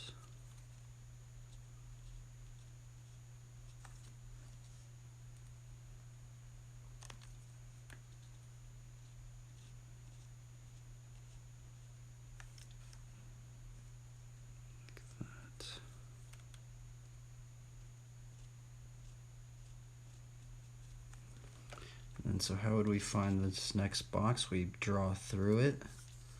So then we'd find the 45-degree angle right here. That would be right there, and that's the 45-degree. So then we would build that box up like from right there.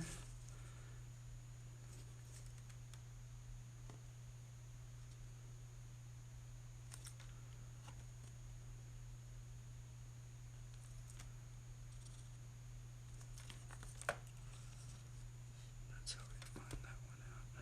crazy. And it should still work on this vanishing point, right? Hypothetically, it should work on this vanishing point. And then we're gonna do one. Let's see if we can twist a cube now. I'm not sure if we can do that right now. Let's see.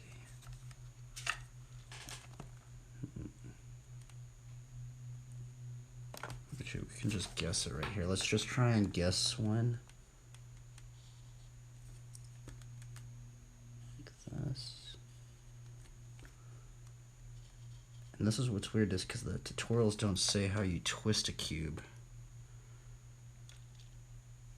So we're doing multiple vanishing points. So this is the 2-point perspective. This is going to be that perspective right there. This is going to be one right here. So let's see if we can find this one right. So we have to draw through the cube.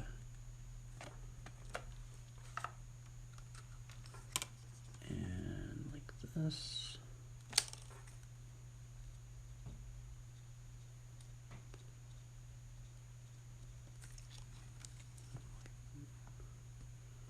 It's weird how you can just find the 45-degree angle. I've never really knew that, and it's weird because you can find the 45-degree angle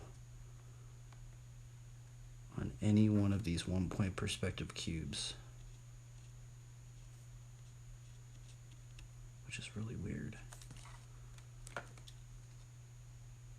Okay, so how do we find the ending of this is an even cube on this twisted cube, right? There's not a tutorial on how to do that, but it's pretty simple. So you just go, you just go like this. Let's see, how do we do this? I've like gotten lost now.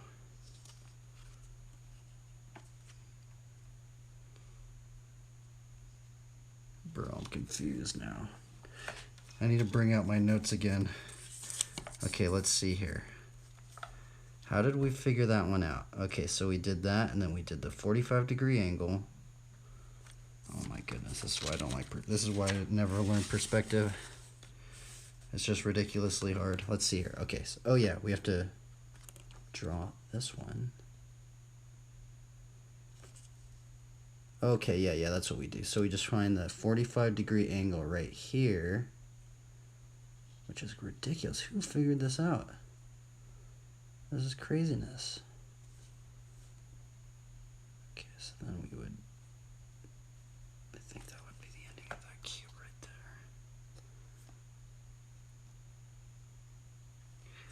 there. And then, oh man, this is so confusing.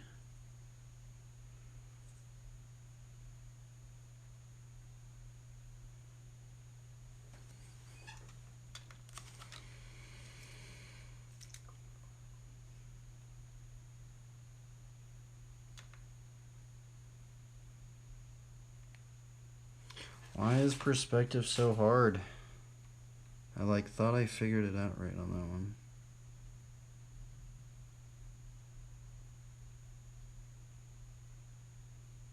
Oh, okay, yeah. Okay, I messed that up. That's actually supposed to go out like that, same as the parallel line.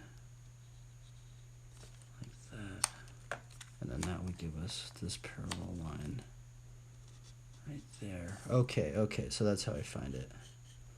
Man, that one was really weird.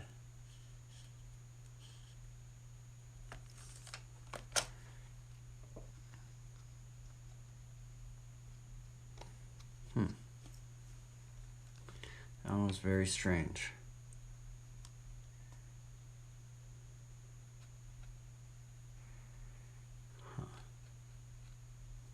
But ultimately, then we could build a bike right there. We could build a bike right there. We could build a bike on this angle.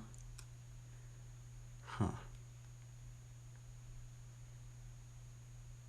I'm wondering, can we do multiple 2-point perspectives?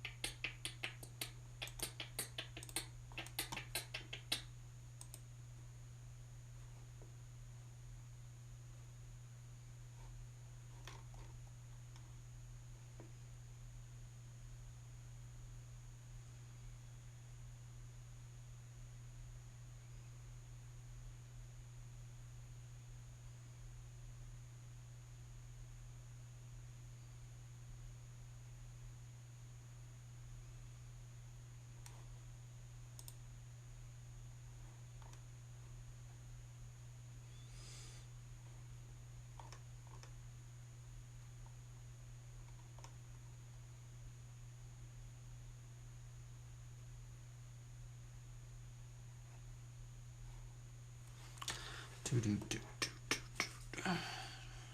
dude, this perspective stuff is making my mind melt. But we gotta keep learning it. But we should be able to draw, I think, any cube in any perspective now.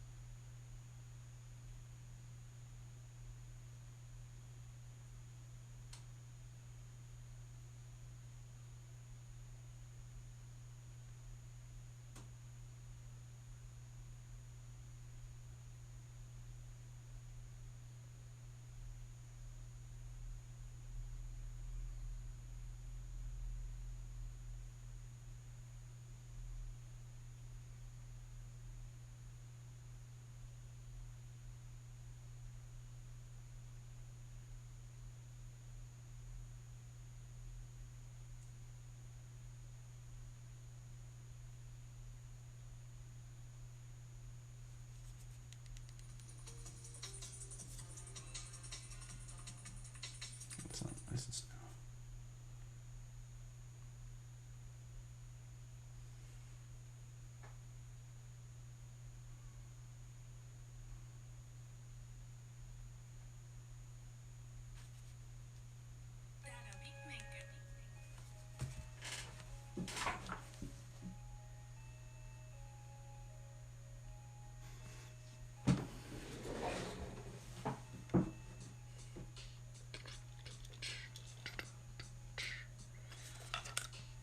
So yeah, we should be able to twist this cube anyway. No, I think we may have figured it out.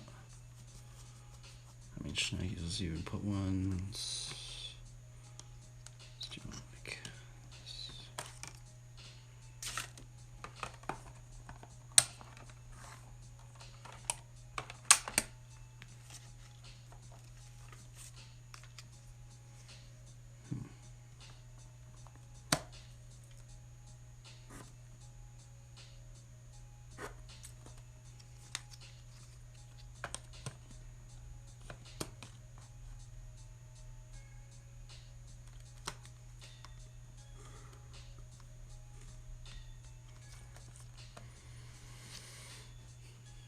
Okay, let's pick this perspective point right here.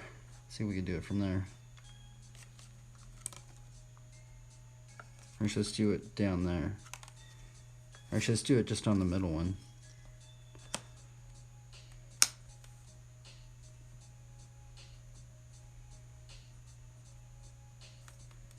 Actually, we should build through the cube.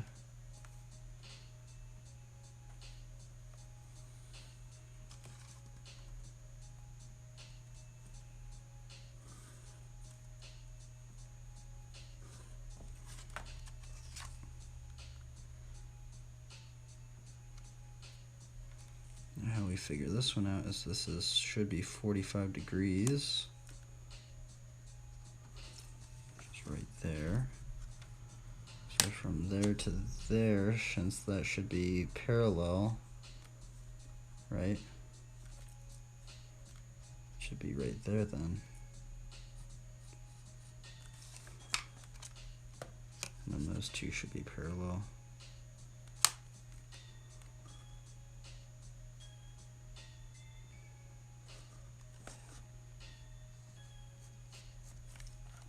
Interesting. And this is the 45.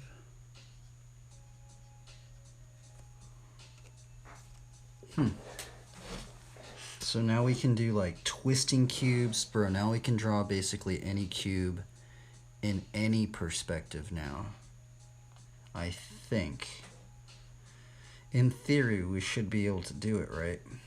As long as we are in this field of view.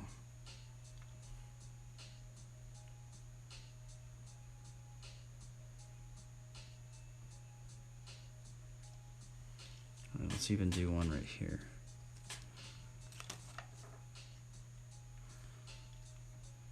Let's do one actually on this vanishing point right there.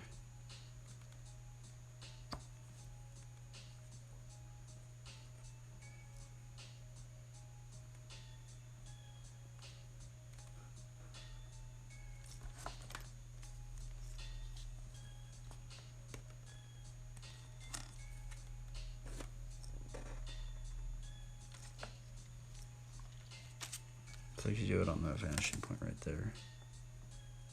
Actually, let's do it on this one right here. I'll do it on a new one.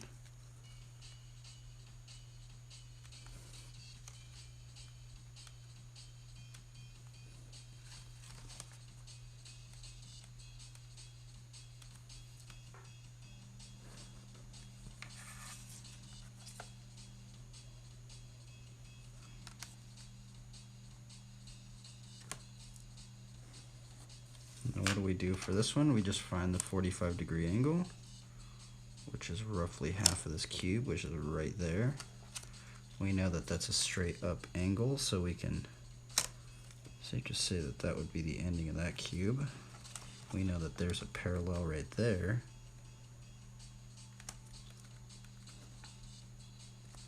And we can figure out the rest of this cube on that perspective.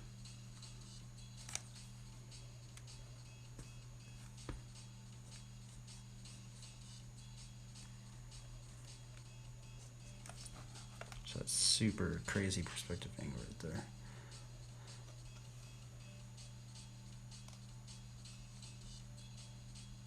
It's a little off, but kind of got it. Push it a little too hard, but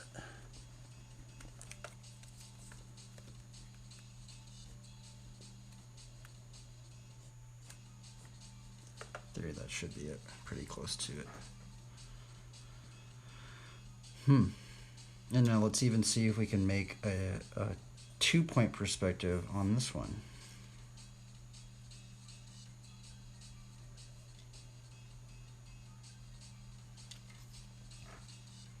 So how do we do that one again?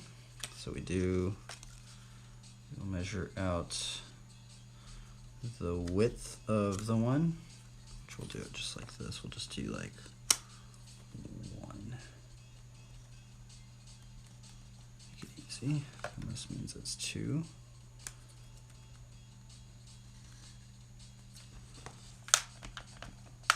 We know that these are the 2 widths that go up like that. So let's push it into these perspective lines.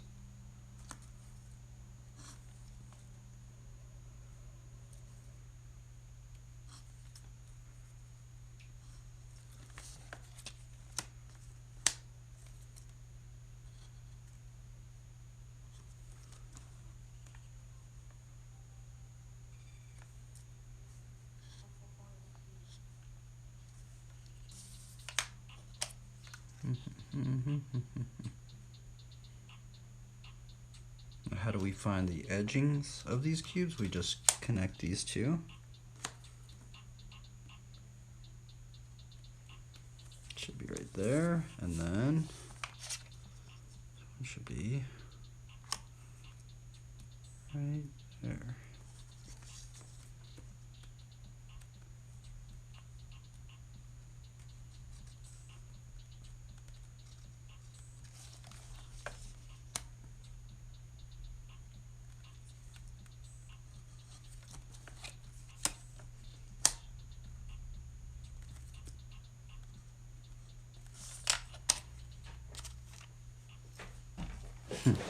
Interesting.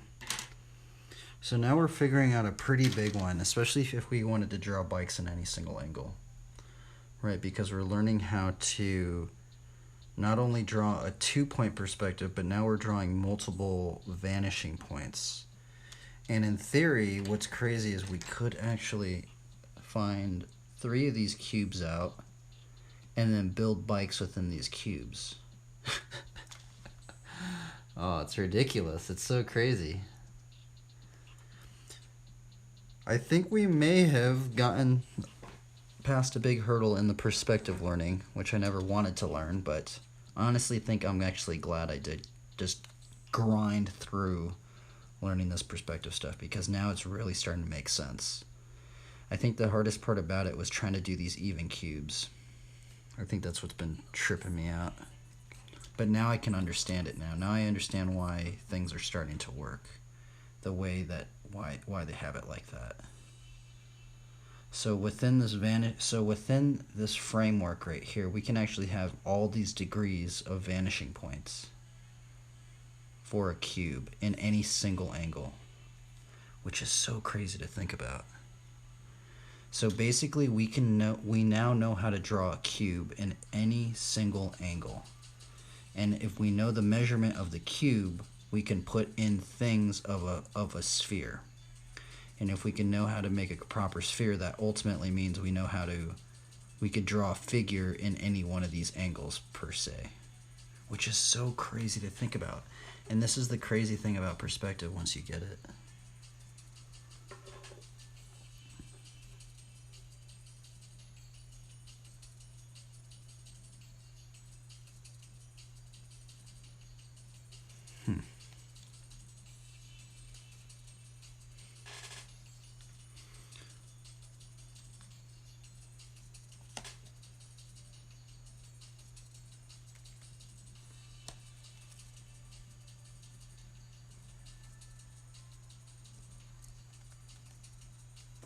I want to draw this one in a different perspective point.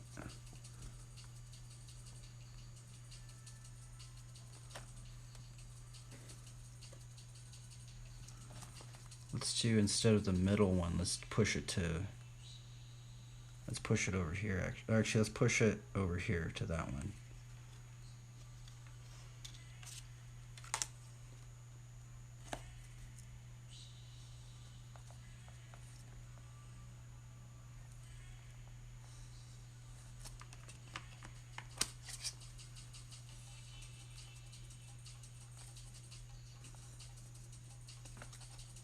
So how do we find that one out? We draw that line to there, and we draw a halfway point, because we know that's a 45-degree angle. So it'd be right there. We could draw a line, so we know that it'd be right there. And we know that that's parallel to that.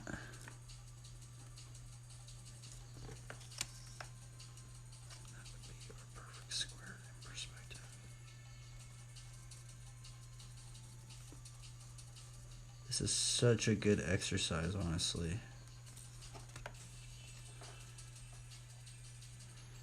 Sounds crazy, but it really is now.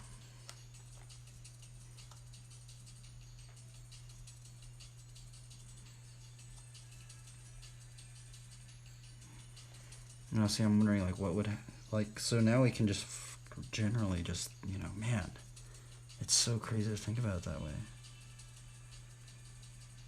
Let's do one right here then.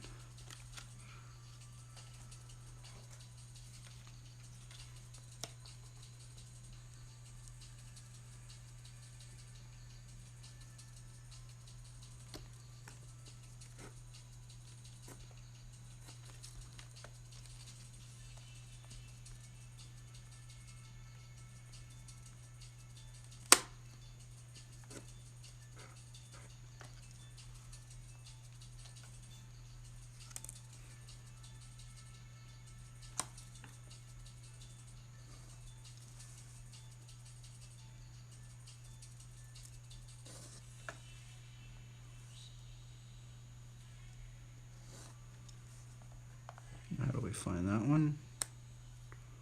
Give it another 45-degree angle.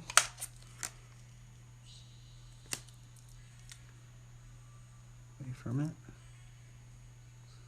Should be right there. We know that that's parallel, so we're gonna parallel to that one. So that's roughly where the box would stop at. Oh, I figured it out, man.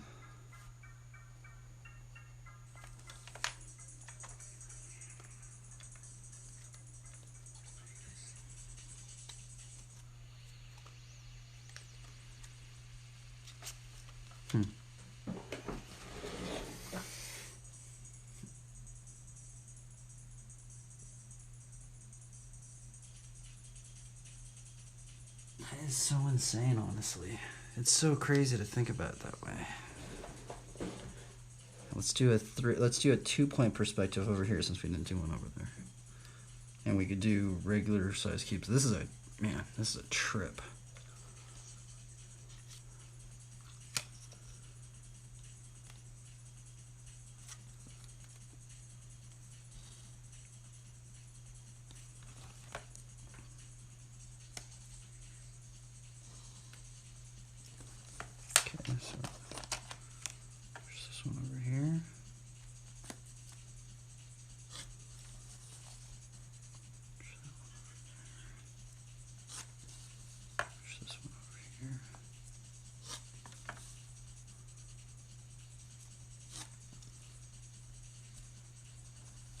Then what do we do?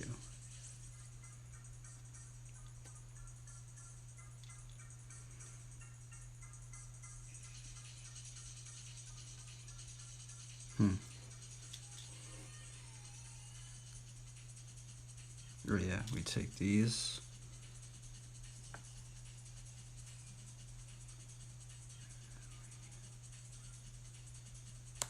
Cut it right there.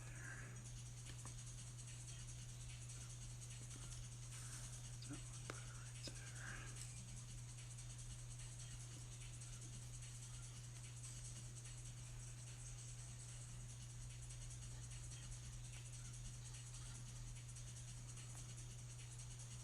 Huh.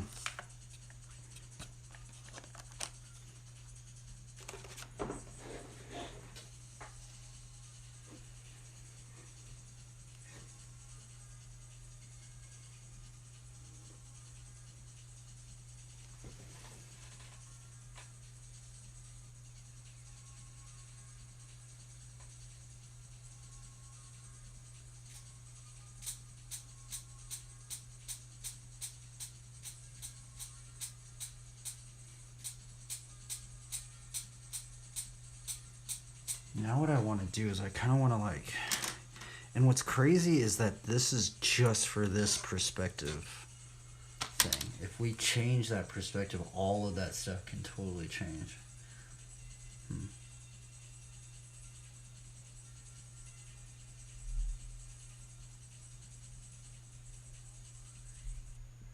Till we figured it out. I was so confused on why it wasn't working, but now I can see why it's working. We can see why it's working now.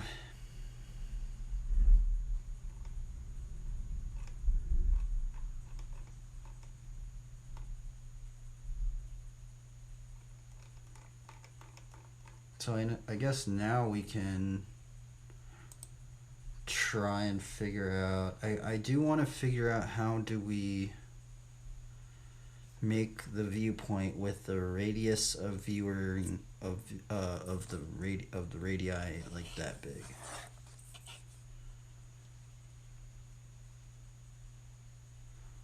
Because that's generally how big these pieces of paper are. So we should try and build it, but build within it, right?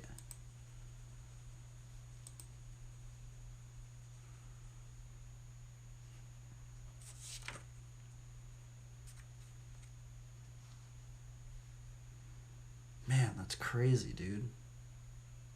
It's so crazy to think about that. It's like it just opens up like so many things.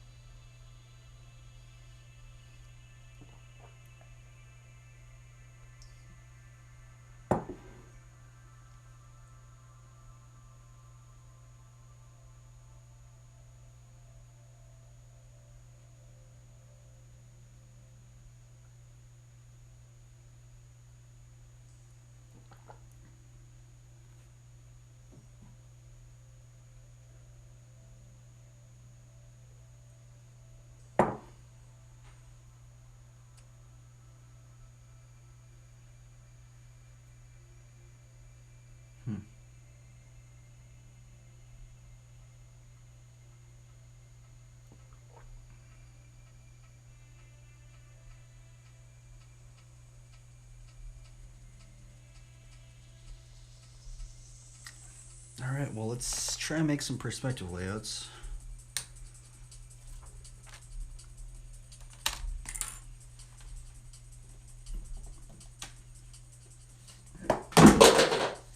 We basically went in depth with a crazy perspective thing.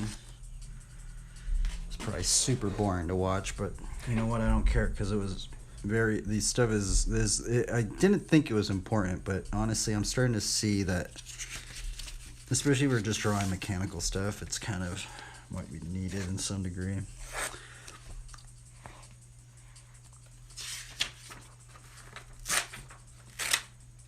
So now what I want to do is I want to try and figure out some perspective layouts.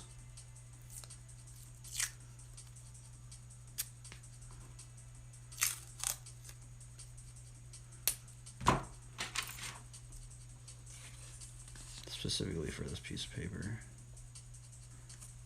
which should all up here.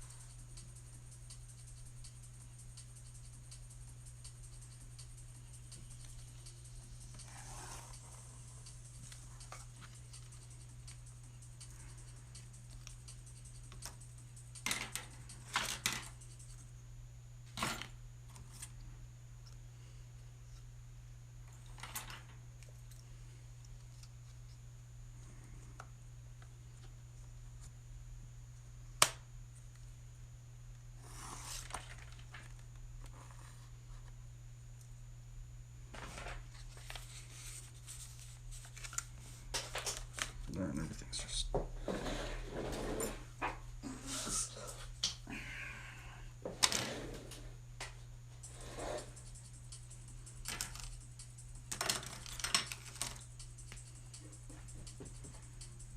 okay. So I want to have a big radius now. I want to at least get it to where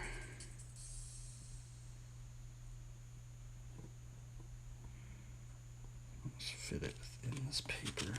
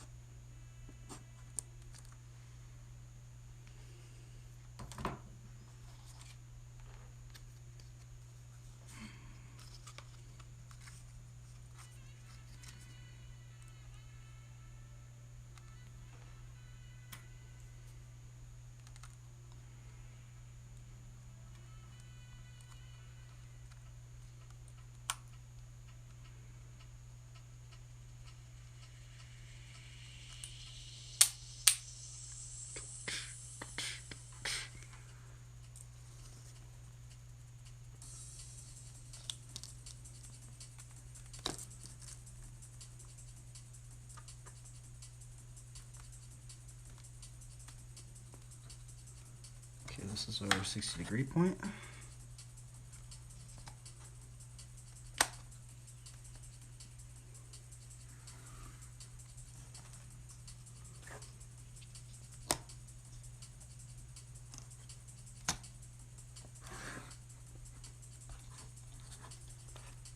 Let's do our 90-degree.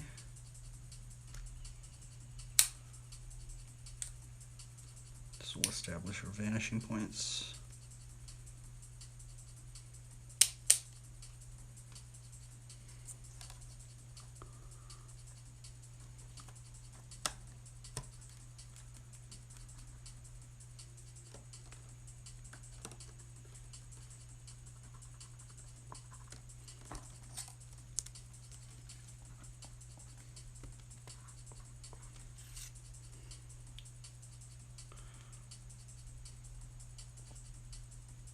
Oh, I should probably mark this as well. I guess we could just do it like this as well, too.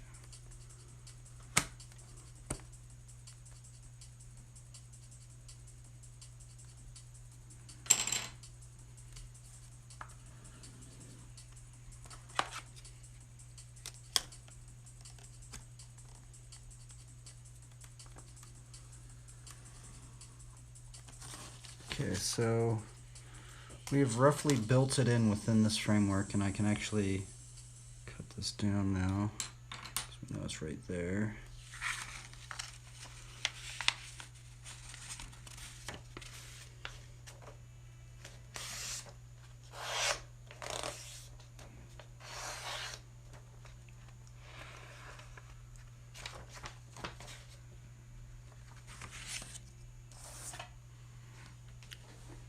Okay. So we can build many structures in here now because we have these parameters set. Yippee! We've learned all that just to make a circle and straight lines. But from this point, we can understand many aspects, especially in the ranges of drawing bicycles, which is what we are going to do today.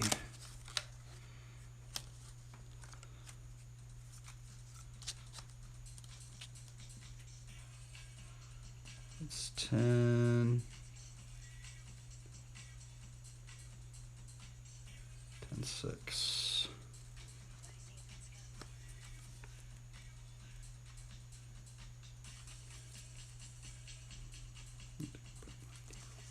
Little.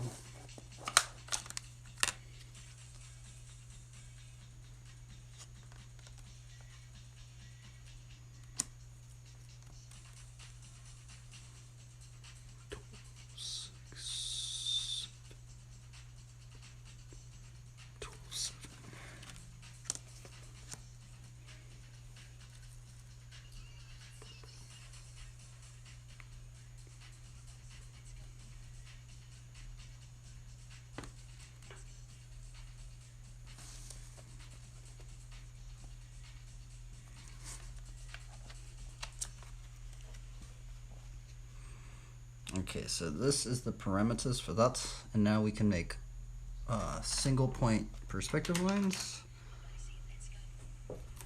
Okay then, this should be eye level-ish, right?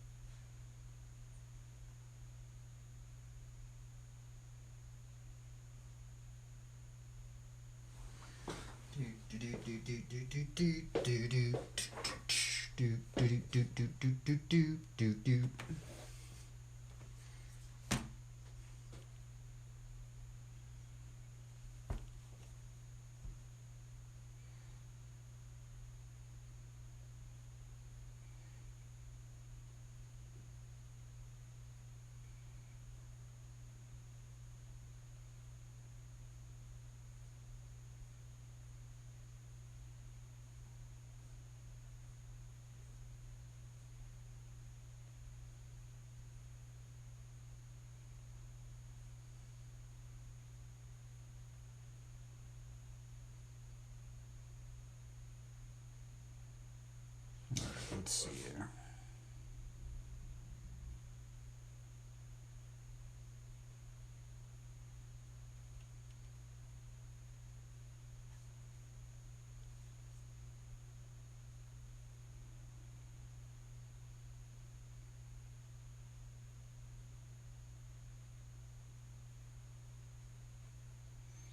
Oh, I wish I could ride. Oh well.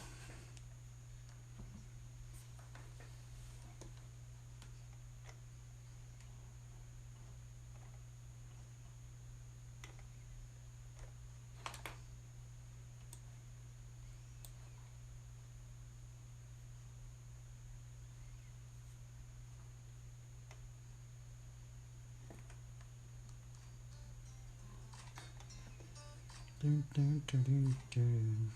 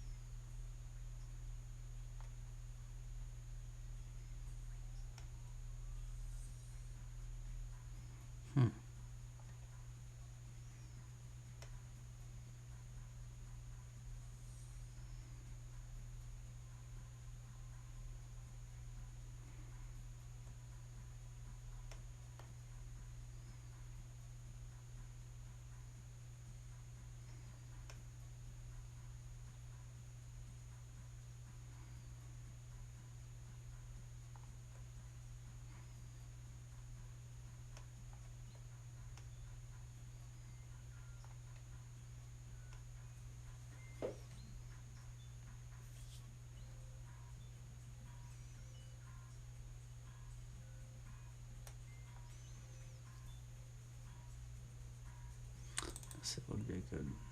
That would be an interesting one right there. Hmm.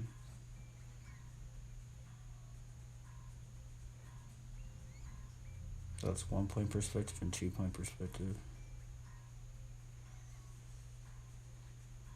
Yeah, you can see it now.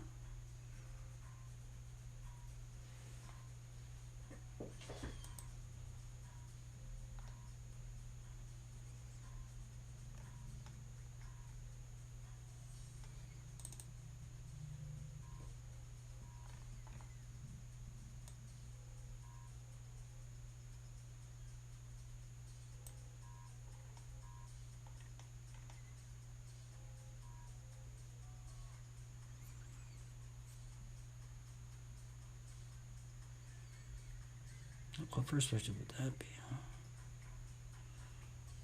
Hmm.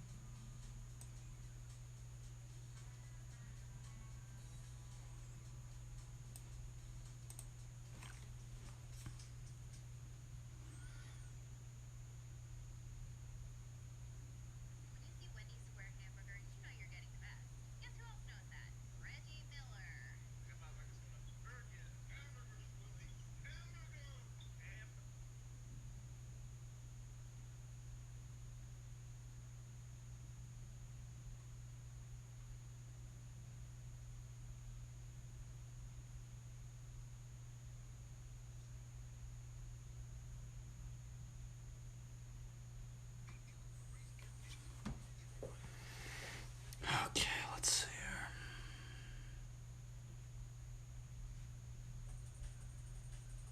Just gotta draw boxes. Get this started.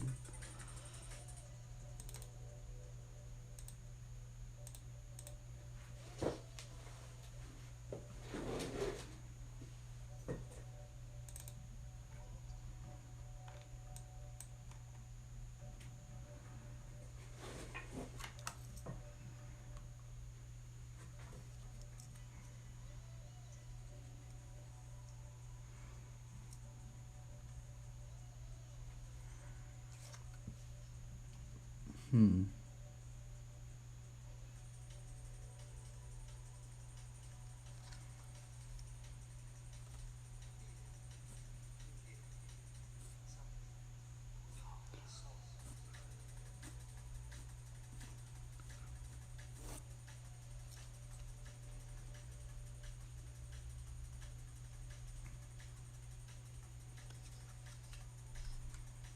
So this should be the ending of the wheel. About right here, I think. We have to relate it to.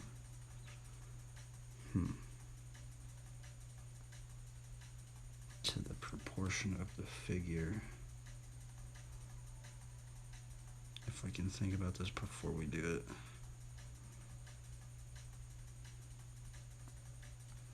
We'll save lots of time.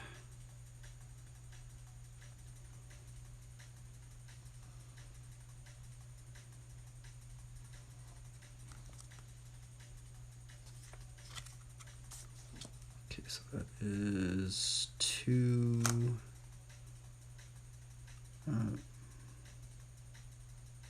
2, 2 basically.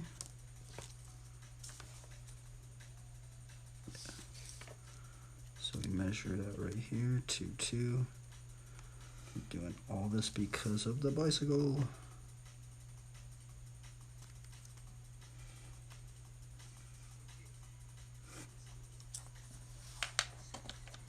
So this is going to give us, in theory, the measurements for the even cube within this 2-point perspective. So now let's throw this back into perspective with our vanishing points that we have created.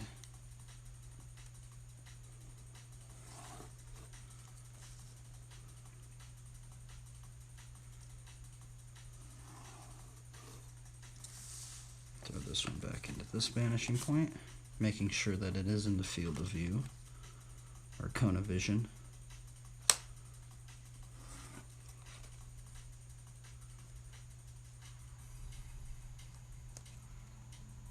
I'll try and construct a bicycle right now. So from these points of reference that we made right here, which is the same size right here, which should be the base of the axis of the wheel. This is this right here, and that's that right there. We are going to find the measurement of these 2 points from that point to that point and mark it on our square. It should be right there. And where's this one on this one? Right here. So from these points we bring these lines up in a parallel because this is a straight line.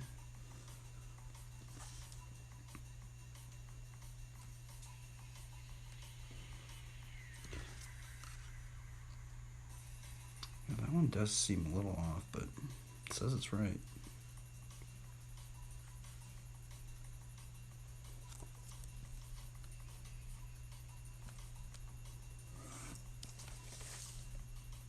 Did I get that wrong? I'm wondering if I got it wrong.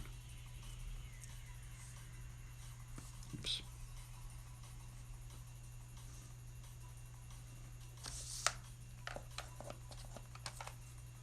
So in theory that should be a square, but it doesn't. It seems like I messed something up. So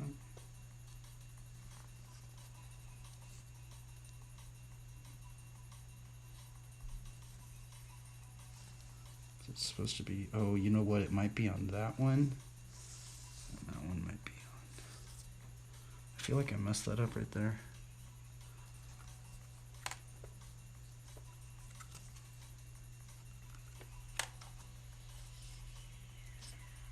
Let's see here, what did I...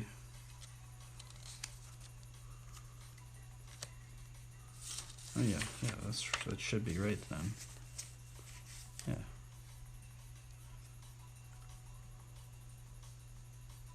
Yeah. Okay, well let's 3D this cube out then.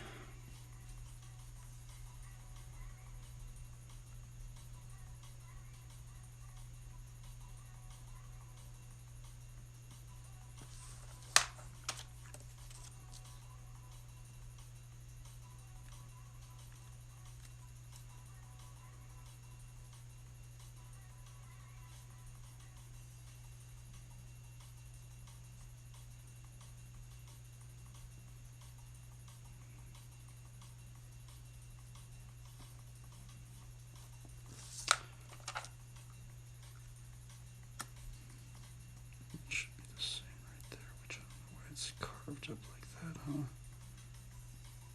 I must have gotten a measurement wrong. Huh. Maybe, oh, you know what? This is probably like not completely parallel. Oh, that's why I need to be using the straight edge. That's actually, I think, what happened. That's probably what happened. I'm not using a straight edge. I need to make sure that is 90 degrees, actually. Which it was actually pretty close to 90 degrees. look at it.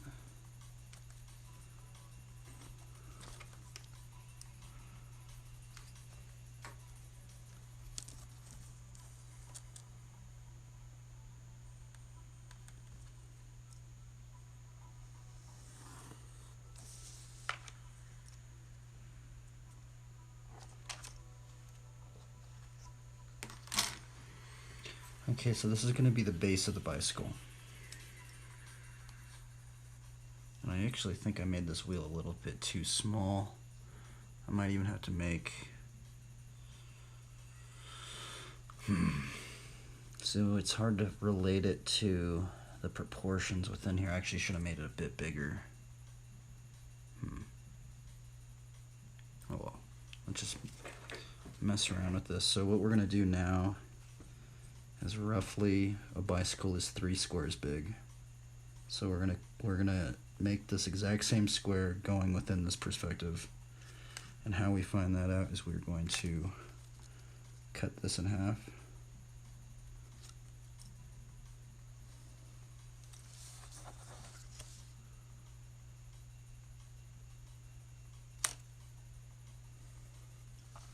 And then throw that half mark in there. And then what we're going to do is we're going to take this point and then that point, and it should be the third area where we need to have the next cube go in. It should be right here.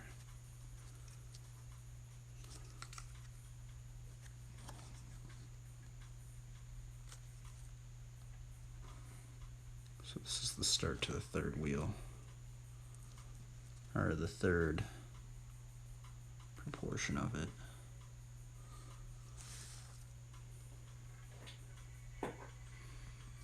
Okay, so we take that vanishing point, let's 3D this next cube out.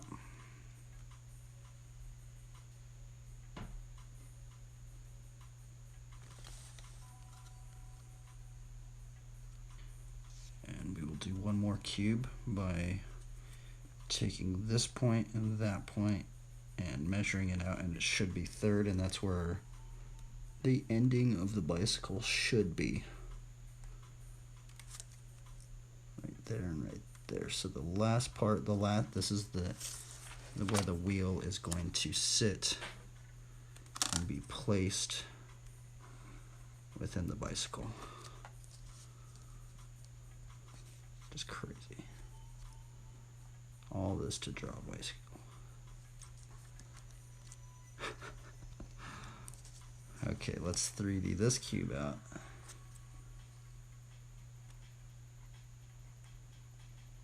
Okay, we have that one down. So now we have 3 cubes the same size, which has taken forever to even learn how to do. That's ridiculous. But we figured that out. That's just ridiculous. I used to guess these, but the problem is that bikers like true wheels. Especially if you ride flatline, you like to have true wheels. And so from here, what are we gonna do? From here, we are going to construct the bicycle. First, we should think of, is this gonna be the front wheel or is this gonna be the front wheel? Honestly, kind of want to try and put the front wheel on this one right here, because I always put the front wheel on here, right? Actually, I kind of want to put the front wheel right here and then have the bike going that way, if we can. So how do we do that? Generally, we want to start with the front wheel first. So what are we going to do? We're going to 3D this box out real quick.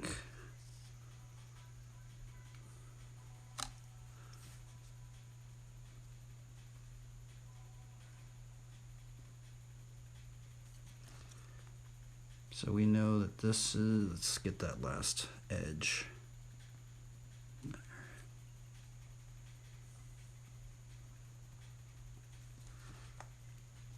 Okay, we know that the front wheel is going to sit within this space, which we have marked off. How are we going to find the middle of the space?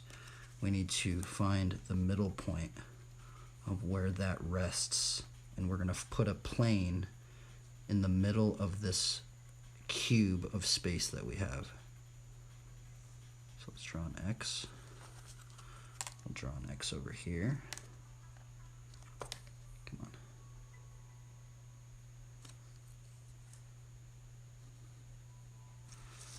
To find the next plane over on that other side, we're actually, no, now we can actually just put the line like so, making sure it's parallel with all the other ones. This is where our plane of space for the wheel is going to be. Remember, from here we can 3D this one out and find the other side.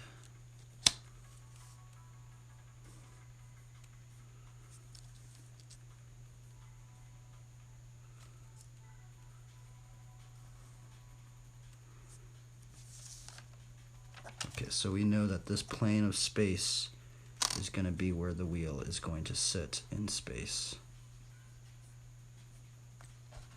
This plane right here. So let's put an X on this one, which is really confusing, but I guess it's not that confusing. We're just Xing things out, Xing things out.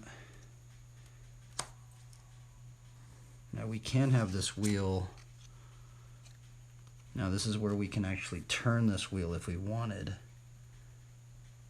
on this radius, because this is where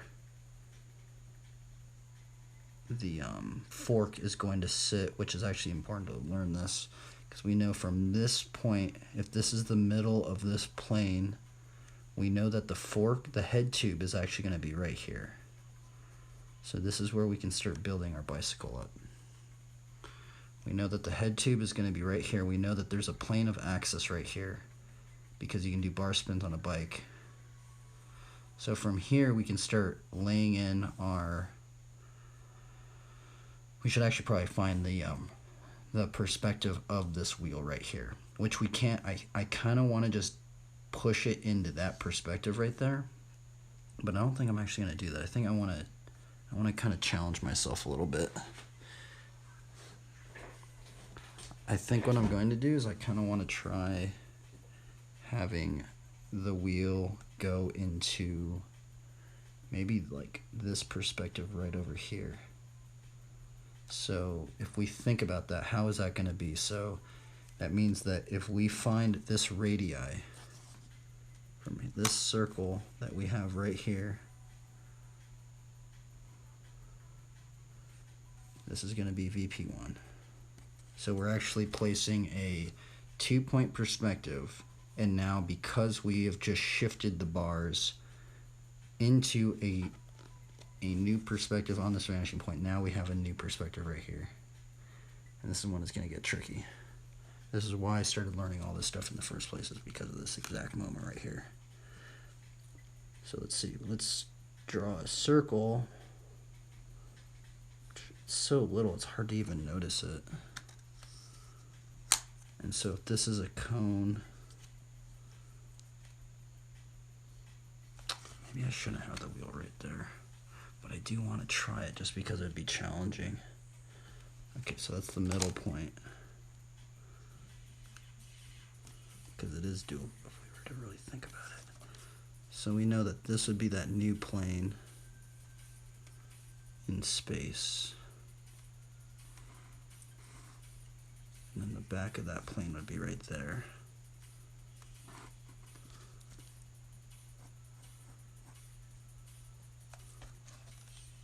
So we just shifted that wheel into a new vanishing point. So, but we still know that the middle of that wheel would be right there. So we're going to draw the head tube of the bike right there. It's just going to be shifted that way, which is really strange. So everything from this fork,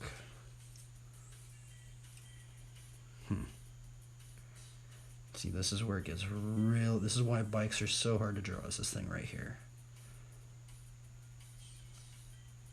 Everything else isn't that hard to draw. It's just this turning of the wheel and figuring out how everything relates to. It's just so complex. It's so crazy, right? Because we had to split that cube in half. We had to split it in half again, and then we're splitting it into a new vanishing point and basically moving the bar. It's so crazy. And it's so hard to even just like think about it, really. Okay, so let's see here. We know that this is going to be the head tube if this is the middle of the wheel. I guess let's figure out this next wheel right here. I think that's what I generally want to do.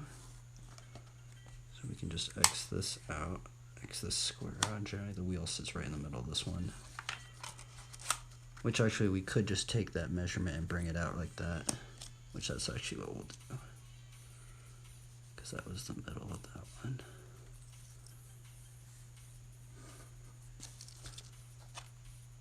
Okay, so that one should be the middle of this one then.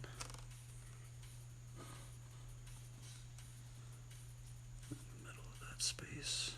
Actually, it should get this one back here. So we can make sure that it's on that plane.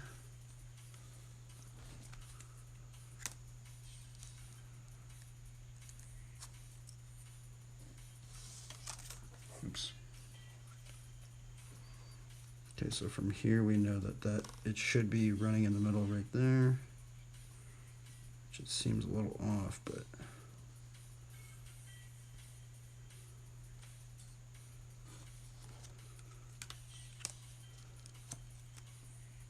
okay, so this is where the wheel's gonna sit if it's related to that one. So let's just do this out real quick. Oops, I did that X wrong. This is where the frame is gonna rest. So now we can draw our first sphere, which should be basically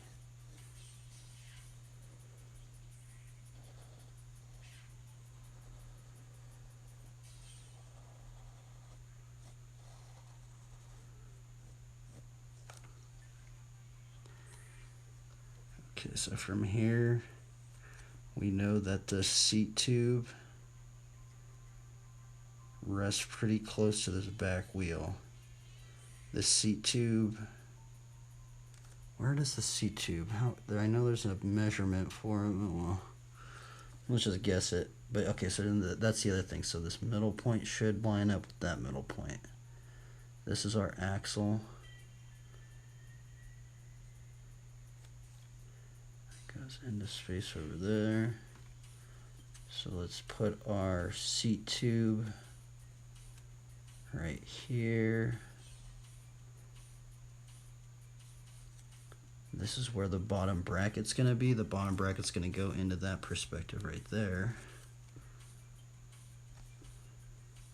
The bottom bracket generally rests pretty close to the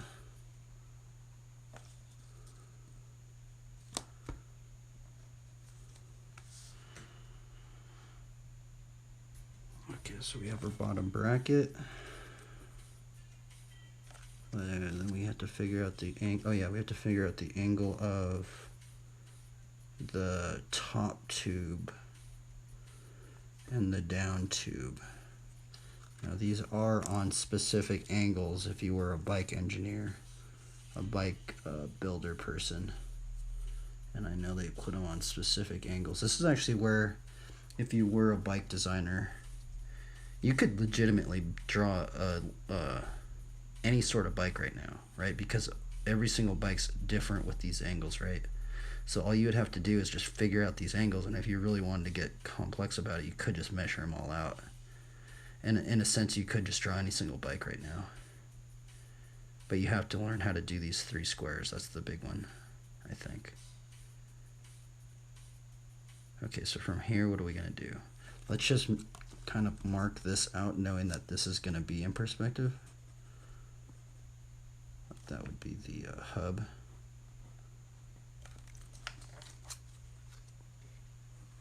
And then we need to figure out the head tube.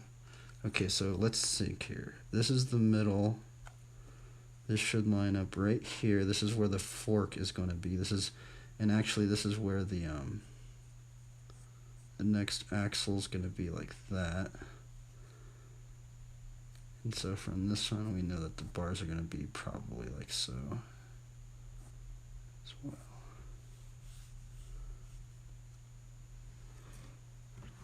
Let the music stop.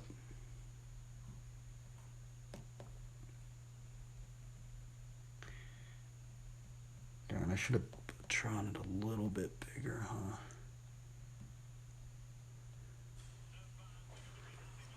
Yeah, it's going to be really small. Darn. Oh well.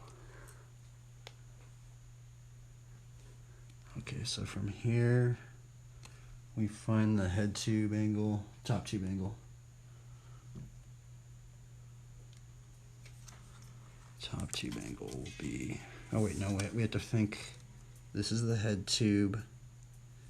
This should be the wheel like so.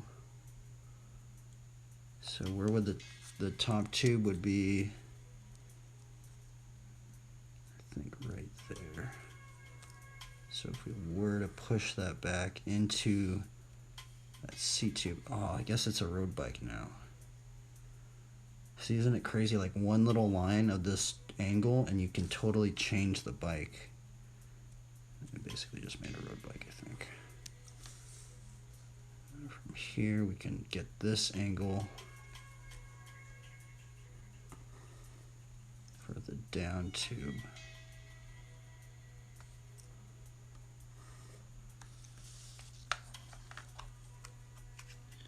And then from this one, we have the chainstay,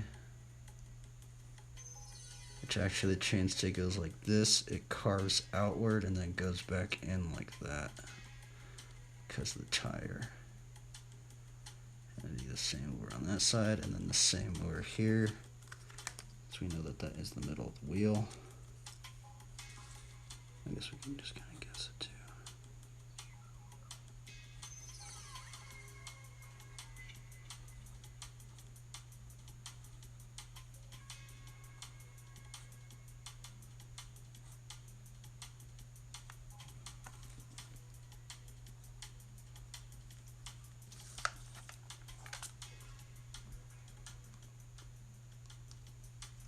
We know that the seat is going, actually now we can make the bars, so we know that this is on this new vanishing point because we just moved the bars this degree.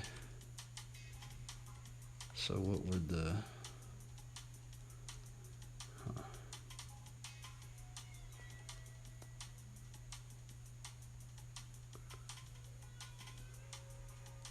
oh yeah, then we could do the square method. I forgot. We can actually figure out the square within that vanishing point. Maybe that's what we should try. Let's try that out. Because that might give us the width of the bars. So if we were to think of the bars, let's see here. Just want to see what it's going to look like in that perspective.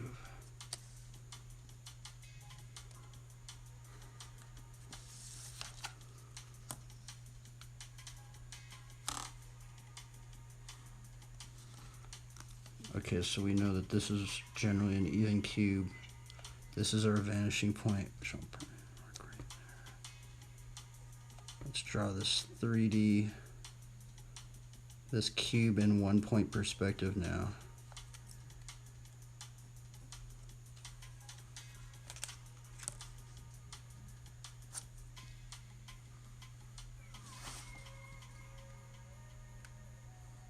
Then how do we find the middle of this cube? We find it by taking a 45-degree angle.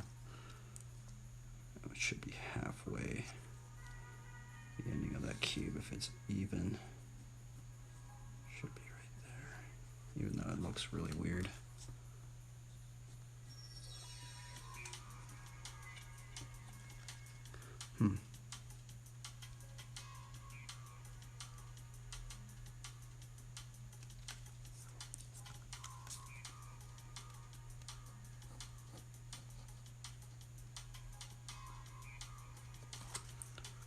See, we're gonna have the seat over here. The seat probably be on the horizon line.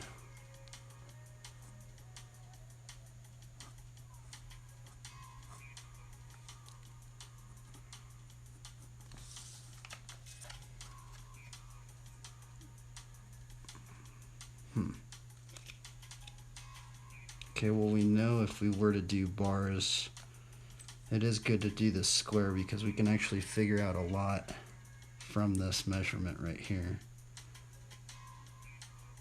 What I'm wondering is, would this go, I think let's erase this.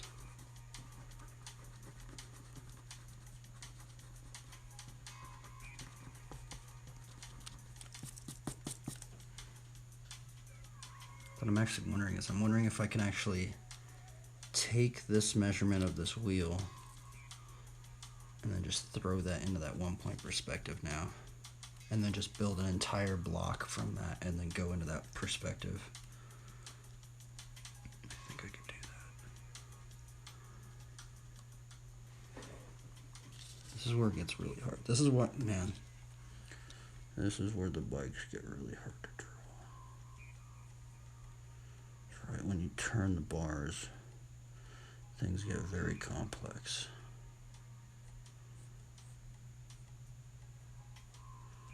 There is a way to figure it out. There is a way to figure this out. See, I'm wondering where would the hub be, right? The hub axle, I think, would be on this vanishing point right here. Or no, you know what? I think it would be on a new 90-degree angle, right? Because this is on a 90-degree angle. Right? This should be. Or no.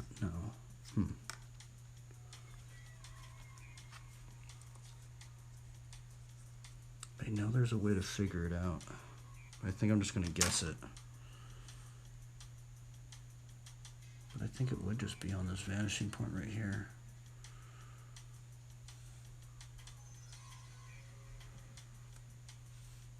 Yeah, it would be. So I think the bars would even be on that vanishing point as well.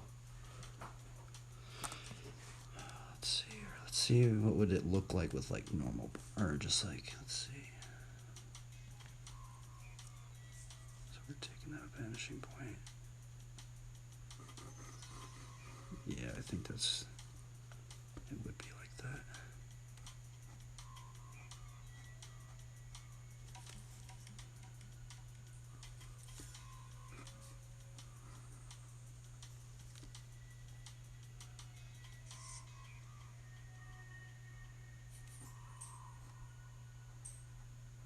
We'll just have those bars like that. And we could figure it out on that side by finding the ending over there. So we know it'd be like that.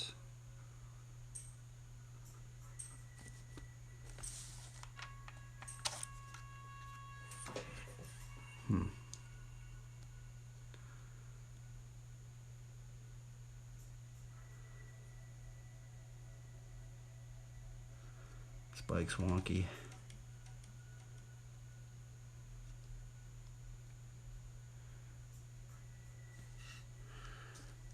Dude, bikes are freaking hard, dude.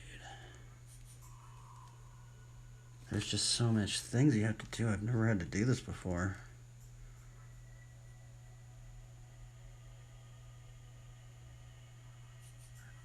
And the circle's going to be ridiculously hard to find out. So the circle should be in this sphere right here. In these parameters, actually. It's going to be a gnarly oval. Yeah. So it should be that oval.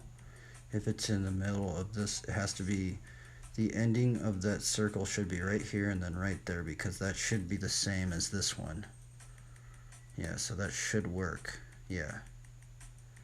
And isn't that great? Man, dude, that's so ridiculous. You have to do so much work just to tilt this 30 degrees. Huh. And I guess I'll 3D this wheel out a little bit.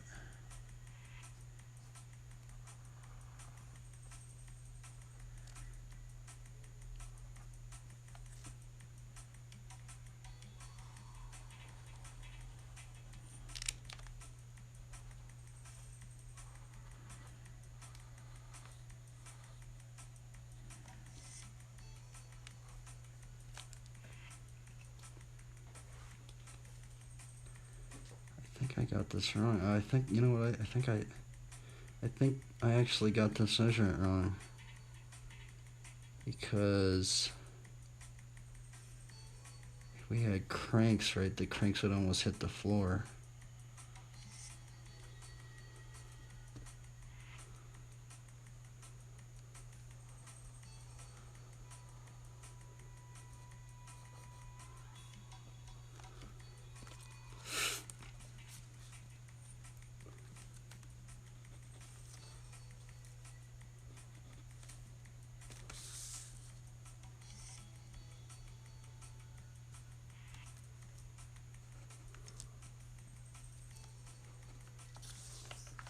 I guess it would work.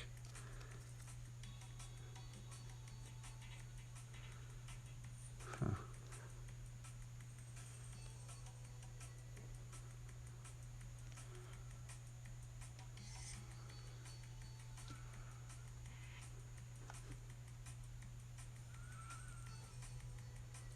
Okay. I think we built the bike up. Yeah. I'm still a little tripped out on this. Yeah, that should be it. Does this line up with... Yeah, it should work. And that's on that perspective. That one's on that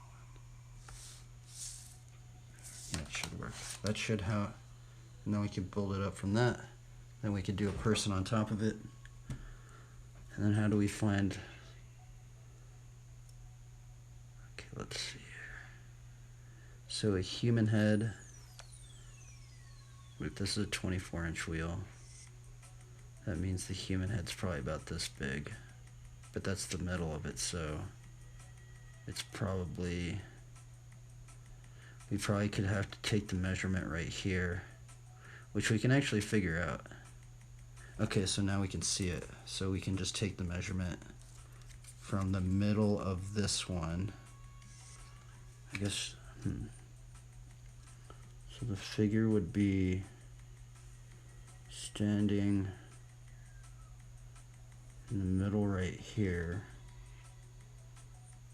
So we have to figure out the middle of the square, or where that ends right here.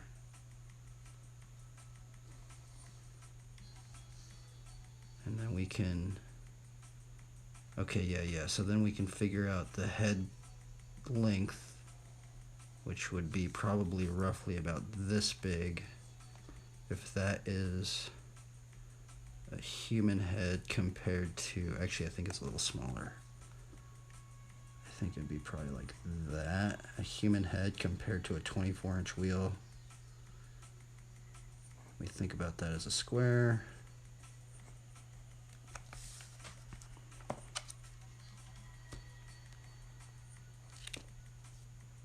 We can take this measurement and then go up and hopefully find the size of this person. So let's do 1, 2, just guess it. Okay, so 1, 2, 3, 4, 5, 6, 7, 7.5. Okay, so roughly the ending of that person's head would be right down there. We'll throw it into this vanishing point. Maybe a little higher. Okay, so we know roughly, I guess if we were to measure it out right there.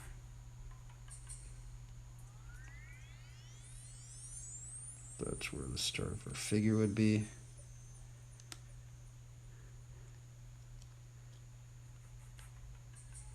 I think.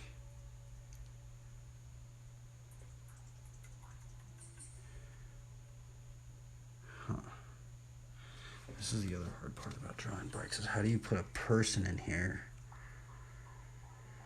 You have to measure it out. Let's see here. So this one is, you have to figure out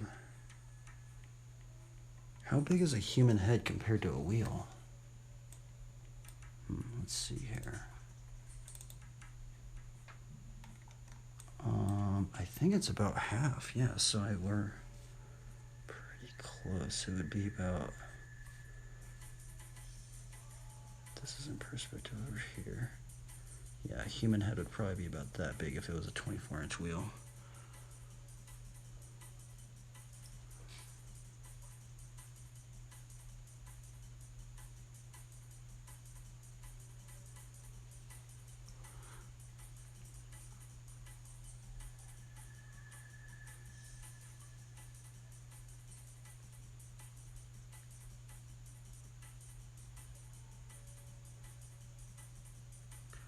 Yeah.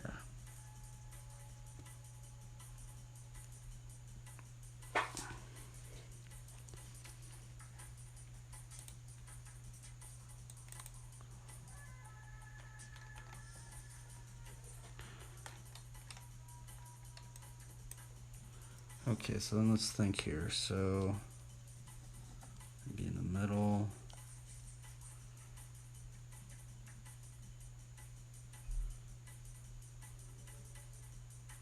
I mean, we actually could have it on. Them not stand. We could have them on the bike itself.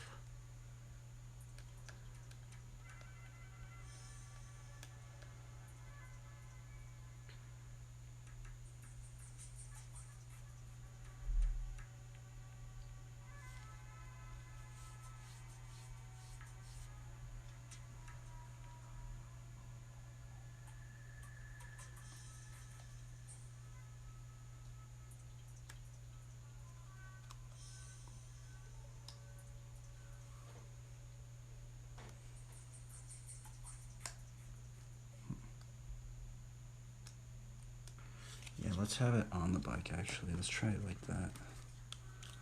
So that means we'd have to measure it right here.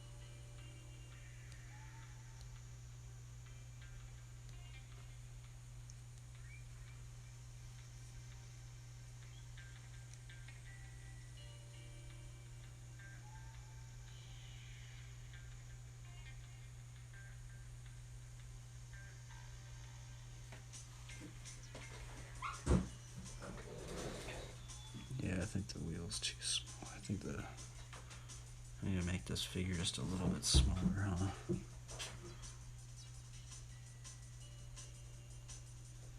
You know what?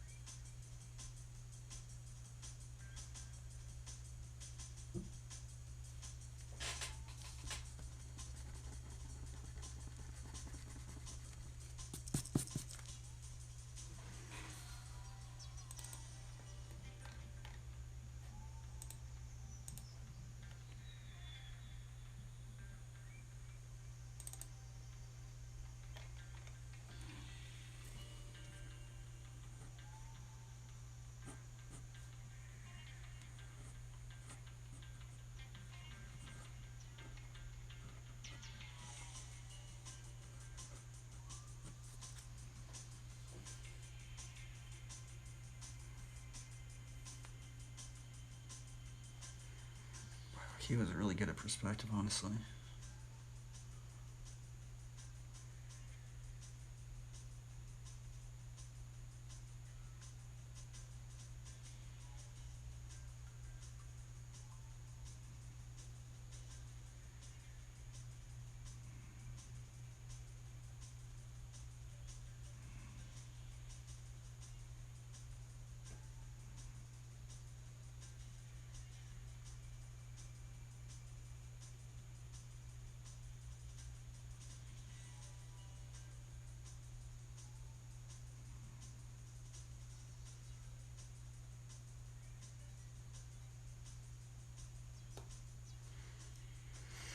Well, let's do a rough drawing on top of this one. This will know where this one will stand from these lines. Kind of want to see what a rough drawing would be on top of this one.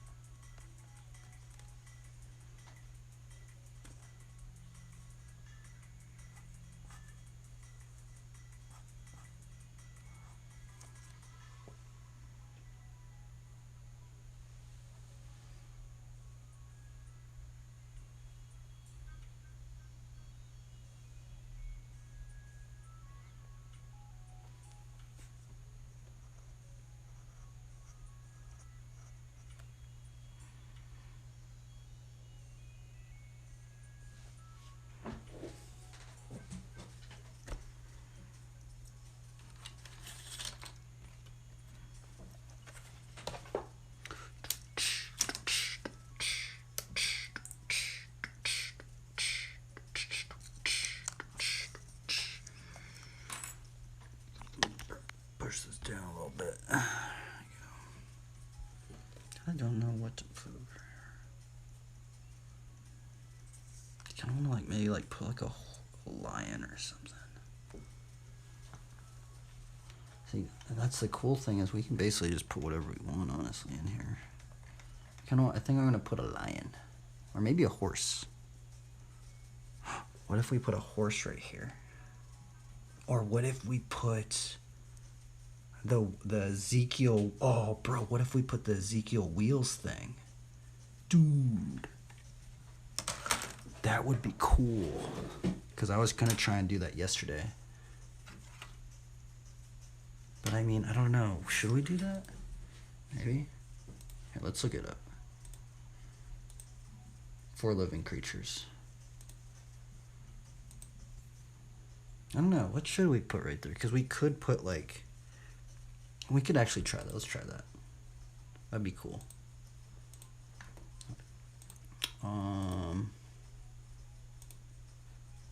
4 living creatures. I think it's just like, what, a wheel within a wheel? 4 living creatures. Yeah, I think it's a wheel within a wheel. Yeah, it's a wheel within a wheel. And then there's like feathers or something on it. Wow, that one's really weird like that.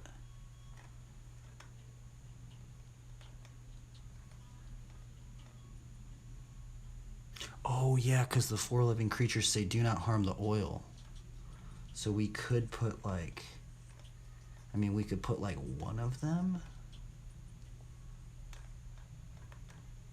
There's a really good illustration of it. I don't know where it went. Oh, there it is. Okay, we can try it. We have to actually bring our perspective point thing out again. I guess we can make sure.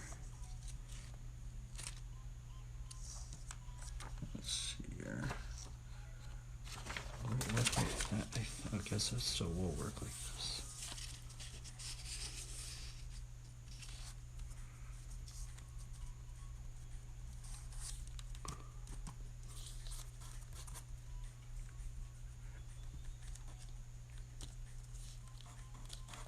I'm going to sketch it in here real quick. So how would the wheel within a wheel? Okay, so we're going to attempt to draw. Let's just make sure we see the. Actually, let's just draw it on another one. Let's not draw it on this top layer.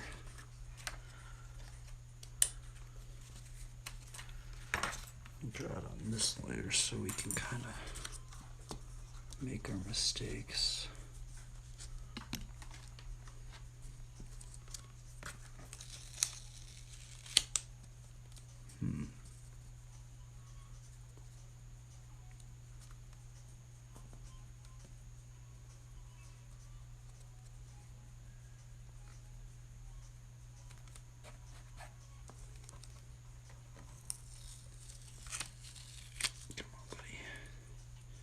Okay, so what we're going to draw is the wheel within a wheel.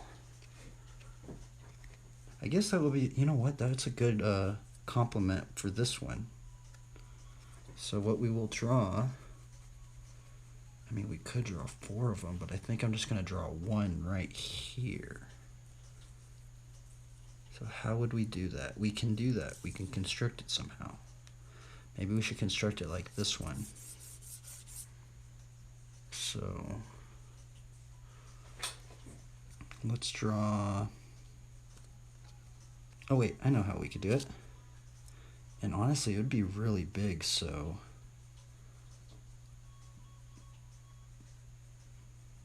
we need to draw, okay, how tall is this cube gonna be? Or how big do we want to make it?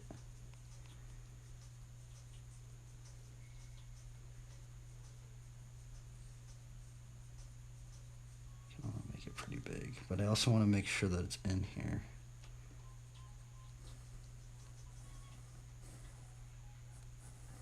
Yeah, that big. And then from this one, we can figure out the width. Or wait, should we have it right here? Or should we have it right here? Should we have to kind of see how big is that going to be? I kind of want to make it even bigger.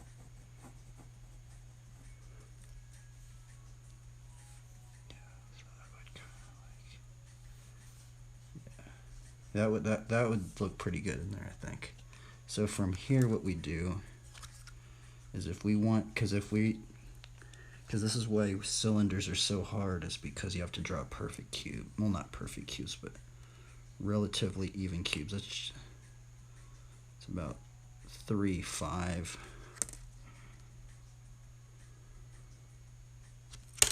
3, 5.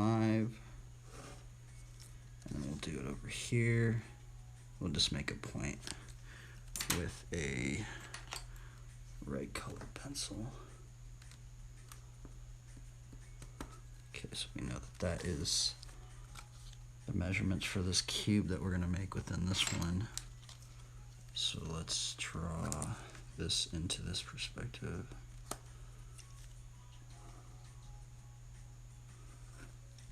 And I actually might put this on another piece of paper.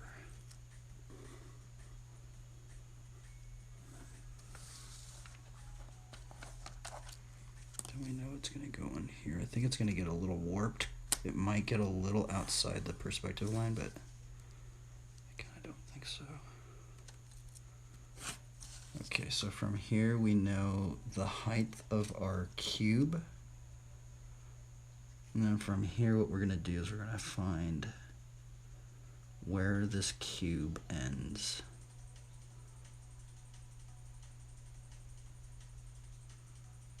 Which I think we would do it like this.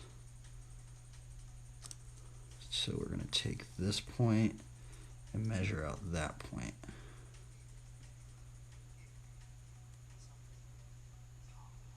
So it would be right there. And so then we measure this point Yeah, measure that point with that point. Or no, we measure it with that point. So we know if it was on perspective, it would be right there, actually. I'll actually do it with a colored pencil. So we know if this cube is in here, it is going to be roughly, if this is a generally even cube, it will be about that big. But also we're going to split in half, so that is a cube, and then this is what we're going to draw, the wheel within a wheel with eyeballs on the wheel or something like that. So from this point, you know, we can 3D this one out.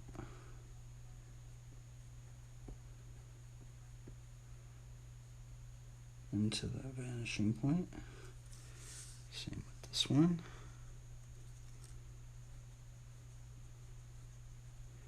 And why we're doing that is to find that little edge right there. And we're going to do the same with this point that we made. And on this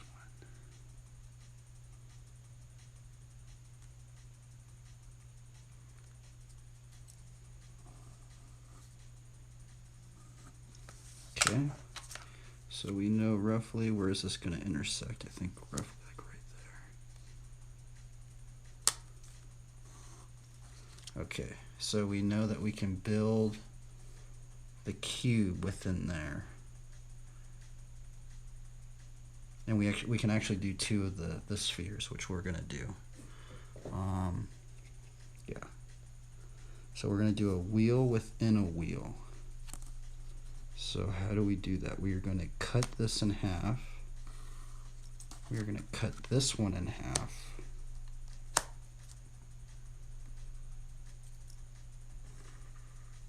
We know that the central axis is going to be right there. So let's cut this. We know that these are parallel lines. So we know that the front of the wheel is going to rest on this axis.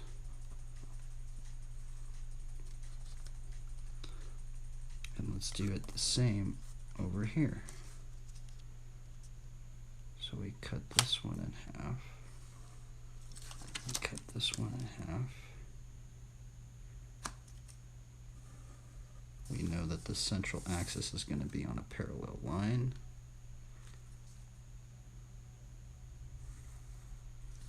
We are going to, we know that that is the middle, so we can connect these two, which should connect to the vanishing point, which it does. So we know that that's going to fit into space. And the same with that one. So we have found the first wheel within here. So now we can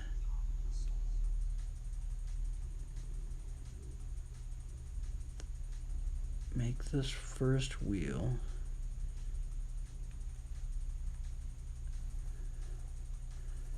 and then, so that's the first wheel of the thing, and then we're going to do the second one, and the second one goes within a wheel. So I've actually never drawn this, so it's a, dude, this is maybe why, dude, that's so weird. Maybe this is why I had to learn it, because this is how you draw a wheel within a wheel. This is a trip, dude. It's so weird. I've never drawn like this before. Well, I guess I have drawn it like this, but not like, this is like on a different degree. This is like industrial design or mechanical engineering or something like that, but illustrated. Okay, so from here, we can cut this one in half because we know that that's going to be on a parallel line. Push that down, and I guess this is where I should have drawn it with different colors. Okay, so we know that this is the end of the box, right? Yeah, this is the end of the box, and this is the end of the box.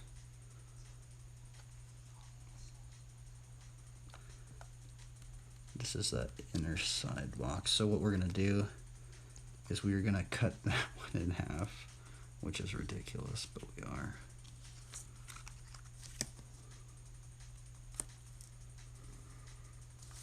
And then cut that one parallel down. And we're just doing this just to find the wheel within a wheel. So we know that the end of the wheel is going to be right here, into that point right there. Wait, let me see. It's so hard to see. Right there. And then right there. Okay, so we take this point, and then we take that point, and that point should line up with the vanishing point, which it does. And then this is going to be, dude, it's so hard to see. I literally made so many lines. But this should be, that's actually super hard to draw. I don't see the, okay, so the ending one would be right there.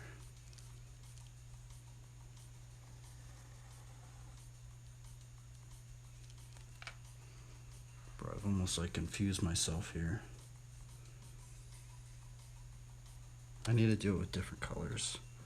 So this is, I mean, I might just mess it up right here. This is gonna be the first wheel. We can 3D it out later. The blue one is going to be this side of this shape.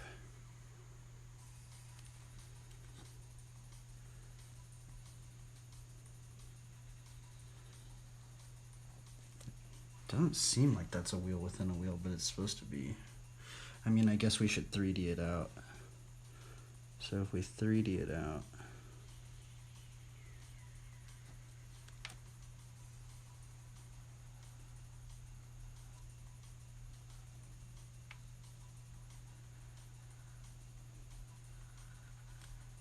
and then 3D this blue one out.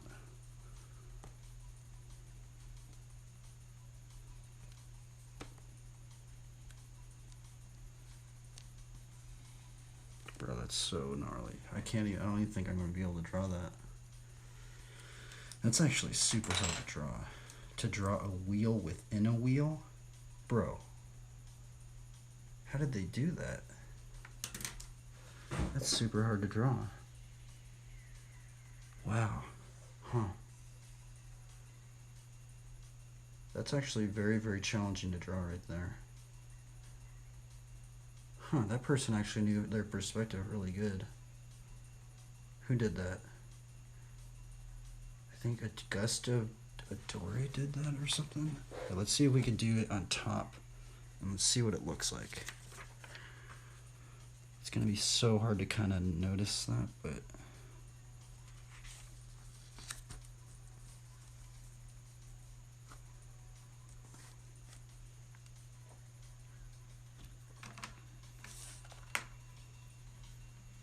this is just a rough sketch anyway. Actually, you know what we should do? Because I kind of like this sketch. So we're just going to use another piece of paper and go on top and see if we can, so I don't mess up that sketch that I like. So what we're going to do is let's see how this is going to look. So this should be the front side of the wheel within a wheel.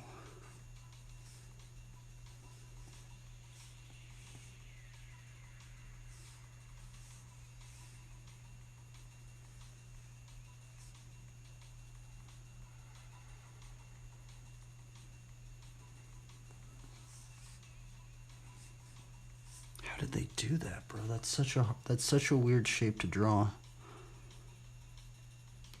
It's actually very, very challenging. It sounds easy, but it's actually very hard to draw. So then that central axis point would be right there.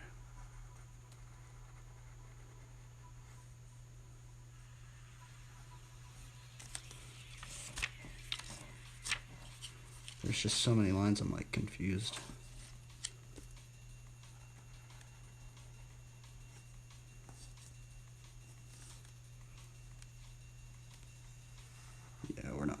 this shape. That's so brutal. Huh. Like I almost have it down, but it's like it looks so funky.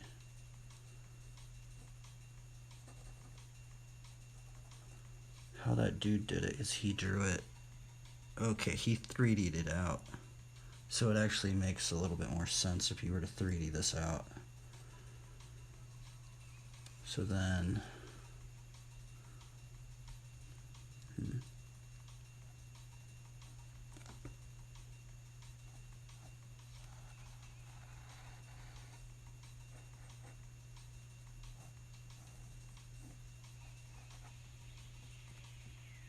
Wow, that's actually really hard to draw. I ain't gonna be able to do that, huh? I mean, all I'm trying to draw is this.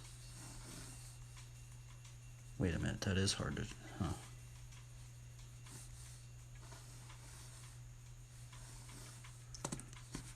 How do you draw a wheel within a wheel? That's actually really hard to draw. What the heck? I mean, it would just be like that, I think.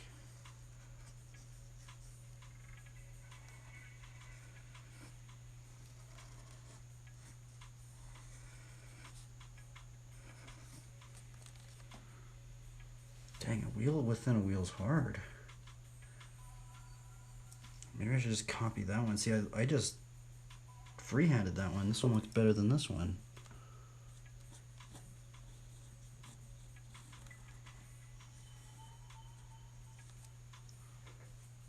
I think I should do that one, huh? What the heck? How did I just freehand that one and this one just looks worse than this one? That makes no sense at all.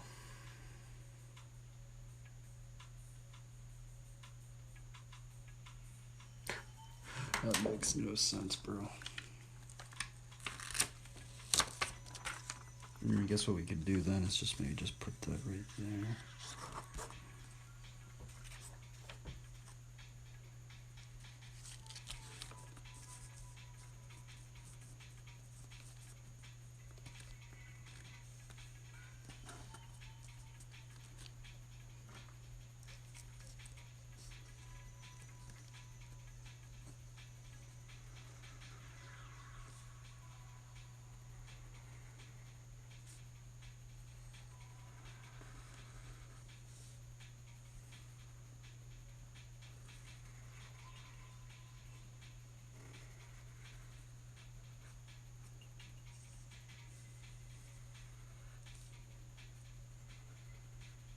Oops. Oops. Gosh. Let's not up a little crazy.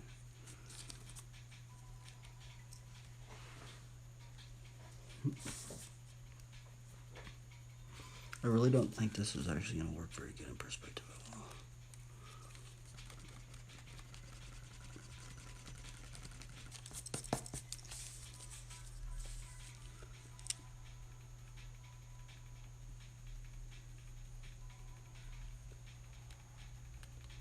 Darn, I should be able to do it in perspective, but I guess I can't.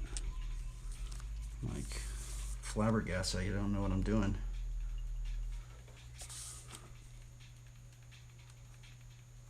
Okay, so we have a wheel within a wheel. And there's eyes on the wheel or something.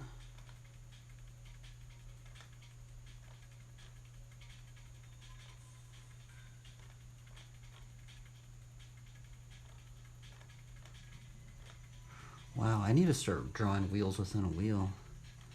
That's actually really, really hard.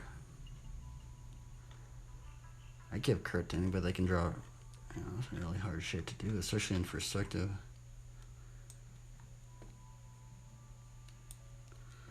Huh.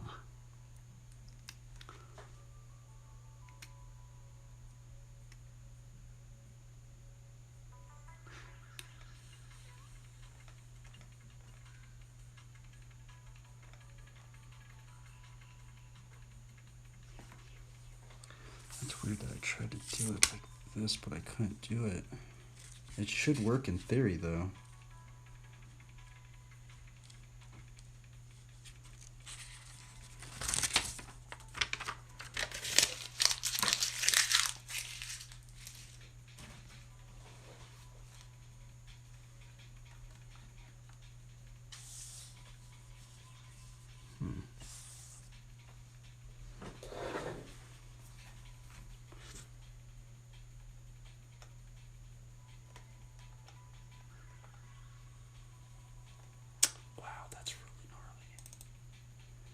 person did it. Huh. Wow, that person did it like...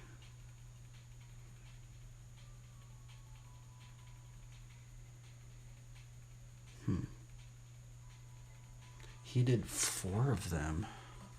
I mean, that's in 3D, but like... How would...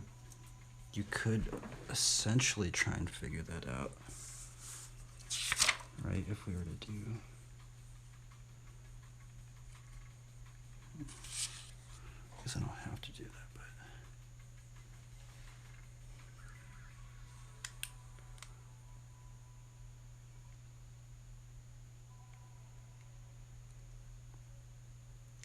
I heard of voice them as a foreign creature.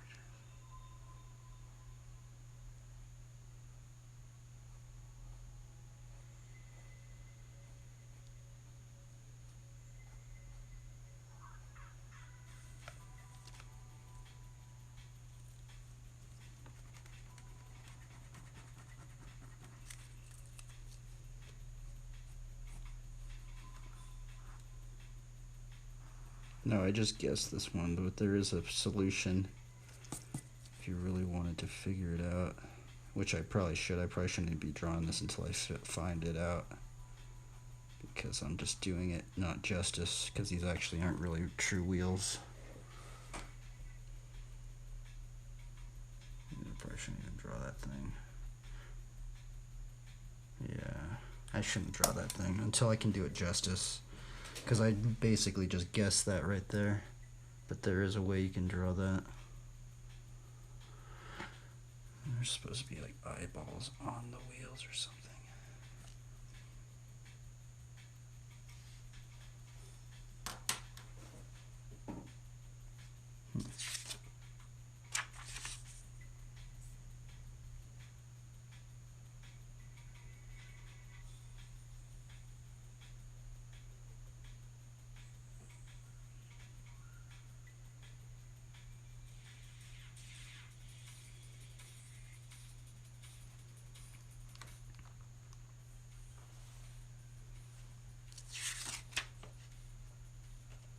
Darn, I just scrambled all that paper up. That's a problem. I need to start organizing. I should have not drawn it with the colored pencil because I could have erased it.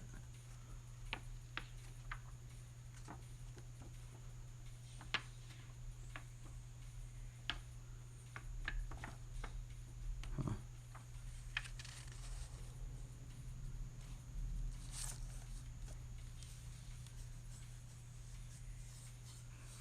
Yeah, I shouldn't draw that until I can do it justice. That's not actually in perspective. I'm just guessing that.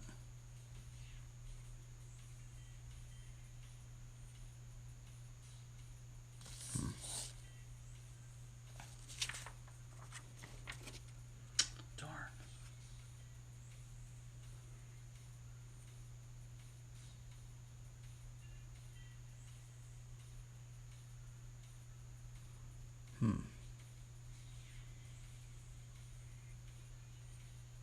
Man, a wheel within a wheel is hard to draw. Holy moly. I mean, I guess you know what I could do is I could just put a new piece of paper and then just use these perspective lines to map out another one. Because I think that would be really cool to draw. Let's see if we can figure it out. And that's what's cool about using these perspective lines is we can essentially just use this guide as the foundation construction.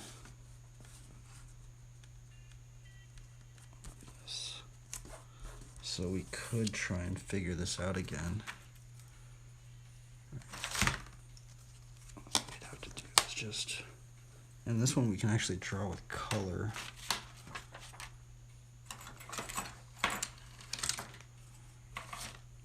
So the horizon line. Oh, that's cool, because now you can just add a bunch of stuff in here if you want it.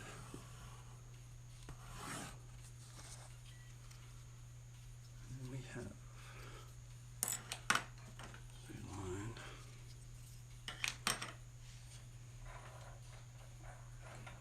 This is our 90 degree. Oh, I guess you know what we could do? We could try and do a...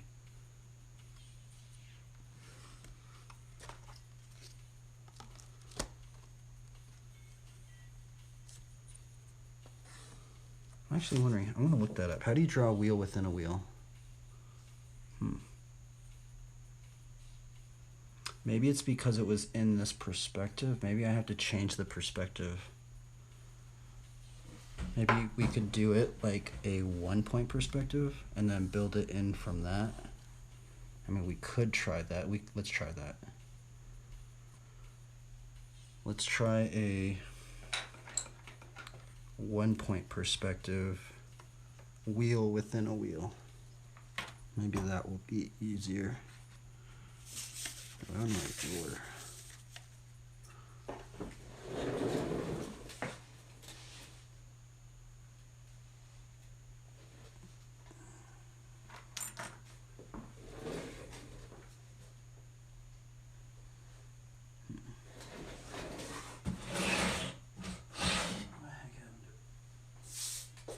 So we're gonna take these ones. Oops.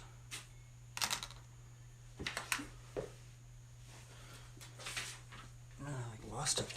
Let's see here. Here. Huh, that's weird.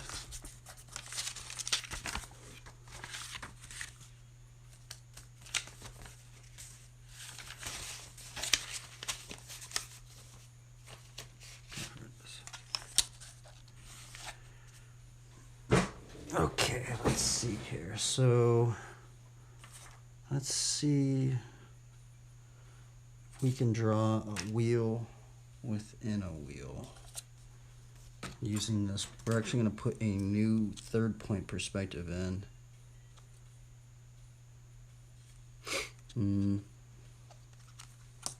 So what we should do is we should just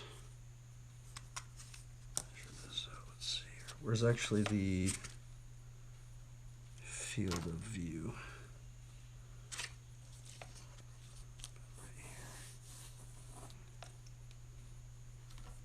I think we're gonna try and do.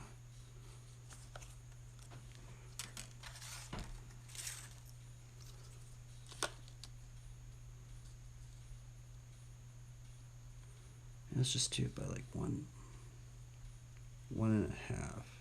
Let's do 1, 1, 1.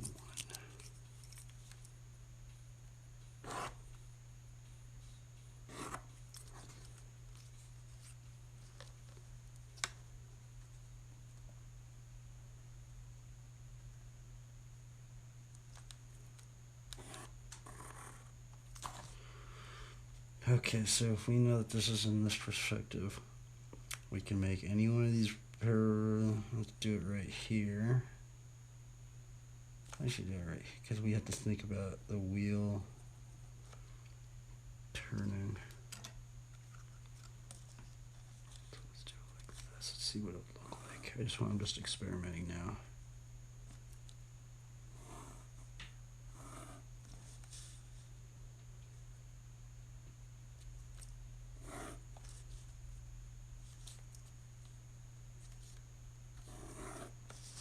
And then how do we find this radius? Is we cut it in half by, because that should be 45 degrees, which it should be right there. That means if we drop this down, because this is a parallel line, we can drop it down over here, and that's actually going to go within the figure, so I don't know if I'm going to do it like that. But I guess this will just be another exercise.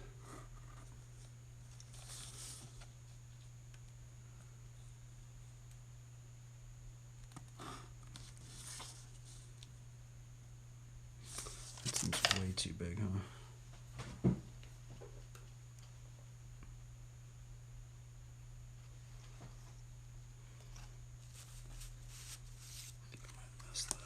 I mean, that's what it says, yeah. It's at a 45 degree line. We take it right there. Okay, I messed it up. Because that should be actually parallel. That's actually where it stops right there. messed that up. I was like wondering, man, I was like, dude, that looks like a rectangle. Okay, there we go.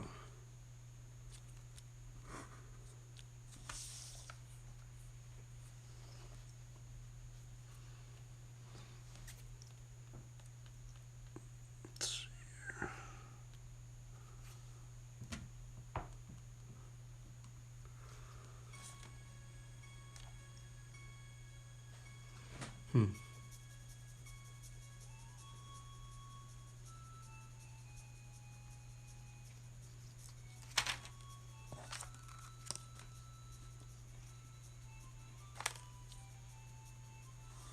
Let's figure out this one. Let's actually do this in blue. Actually, no, I guess I'll do the plain in blue. And I probably shouldn't even do it because it's in this right here. It's like literally gonna be, I guess maybe it might fit in there.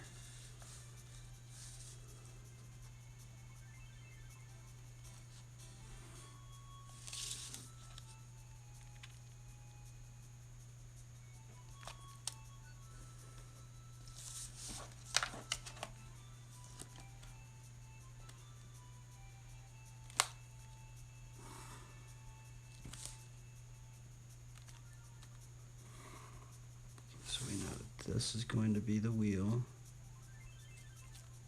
radius.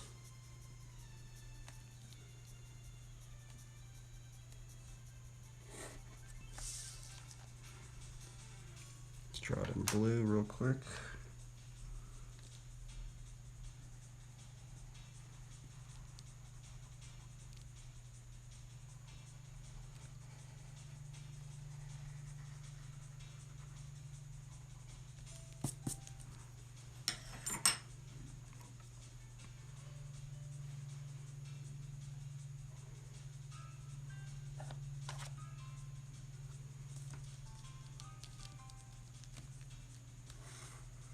This metal point on this one.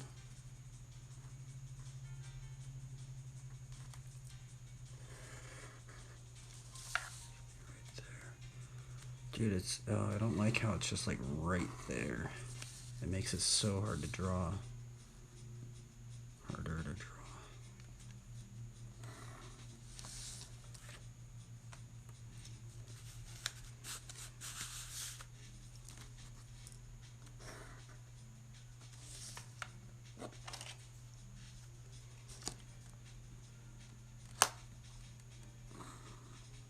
Okay, so we know that this next box is our another circle, which I always mess it out for some reason. It just doesn't look right. Let's do it in this orange color. So we know that this next circle should be within there. So that should be a circle within a circle, but it doesn't look like it, huh?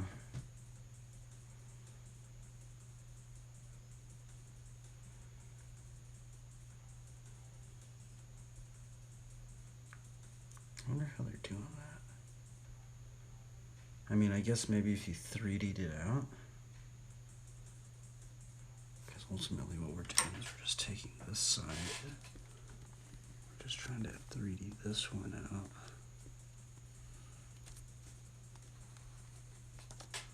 And 3D this one out.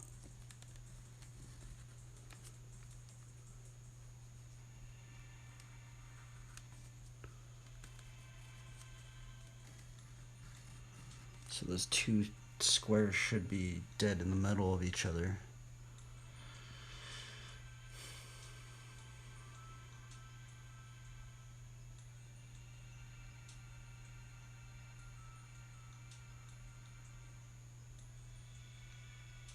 Man, that is a hard shape to draw. What in the heck? I literally, like, I don't know what I'm doing right here. It doesn't look right, huh? It says it's right, but it doesn't look right. Maybe if I have to 3D it out.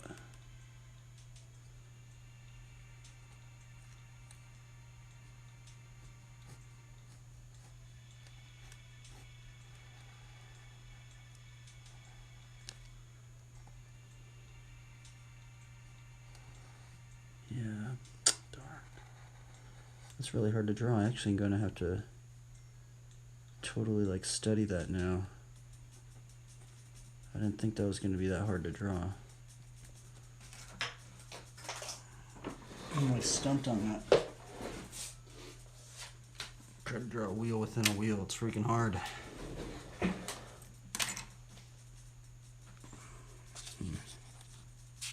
Oh well. We tried.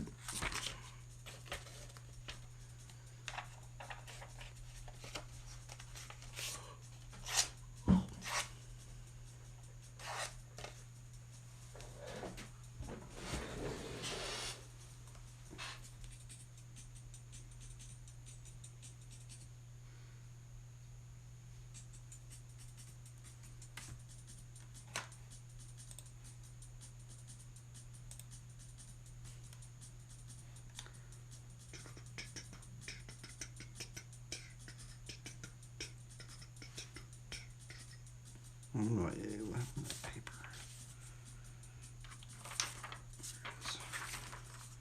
I guess we could draw it on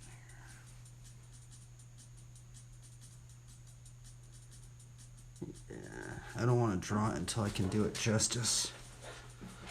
I feel like I'm just guessing this. Let's just do it until we can actually do it. I guess we're not at that level.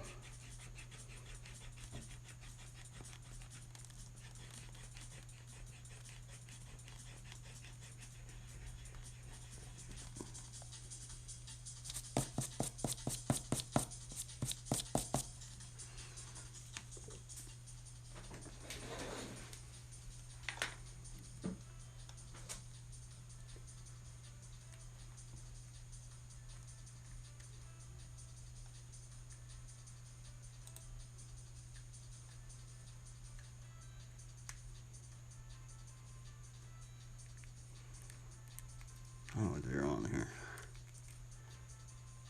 Plants. Could do a scene. Put a giant cross right there. She might do that. That's what I always end up doing.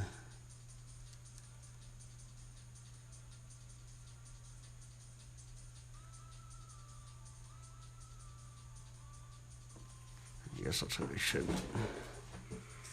I guess we could honor it to the Lord somehow. I tried to do the horrible and creature change, it didn't work.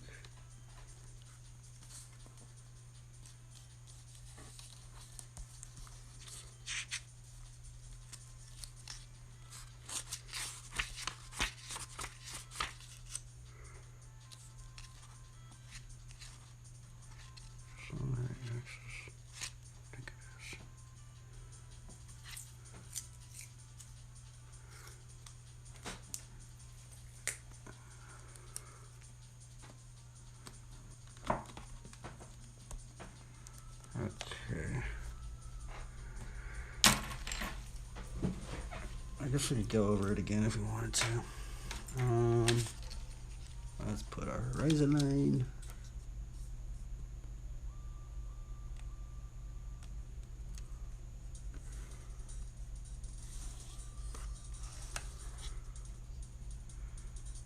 And where is our field of view or cone of vision? Vision is right here. I mean, I guess we could do a lion. That's what we should do. We should put maybe like a lion right here. Maybe like a lion and then like a cross behind it. Right? That'd be kind of cool.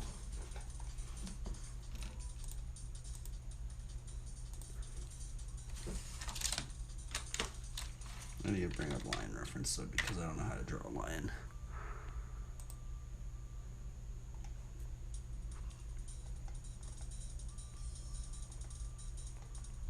How do we draw a lion right here in perspective?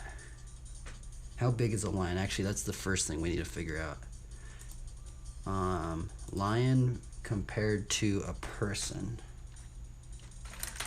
Lion compared to a human.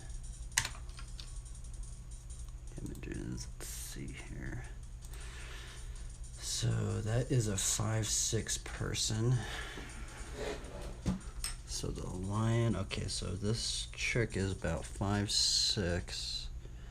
That actually means the lion's probably gonna be, lions are about 4 feet high. So let's see, 1, 2, okay, so 3, 4, 5. Let's see here. 1, oh yeah, because also we have the bike wheel.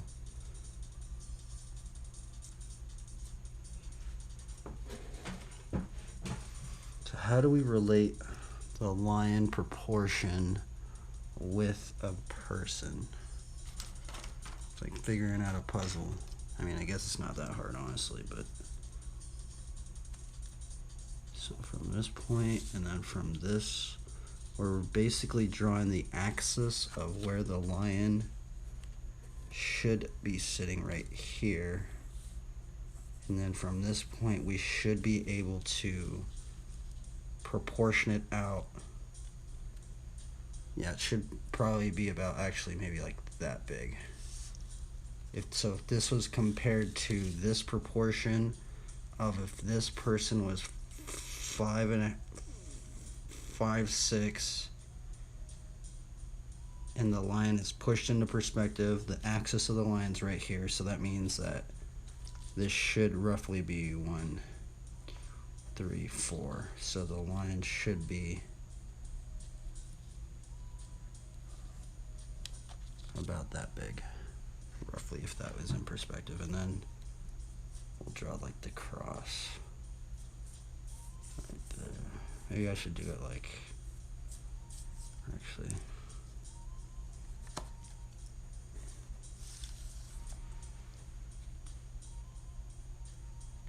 yeah, because then the cross will be like this.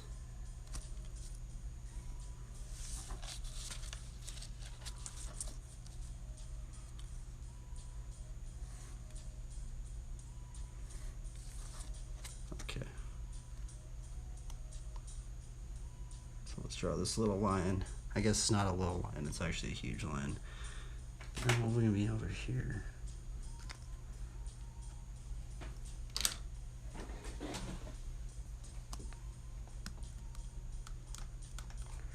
Okay, so we know that that's how tall a lion is.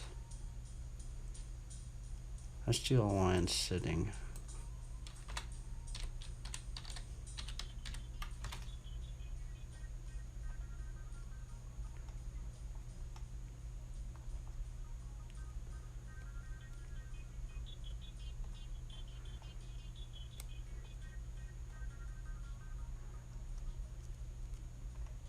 I'm honestly just trying to find one in this perspective. Let's see if we can find one. Oh, that's actually pretty close. That line's actually pretty close in this perspective. We might look at that one.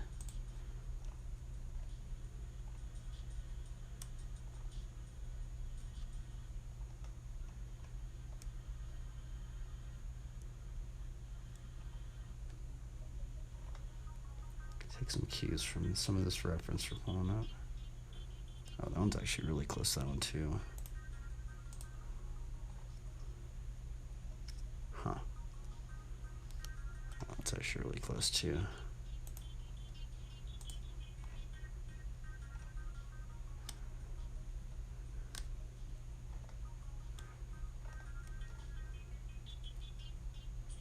You know what this could be? There could be like a little Bible and a little plant growing there. I've been doing that a lot lately.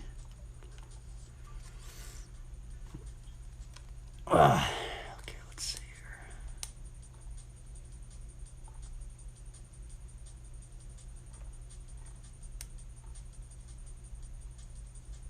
Huh.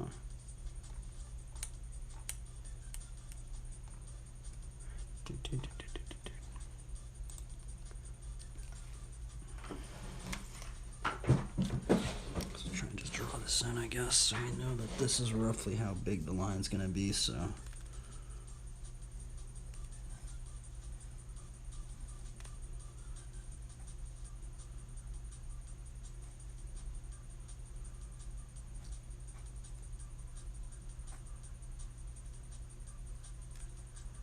Do 3 movable masses.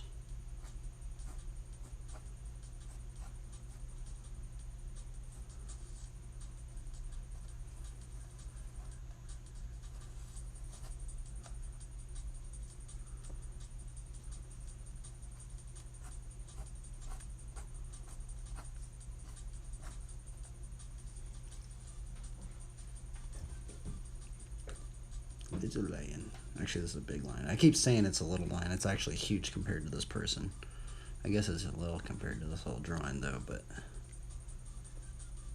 let's try and make this sturdy.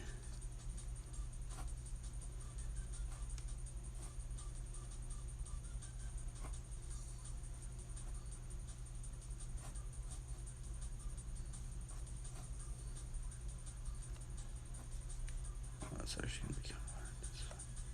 I don't know lion anatomy that much.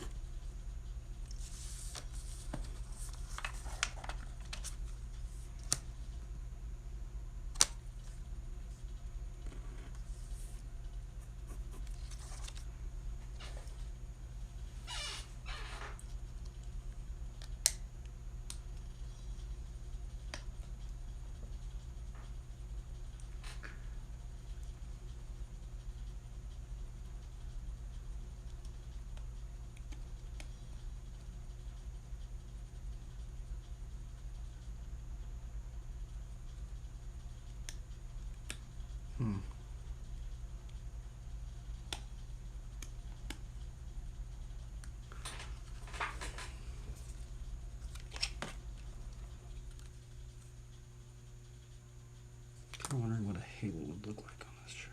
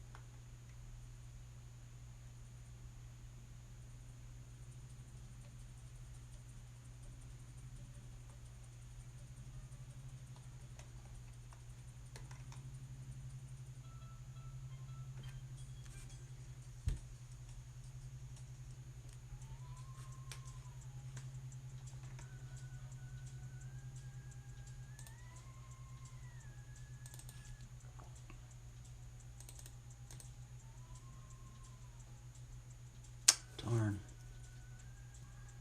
I don't know what to put. I don't know what else to put in here.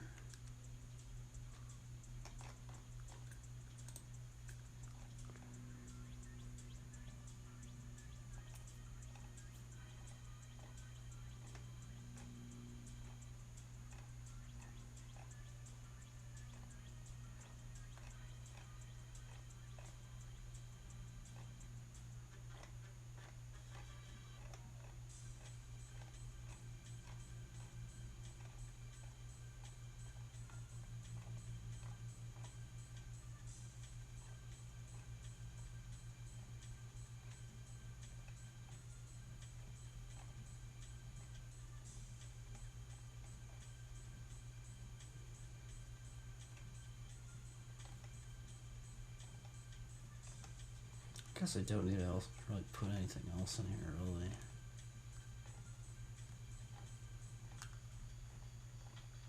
I don't know what I would put on the ground, right?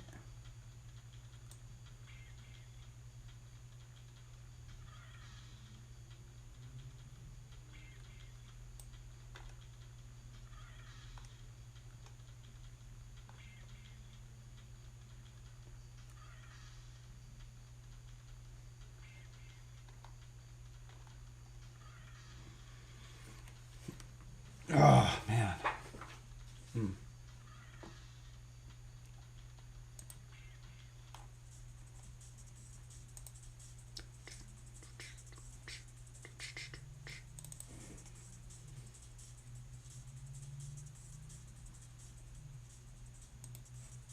Guess we'll just leave it like that.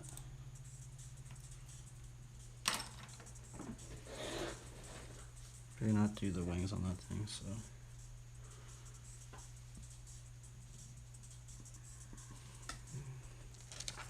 Let's do another layer on it. Do other stuff.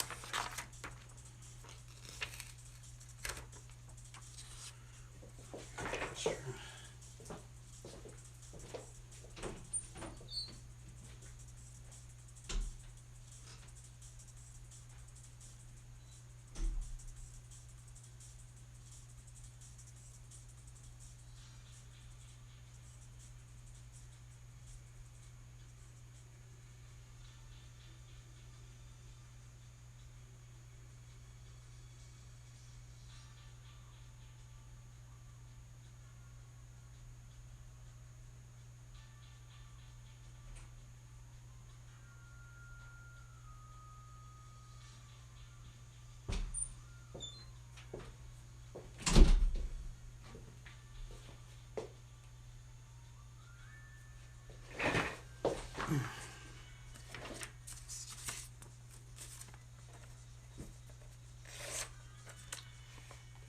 Let's see if we get this down.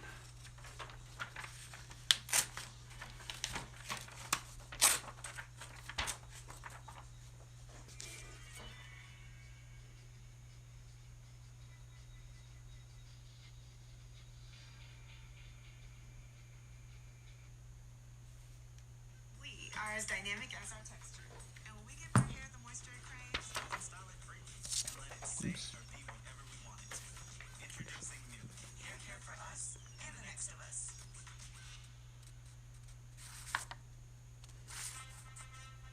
Rocky, my dad was built on their shoulders. You're out there boxing. I need you to start fighting. Create 3 with PG-13.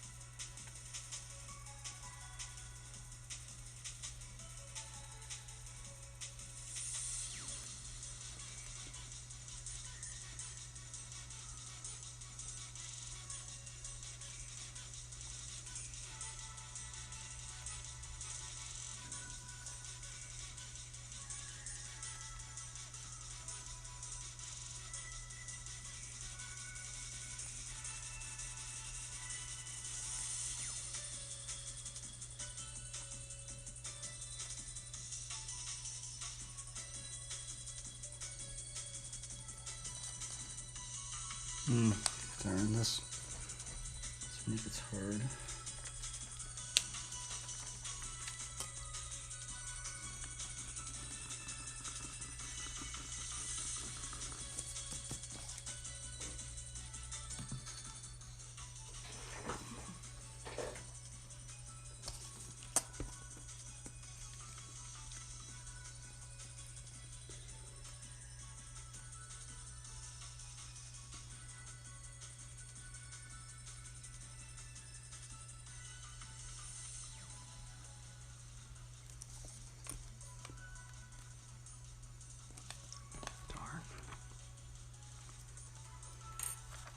It's weird because like I got it like kind of good on this first one, but these next layers are hard for sure. To just indicate how simple it is. It's okay. We just keep going over it.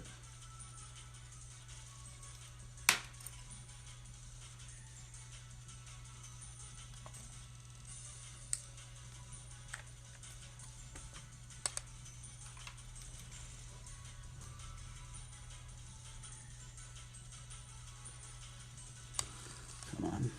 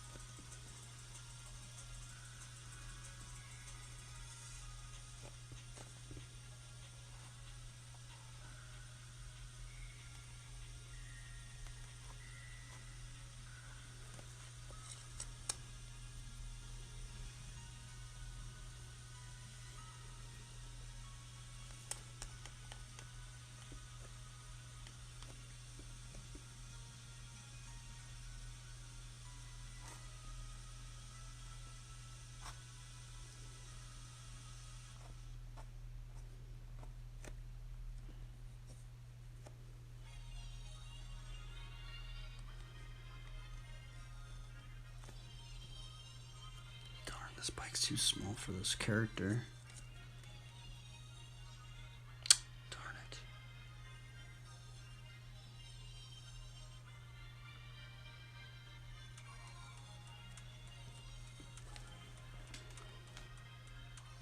Oh man, I'm not taking this one. Oh my goodness. Oh, I messed it up.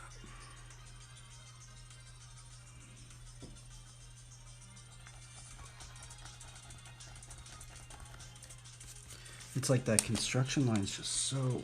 That construction layer underneath here is really good, but can't seem to get it correctly.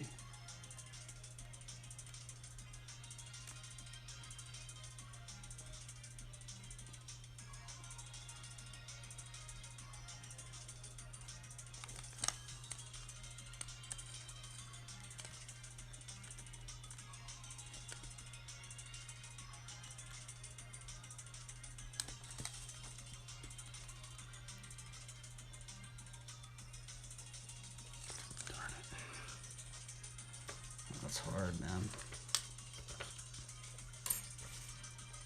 I might just have to be right there. It's so hard to get this construction line down.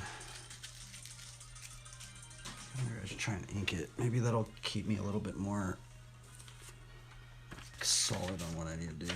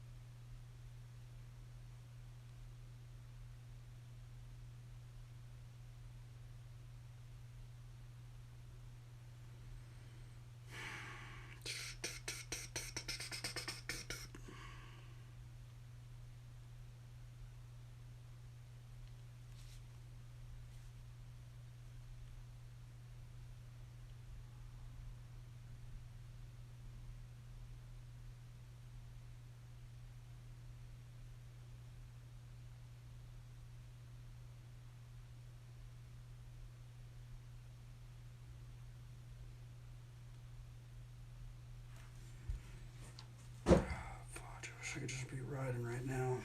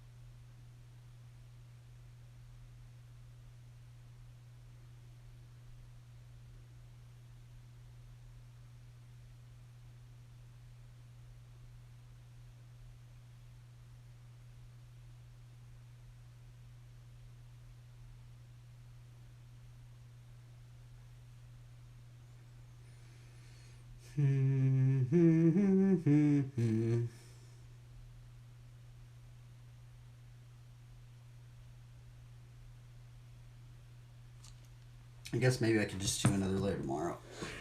I'm kind of burnt out right now. We are burnt out. Oh, darn.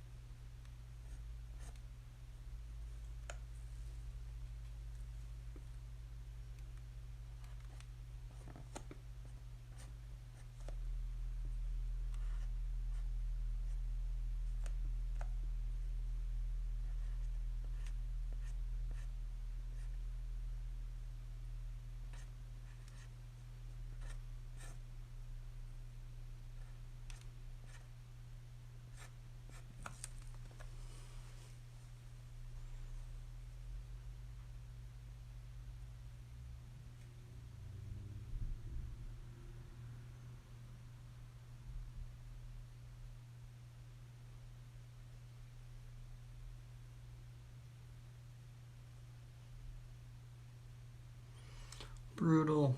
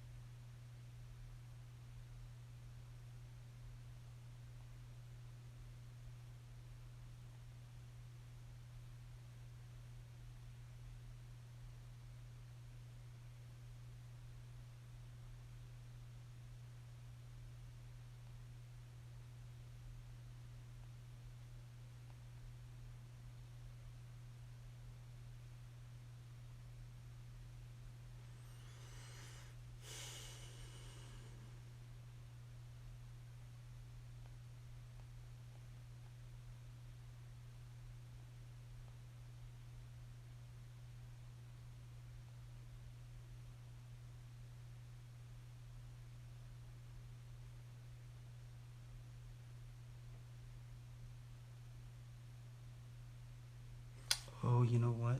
The shoulder would. Oh man. Man, I might have to just make these bars bigger. That's what I might have to do actually, in order to get this figure to work properly.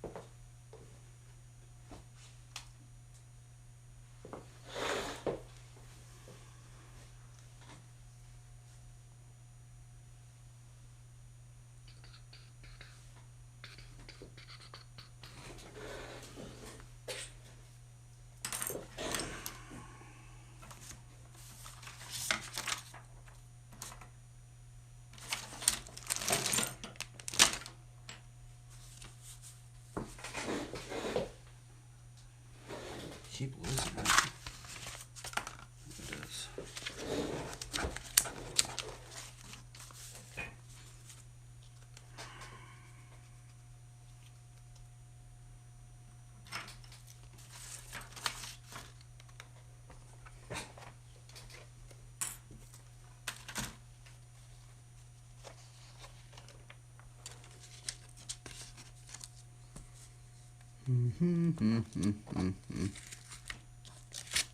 Why isn't this working?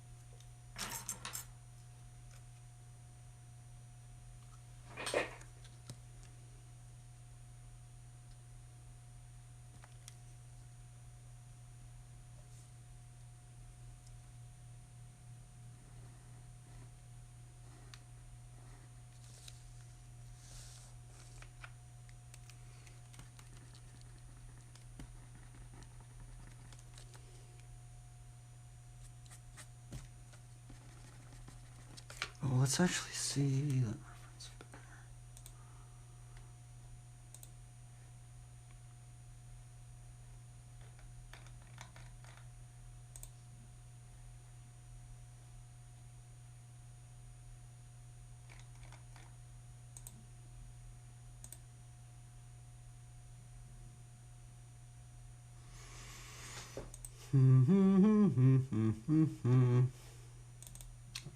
Okay. Yeah, man. Oh, I messed the bike up. Darn it. It's like a little bike. I mean, I guess I could just make like a BMX bike. I guess in this case I probably can. I probably just should, honestly. Oh, she has the bars up. Okay, that's the thing. Maybe that's what I should do.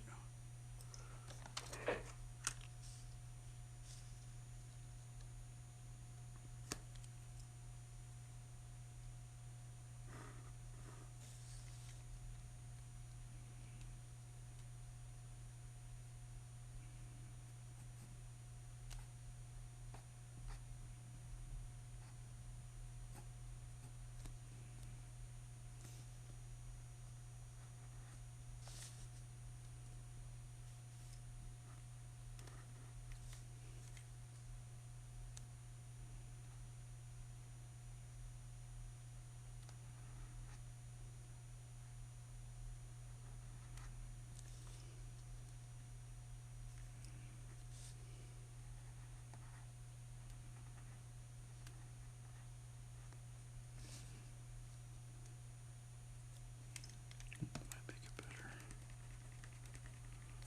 Because on this arm, the arm was getting messed up.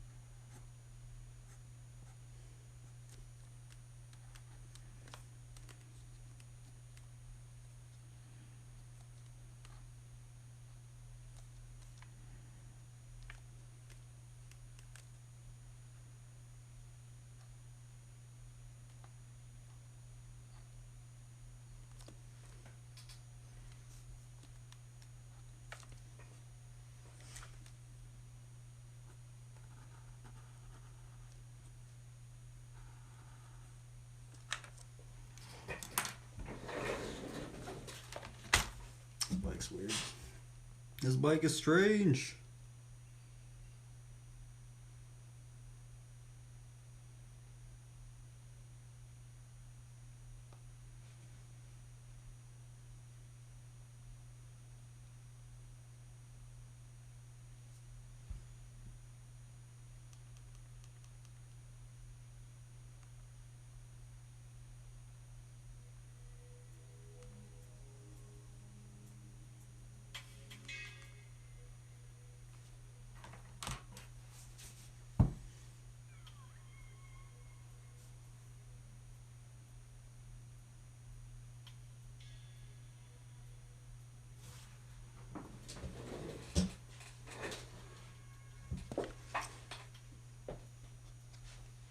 Darn, I think I still messed this up.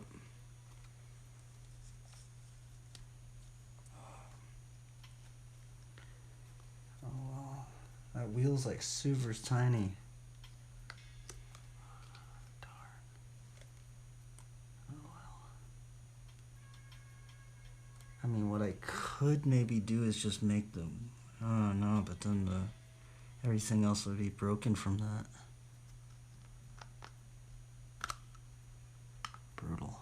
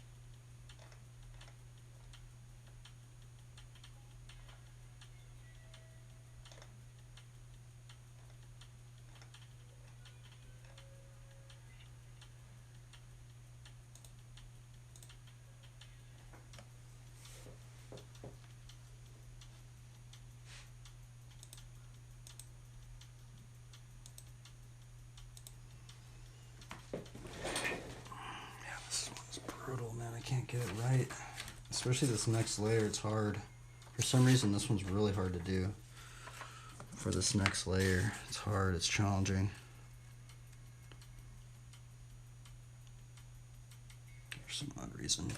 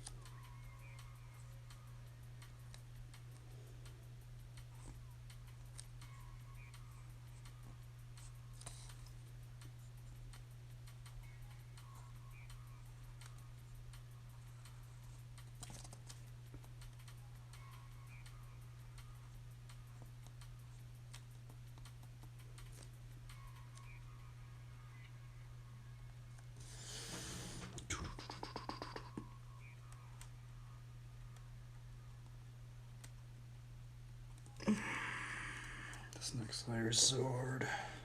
I messed up this layer so many times already.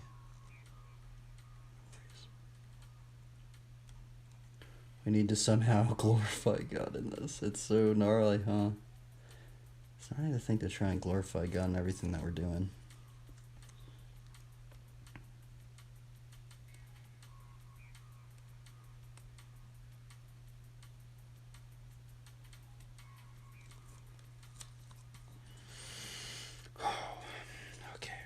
Okay.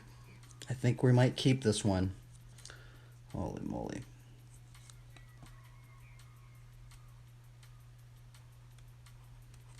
It's kind of funny because we did a Bible study on endurance today.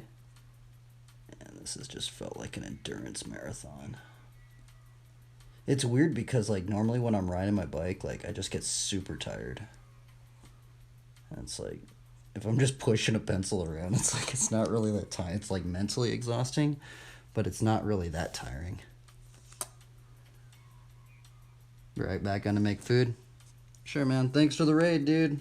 My bad, dude. My streams are pretty boring nowadays. I'm hurt. I can't do much. I apologize. I'm sorry. But we can at least try and give glory to God still.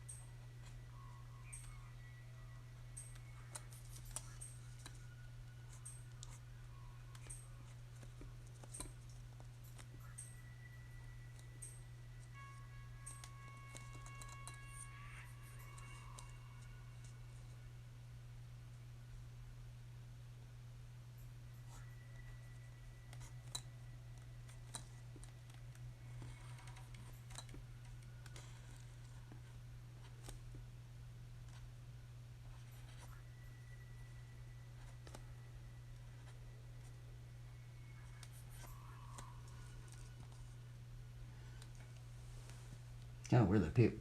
Dude, I've been streaming for so long. This is probably my longest stream I've ever done. This is definitely like I think the longest stream I've ever done. Yeah, I'm gonna need to put some shoes on this chick.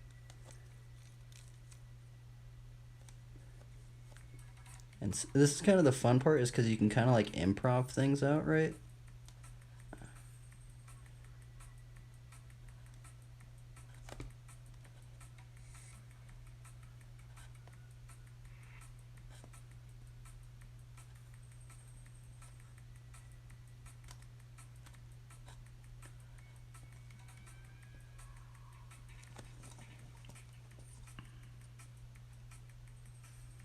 That's a little satchel. Now this next hand is going to be really difficult to do.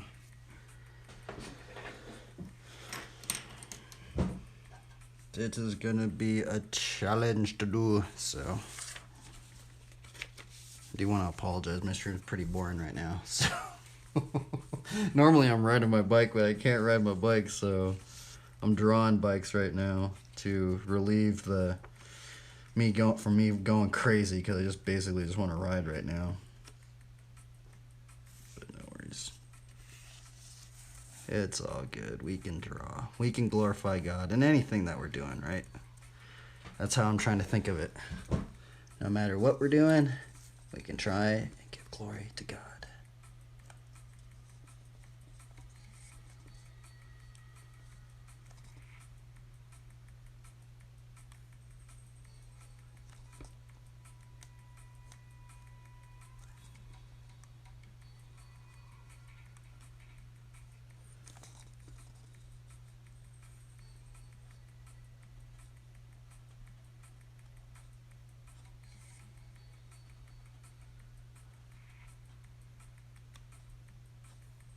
Wait a minute, I just messed that up. Darn.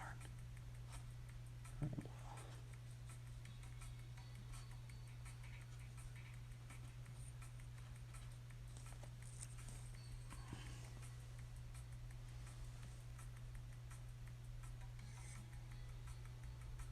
You could do virtual bike riding or exercise like bar spin with the wheel against wall. Yeah, I'm actually almost at the point where I can probably almost start riding again. It's just my knee still feels a little weird. Because the thing is, I'm probably eventually gonna. I mean, I think honestly, in the maybe like another half week or so, I'm gonna be able to start riding again. The thing is that the same thing's gonna happen to my knee again, and that's generally what ends up happening. Because if you do like totally mess up your ACL, like your knee kind of just like heals again, but then it's just like unstable. And then if you just like twist your knee wrong, it kind of just like goes out, and then you can't ride for a little bit, and then it heals again. And some people say it messes up your meniscus or something. I really don't know. But basically, I've just been going crazy. I basically just, dude, I've been going from using my body up to like freaking just, no, I don't even know, dude. I'm going crazy. But if anything, I tried to learn how to draw bikes, so that's cool. Bikes are flipping hard to draw.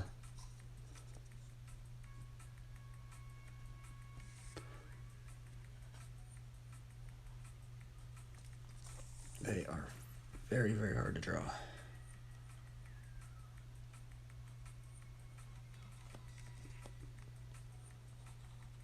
How you doing, Empathy, bro? You been riding, dude? I still can't believe you live by like the craziest scene, dude. Are there like a lot of flatland riders by where you're at? I'm assuming that Terry has a lot of people getting others into flatland, right? But I don't know, flatland's kind of a strange thing. It's like kind of like a niche thing. It's really odd. I mean, I guess maybe just where I live at. I guess like if you're out in Long Beach and stuff, it's not really that, because there's like actually a scene out there, right? But you know, I don't know, just weird.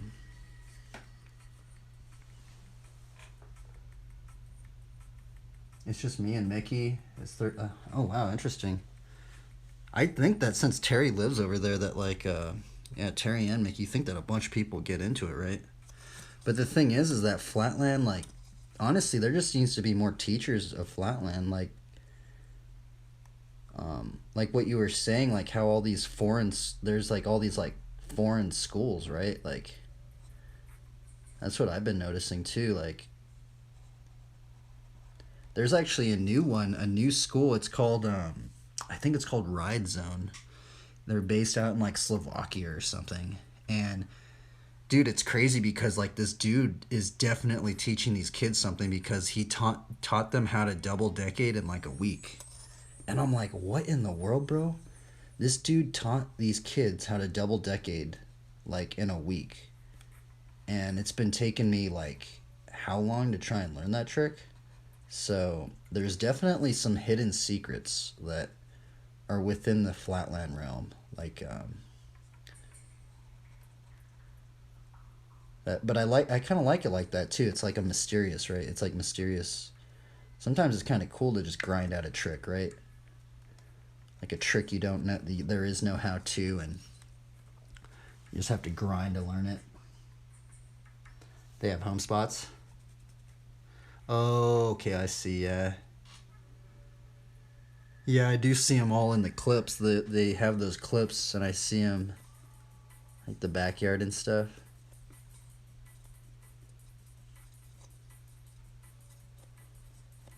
Let's see here. I was gonna draw the.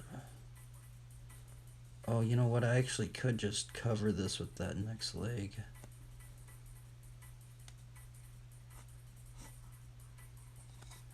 Actually, do it.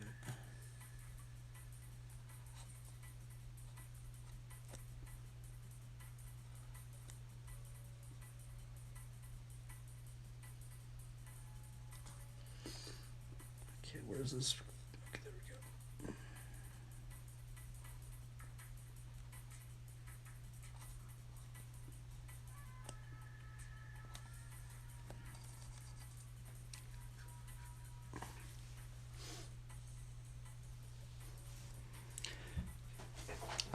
I tried to like I was thinking about like doing like a WoW stream or something, but for some reason like I can't have my camera on and then stream, so I'd just be like streaming with just the game, but I don't know. I feel like I probably shouldn't. I probably should be drawing more. Than, but I do play a little bit of WoW, you know, so.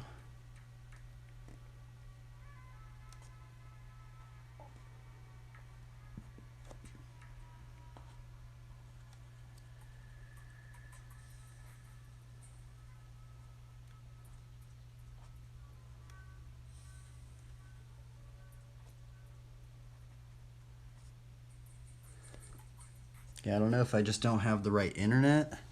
I also have been trying to find like there's like no apps where you can have your phone connected to your computer and then use your phone as a webcam, right?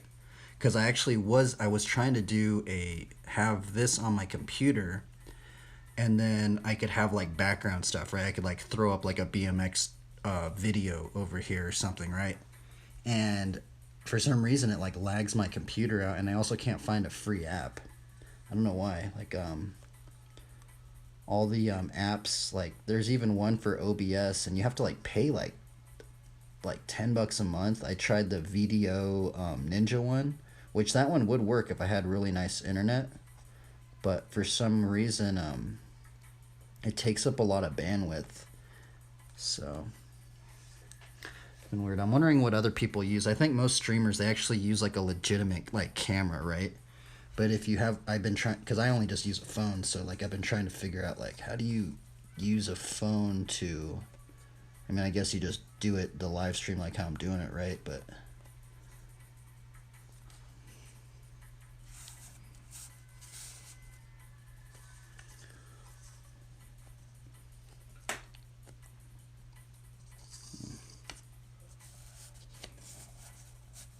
yeah, I've been trying to figure out all these settings and stuff that I got all on.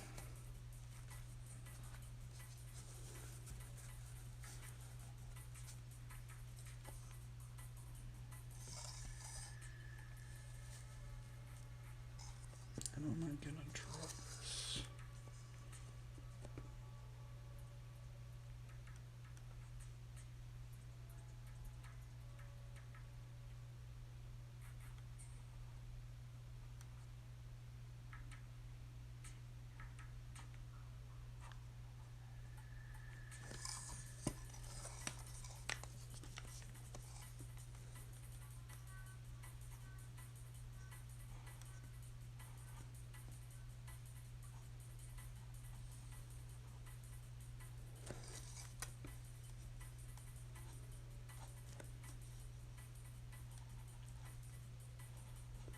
Yeah, but it's been quite a journey trying to learn how to draw bikes.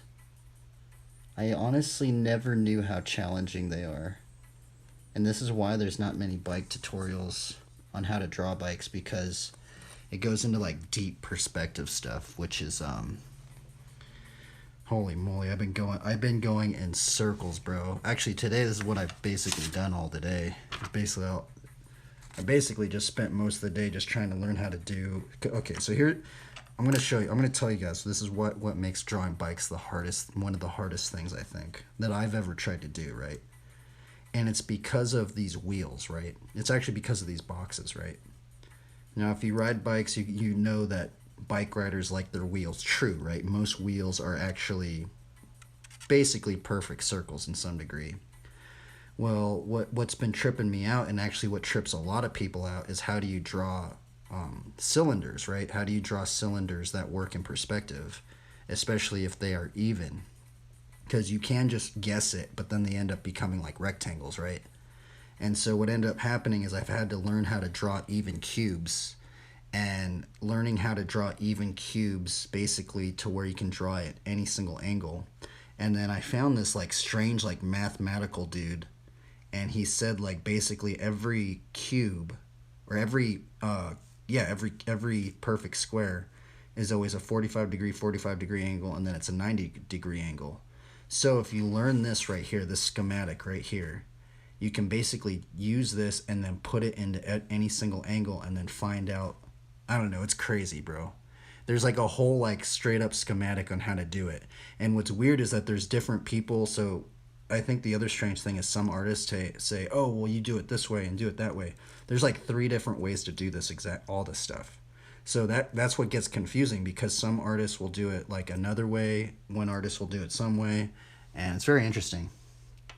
So, but then like, you know, but after you learn how to do the cube, right, in the angle, you can start learning how to like, you know, because then you lay out the circle of the wheel, and, you know, like bike riders like true wheels, so you basically have to, that's what makes drawing bikes so hard, is because you basically have to learn how to draw cubes.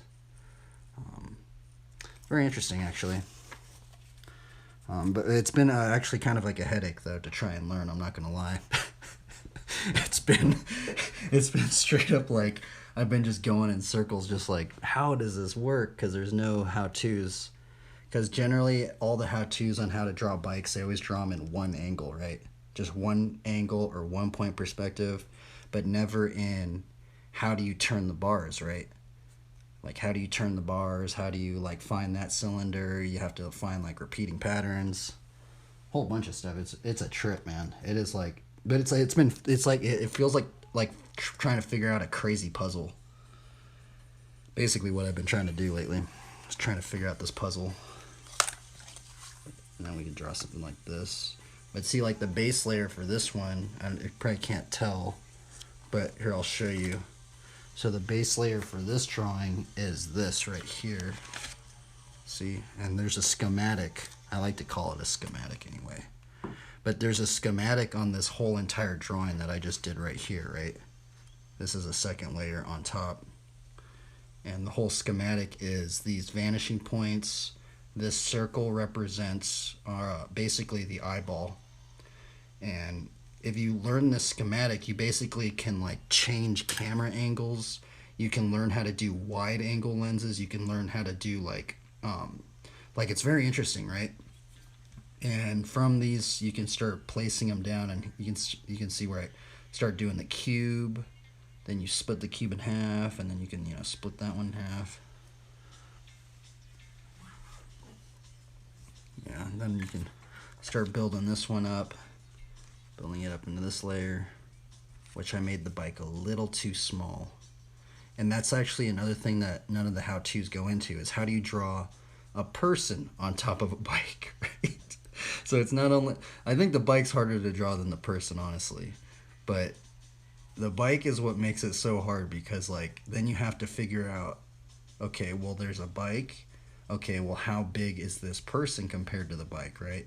So basically what I've had to do, I don't know if I'm doing it right, by the way, but basically how I see it is this circle right here or this circle right here represents the head.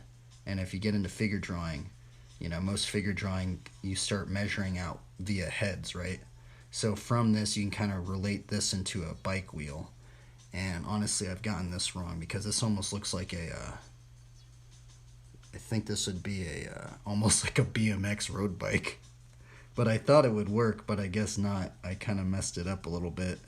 And see, that's the thing, is if you mess it up just a little bit, it changes the entire thing, right? But what's cool about it is, like, since I have these proportions down, right, there's actually like a schematic on how to do multiple figures, right? So like the craziest thing, man, like what would be really hard to draw is to tell somebody to draw, okay, I want you to draw 3 figures with 3 same size bikes, and they're all basically the same size people. That would be like and if you had to guess how to do that without putting the vanishing points, bro, it would be a nightmare.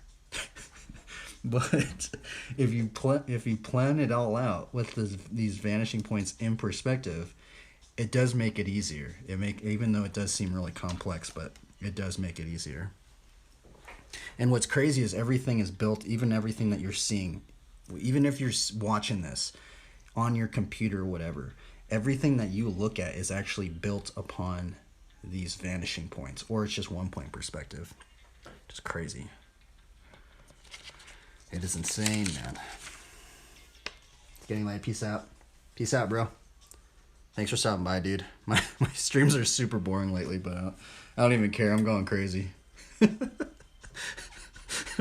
You can't tell already. I'm going crazy. I just want to ride. Oh my goodness. But at least I can like take it out on this and try and learn how to draw bikes, so that's cool.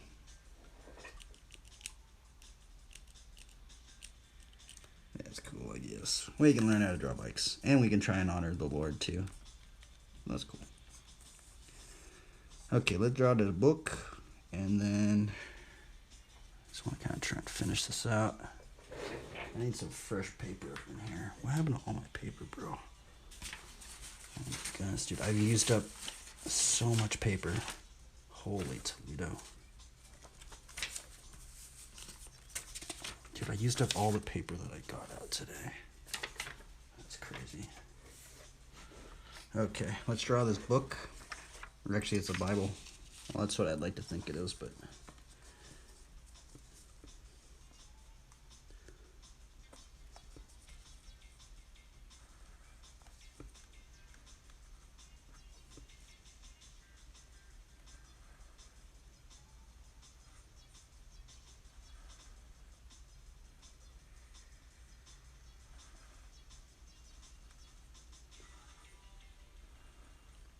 It's actually good. I guess I'm glad I'm drawing again. I'm not gonna lie, I get burnt out of drawing. But since I can't ride, it's just like I'm like in it again. I'm like, dang, it's actually pretty cool. Like especially just learning how to draw bikes. Especially like not having that many how-to tutorials on how to do it. It's actually been quite fun to it's been fun, but it's been frustrating to try and learn how to draw bikes. Okay, let's draw this plant.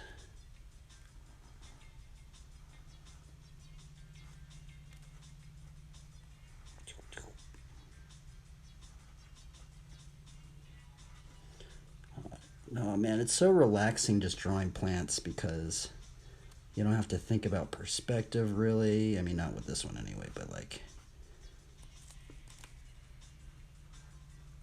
just so relaxing now. Just like holy moly, I can just like do abstraction and build some forms out of this stuff.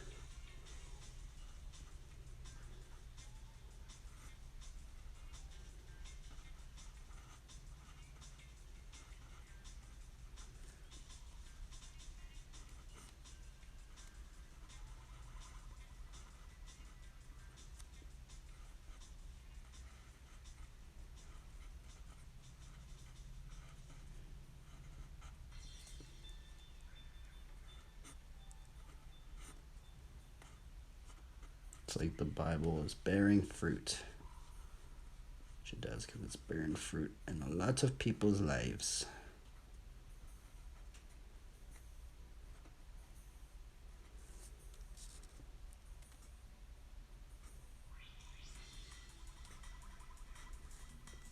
There we go. Plants. Okay. Let's draw the wings on this chick. By the way, this isn't an angel. I know people think when they see wings, they automatically assume it's an angel, right? But I like to think of that the thing in Isaiah where it says, those who wait upon the Lord shall mount up on wings as eagles. They shall run and not be weary. They shall... Oh, I've forgotten it. Something like that. They shall run and not be weary. Something like that. So...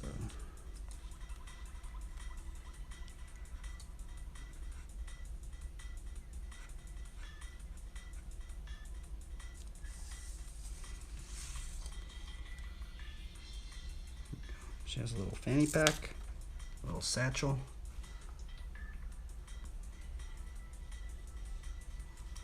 Let's draw this cross and let's draw this lion. I don't think I'm going to put the wings on the lion. I mean, I guess maybe I could. I mean, I kind of want to indicate that this is a Bible, so let's put like a cross in here. Just because it looks like there's nothing on this page, I'm gonna just like want to like indicate and put like a little cross on there just so people can tell. I mean, there's a giant cross right there, so I mean, wait up, I need to switch it out over here. So let's switch this out, put this one over here, put this one over here.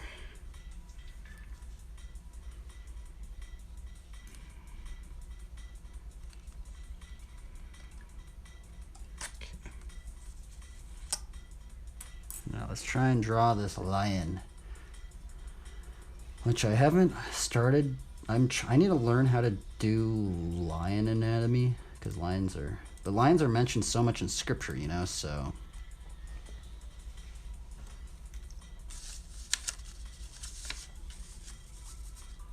That's why I've basically been trying to learn how to draw lions, because of the Bible.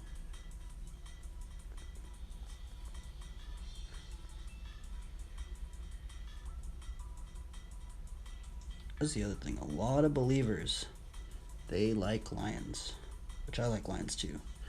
And the first Bible verse I actually remembered was Proverbs 28:1, which says, "The wicked flee, though no one pursue, but the righteous are as bold as a lion."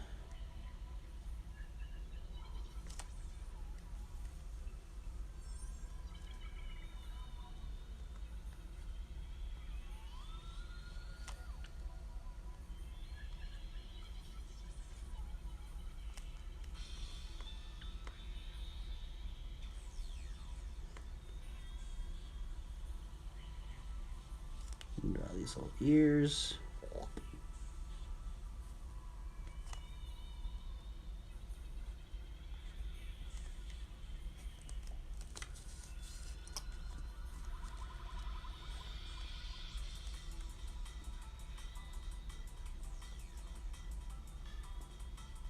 Hopefully this is honoring the Lord. I'm sorry if it's not, man. I tried, dude.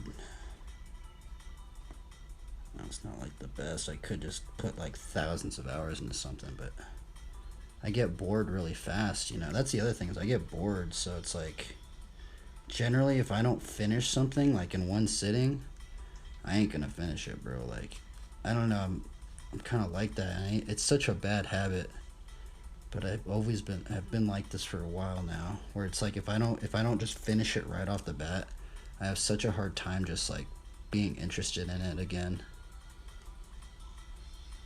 That's a bad habit to have.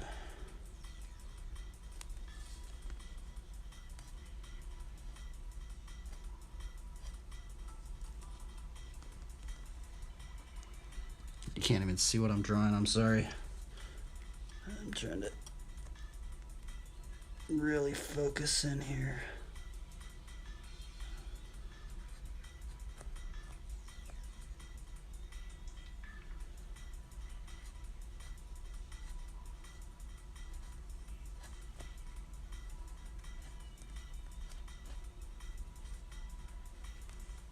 Should I put the wings on the lion? It probably doesn't make sense that there are wings, huh? But I mean, I don't know. I wonder if I should put the wings on the lion or if I shouldn't.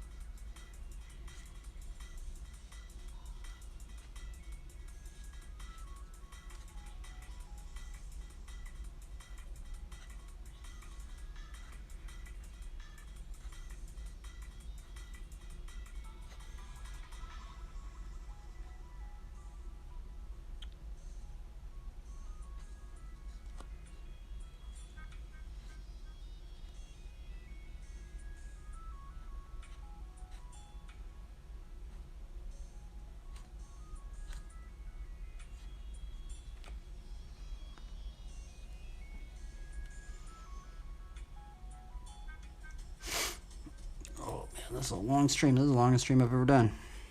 I'm crazy. It's crazy. I'm like not tired. Like, I guess that's just what happens if I'm just pushing a pencil around. Bro, when I'm like riding my bike, I get like tired in like 4 hours. Like, I get like physically exhausted in 4 hours. Like, it's crazy.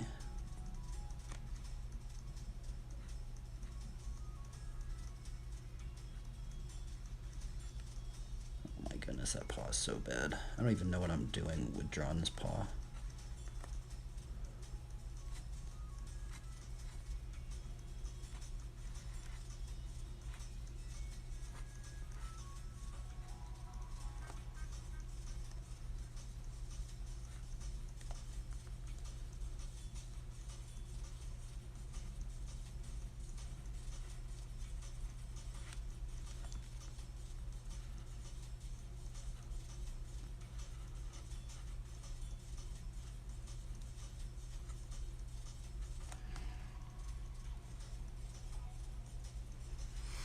Okie dokie.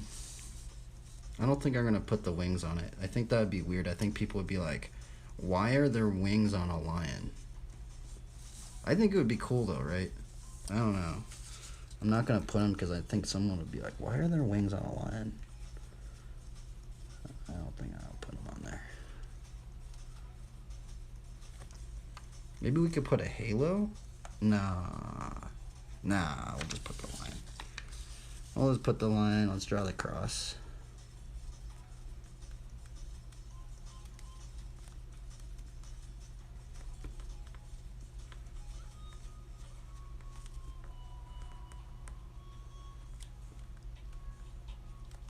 I'm gonna try and make it a little bit tattered.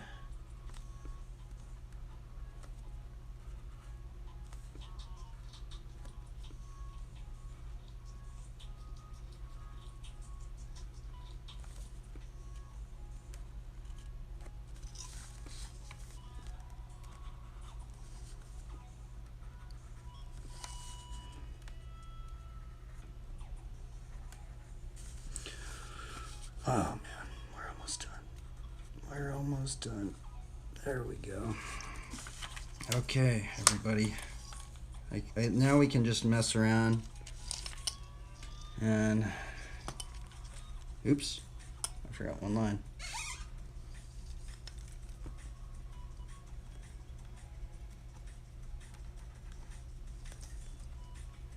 I do kind of want to put those wings on the line, but I know it's going to be weird.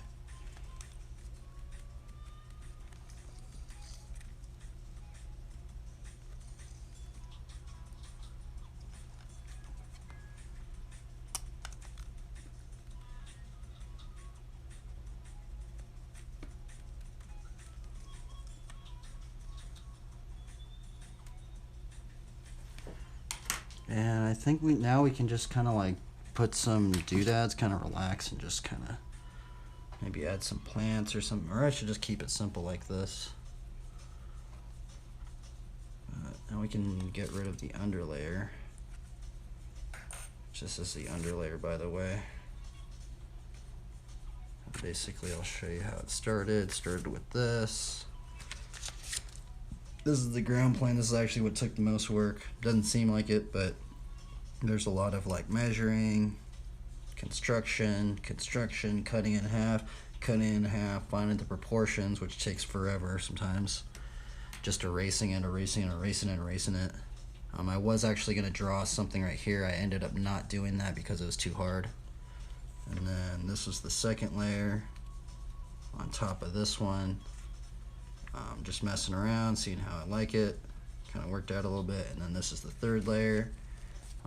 Generally from here, I would maybe go into, you know, I'm probably going to do some more, like, you know, probably put a little bit of the background. After this one, you know, sometimes if I was going to do a painting, I would do some layers, try and figure out the actually I'd try and figure out where our light placement is, and then I would actually maybe blow this sketch up and actually draw this way bigger, because I know this is a really little drawing, but that's basically what we've done today. Right now what I am going to do is I'm going to take some tape, which I've actually been really liking this masking tape, by the way. It's really been helping me out. And then just masking taping this back on here, trying to find the perspective again, which it's all built on this perspective grid. It probably doesn't seem like it, but it's built on this perspective grid, this entire piece. And then the thing is we could animate this too. If I were to give this to an animator, they could animate it because it's on this grid, which is crazy to think about. I mean, I know it's not like that crazy of a drawing, but if we do build it on the grid, it is doable. It could be animated. That's the thing, essentially.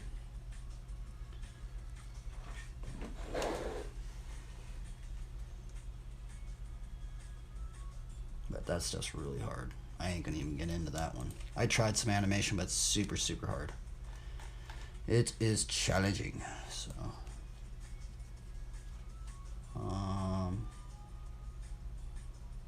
right now I'm just gonna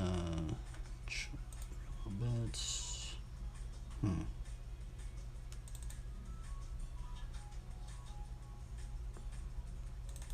I think I'm gonna add in like maybe the perspective line a little bit, maybe, just to kind of show that it's there, and maybe add like a couple plants or something. That's what I might do. I don't know yet.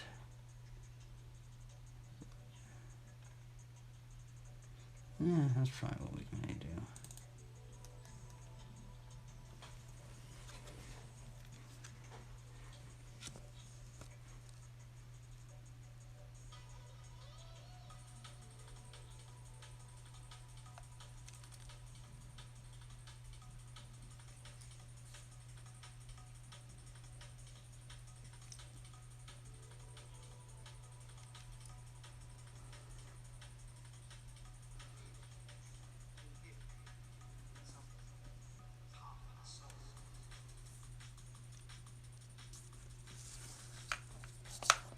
I don't even want to put that little sphere in it again, because I did do that yesterday. I kind of did like that like sphere drawing that we did. It kind of like made it like stay in it, huh? We might actually do that. I kind of like maybe add some mountains or something.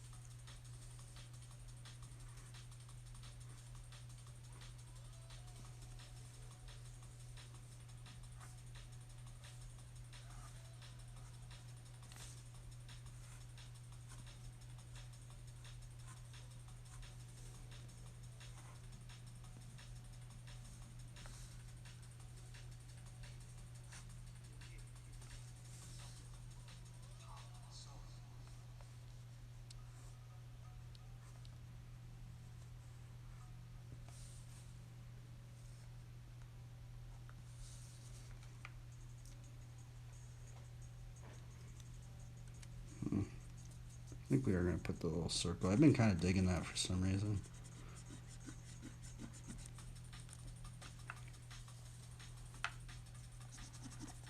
Let's see if we can put that circle in here.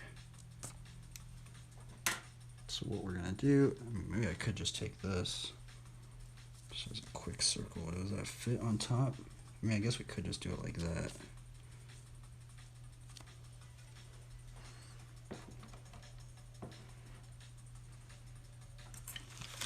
Compass, though, we can probably just. Here, let me put another paper on it because I need to make sure that it's gonna fit.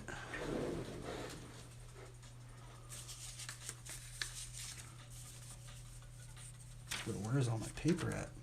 I like used it all or something.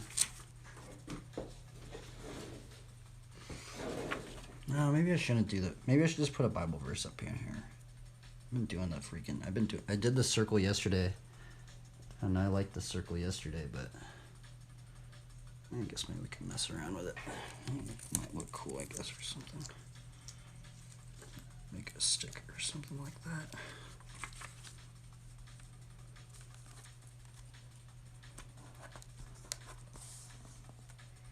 So what we're gonna do is try and find a point where it will all stay in here.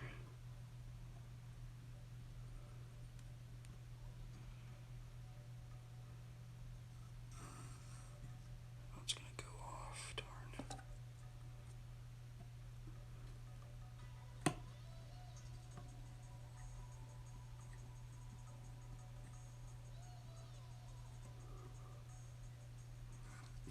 Oh, that's gonna go off too. Huh. Do it right here.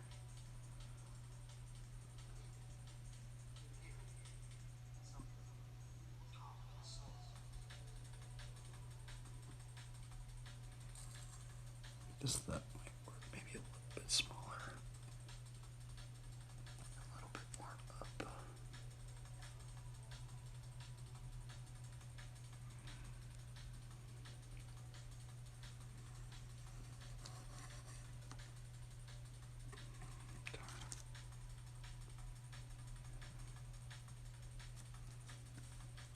Oh, I forgot I put it in the middle. Oh, darn.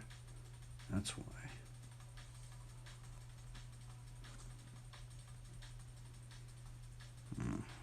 Sorry, I have to find this. I'm trying to find a right gauge. I think this might be it, though. Maybe a little smaller. Okay.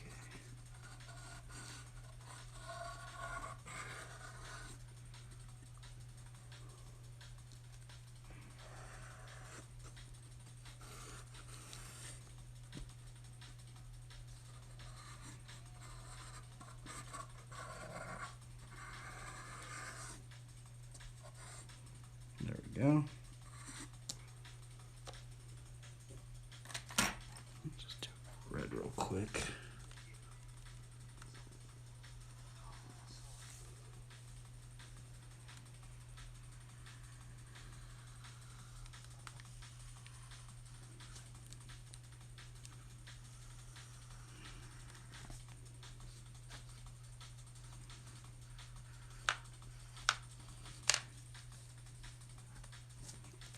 There we go. And there's a circle around it. And now let's put it underneath it.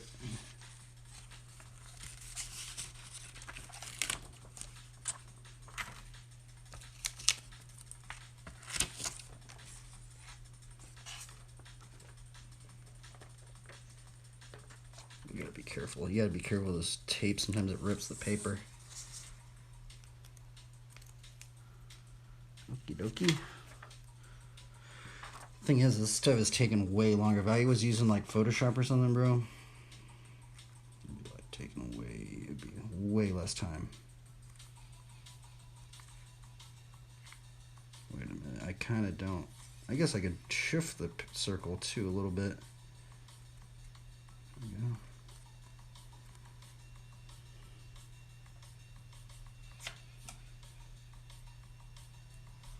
I don't know if I should do the circle. Should we do the circle? I guess we'll do the circle.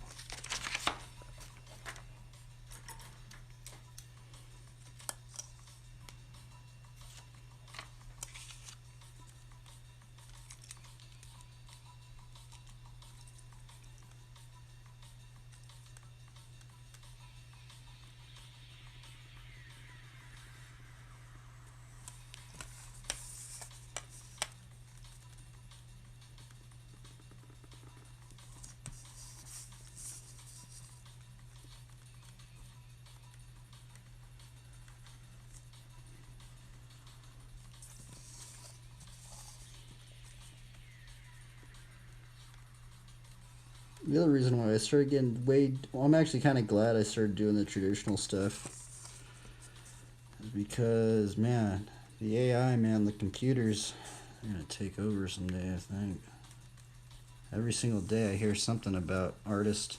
I mean, I don't know about all the other stuff, but I don't really keep track of the other stuff, but I hear so many artists like every single day just super tripped out about AI, dude. I just go, man, you guys should just draw on paper, huh? Because I mean, I guess there are. I mean, I guess someday, eventually, they're probably just gonna make a computer that can draw on paper. But I don't know if as of late, I don't know. I don't know if like there's really.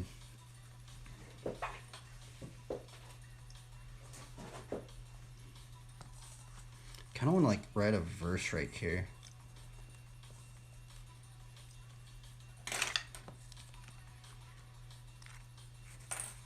That looks like. I think I'm gonna write the Proverbs 28:1. The wicked flee though no one pursue, but the righteous are as bold as a lion.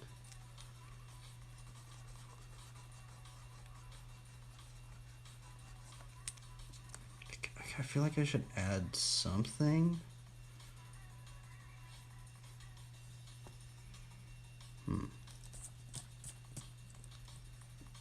Maybe I should add like a little rabbit right here. I guess I've been drawing a lot of rabbits.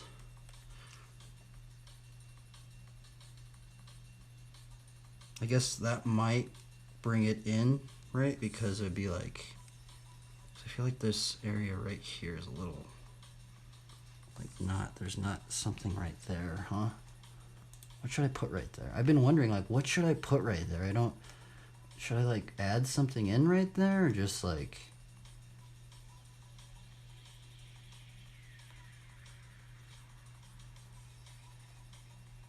oh, you know what I could put? I could put a little squirrel. Here, I need to look up some stuff on squirrels. Let's see here. I actually used to remember how to draw squirrels, but I kind of forgot. I used to be able to draw them from my mind, but it's been too long since I've drawn a squirrel. Let's see here. Let's add a little squirrel right there. Let me get this thing right here.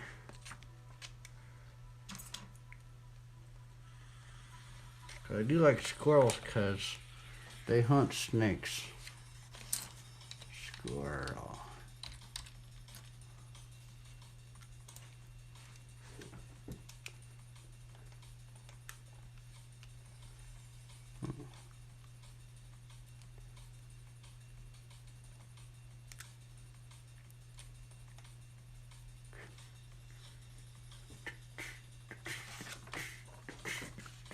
Actually, I need to make sure that's in the right perspective. I'm turning on our guide. Here.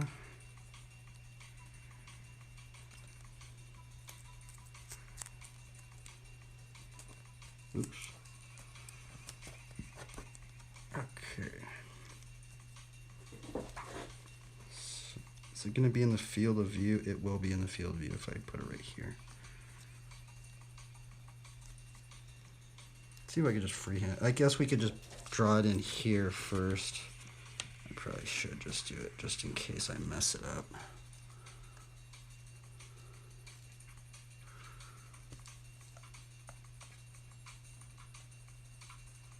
So let's do the line of action. Wait, is that where we should have it? Yeah, that's probably where we should have it. Line of action. Let's do a little head. Let's do the 3 movable masses, or just 2.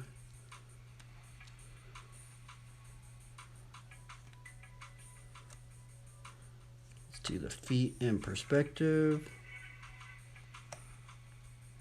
Little arms, nibbling on something.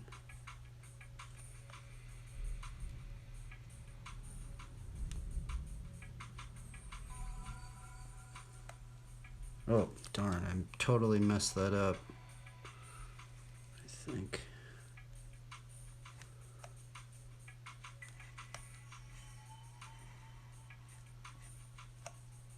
Yeah, I did mess it up. These legs a little bit bigger.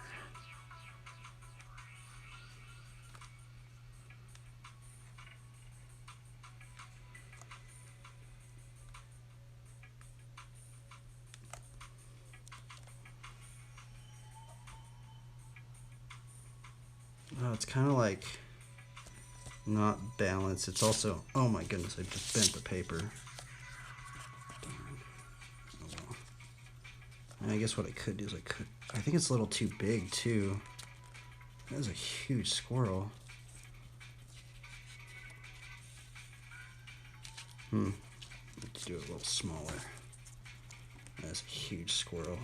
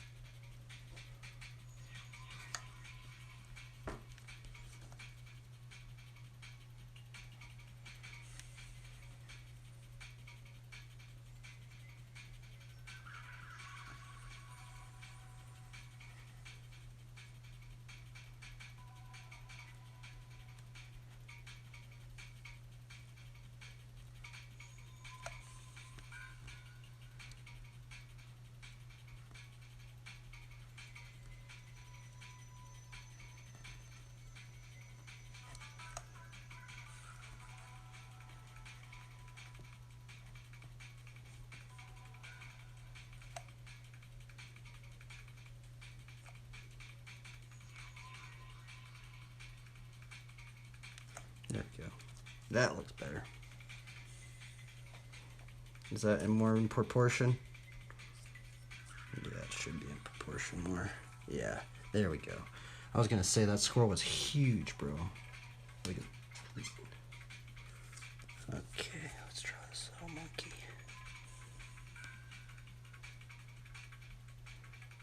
Squirrels have been known to hunt snakes.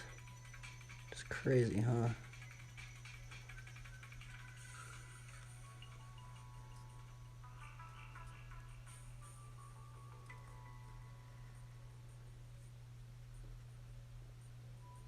It's crazy to think that squirrels are still living around us after all these years.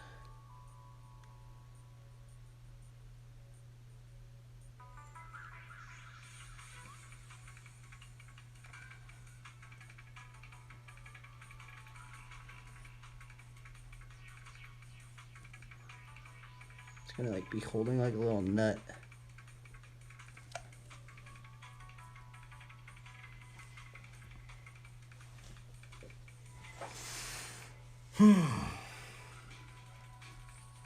Watch, it's gonna have like a little stash right here.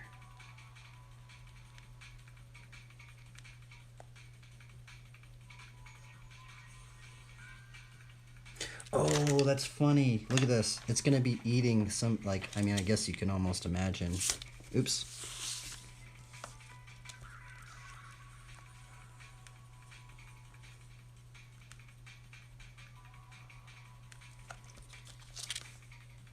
Oh, I put too many.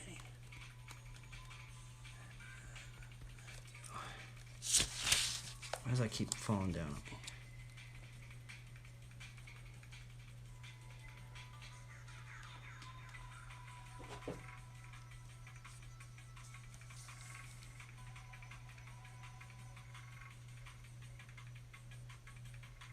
I guess we might write the verse up here.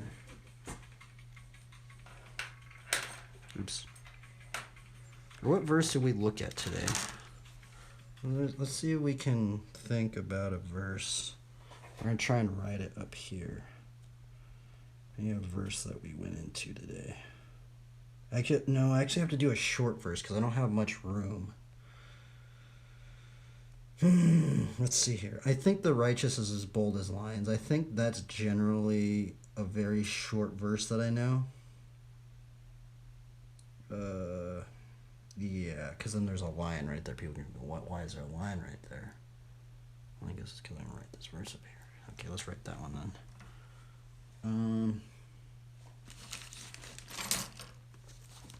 So we're gonna write Proverbs 28:1. It's right here. We're gonna write, the wicked flee when no one pursues, but the righteous are as bold as a lion. Is that a pretty bold lion? I think that's kind of a bold lion. So let's write that in there. Put the music back on.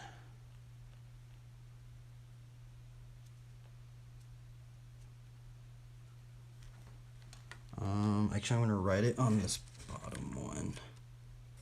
Actually, I need to make sure it fits in here. So let's bring this one back in.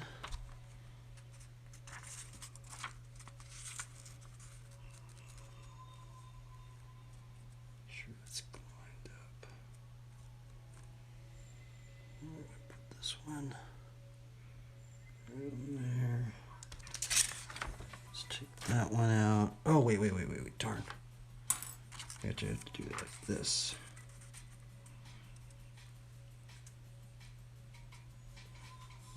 And take this, put it here. Oh my god, my phone almost fell down.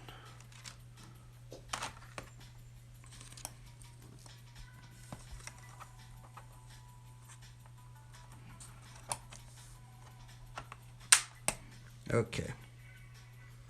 So now let's try to write this verse in here.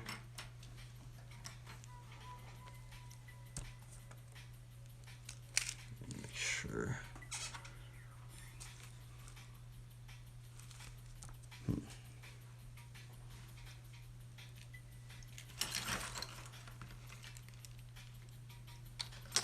Oh, I have my ruler. Oh, there it is. Okay, let's see here. Let's try and write it right in here.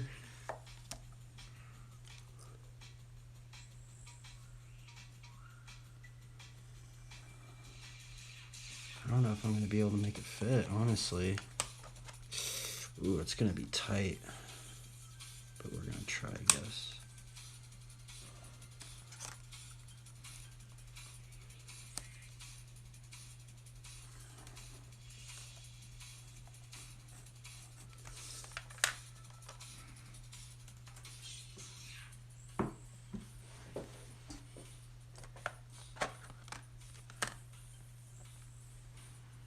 Okay, let's see. The wicked flee when no one pursues.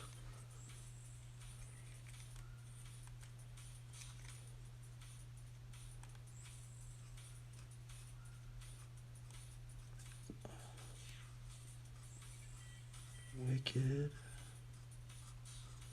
flee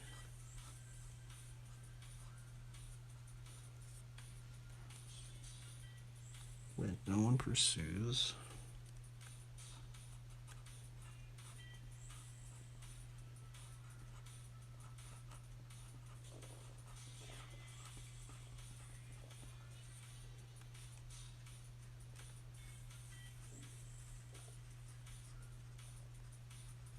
Pursues, but the righteous are as bold as a lion. But the righteous.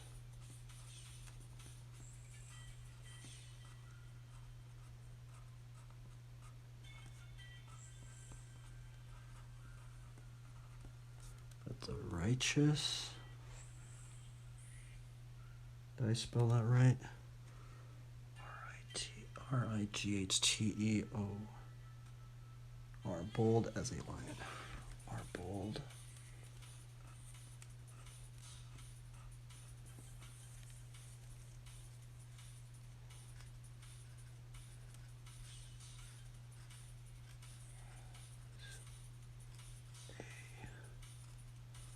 A lion. Proverbs 28:1.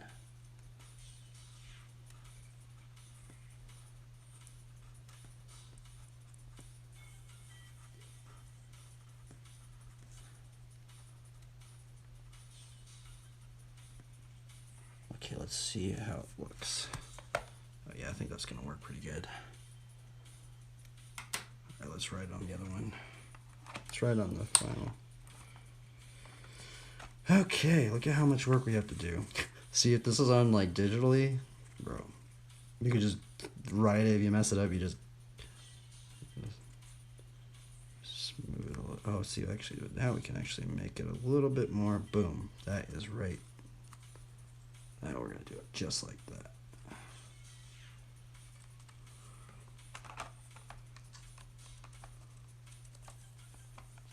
Okie dokie.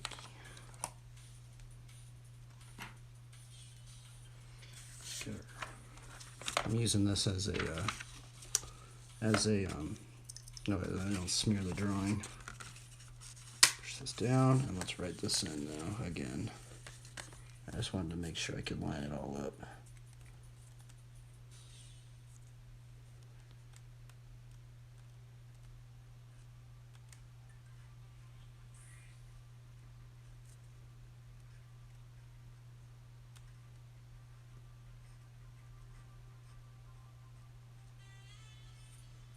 The wicked flee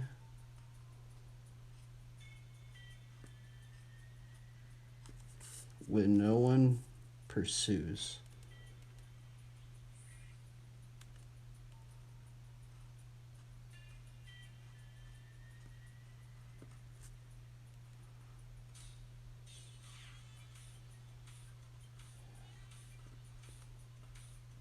When no one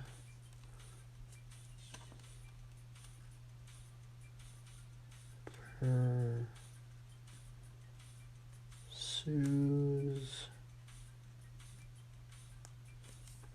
comma, but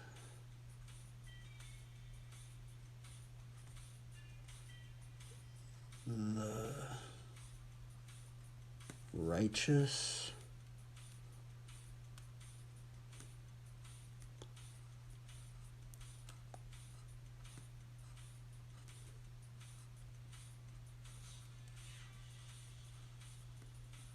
are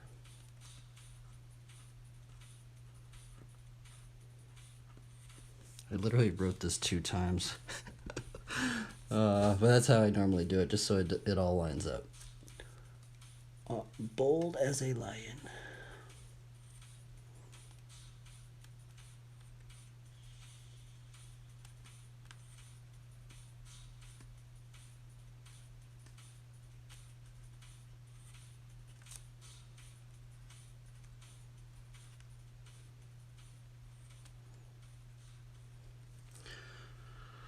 Oh, we're almost done. Proverbs 28:1.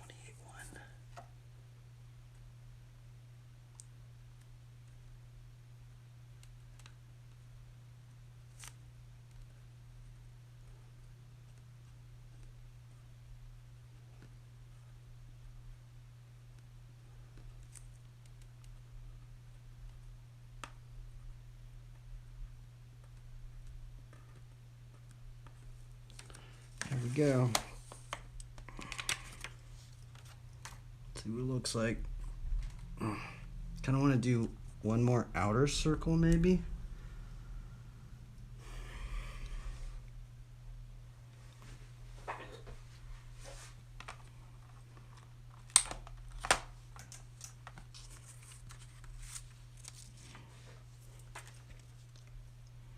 Yeah, we might do an outer circle.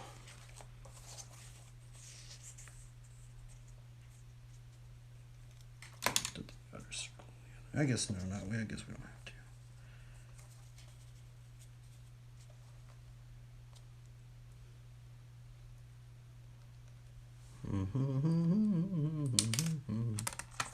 There we go.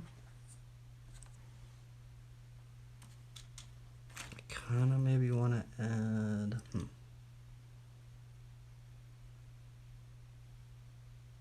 Maybe some plants, but I put some plants in the other one. I kind of messed it up. It's kind of why I haven't been maybe wanting to put like plants. Maybe let's put some like maybe rocks over here or something. Or maybe like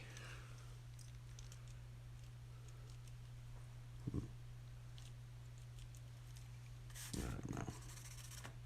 Burnt out though.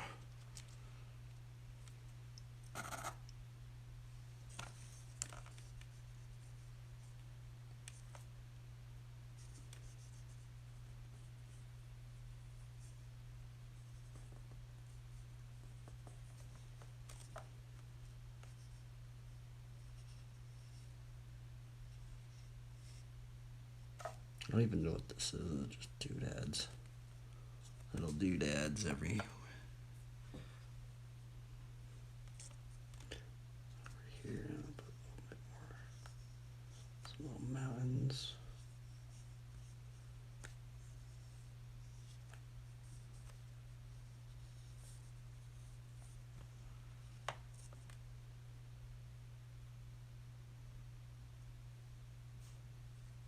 I kind of want to like put maybe like a couple birds right here. I guess no, maybe not. We got a squirrel. We got a bike, which the bike wheel looks all weird right here. Actually, I need to actually draw this hub.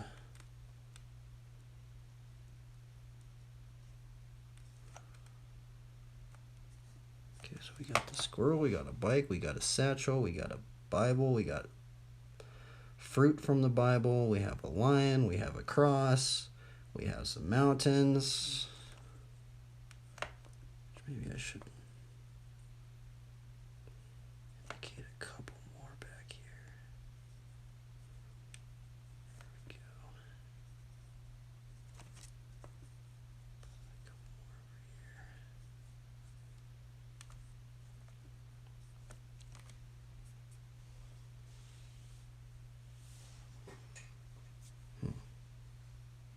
I'm like I'm like wanting to maybe like put a bunch of plants right here, but I did that last time and I kind of like cluttered everything.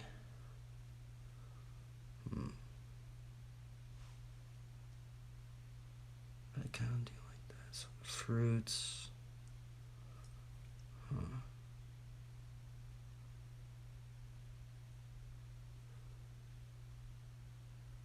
Maybe like put a little. I don't know, I feel like.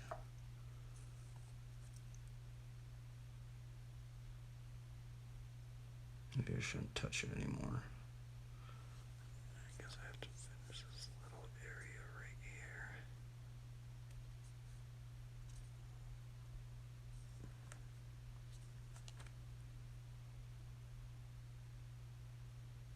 This is getting confusing right here.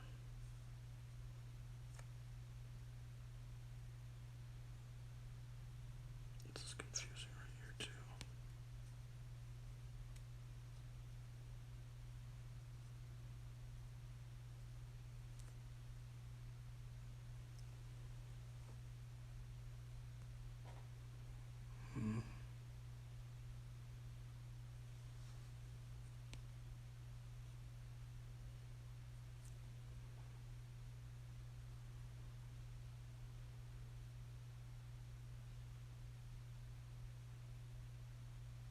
I think I am going to do one more little line. What did I do for the other one?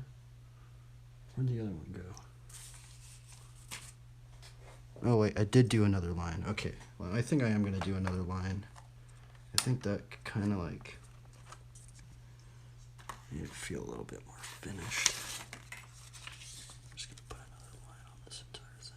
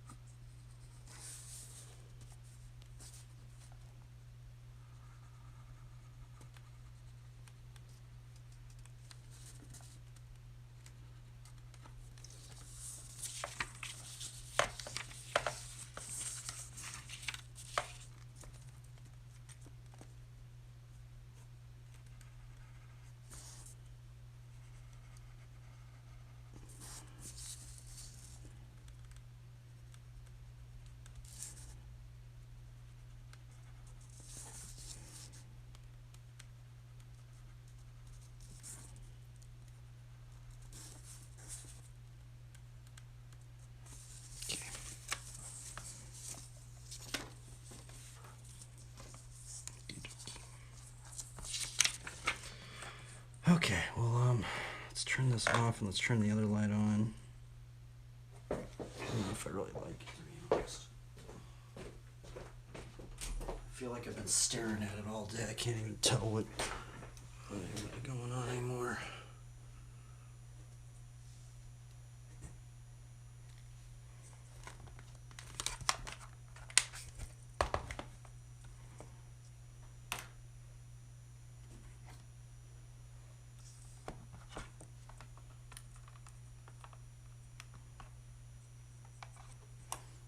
we've been staring at this thing way too long.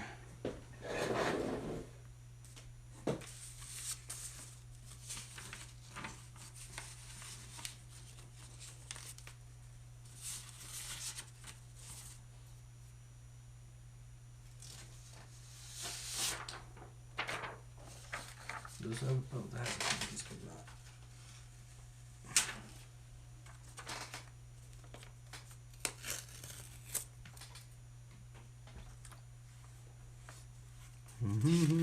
I messed up that bike wheel, didn't I? I can already tell. You will. Holy moly, it's been 9 hours. What in the world?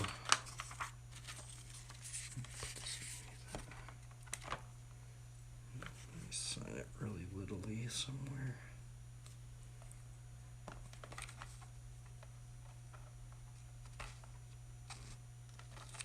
Where are we gonna sign it? Actually, I don't even know if I am gonna sign it anywhere. Kind of want to mess it up. Like right there, because then I could kind of hide it in there. You want to mirror it there? Let's do it right here, actually.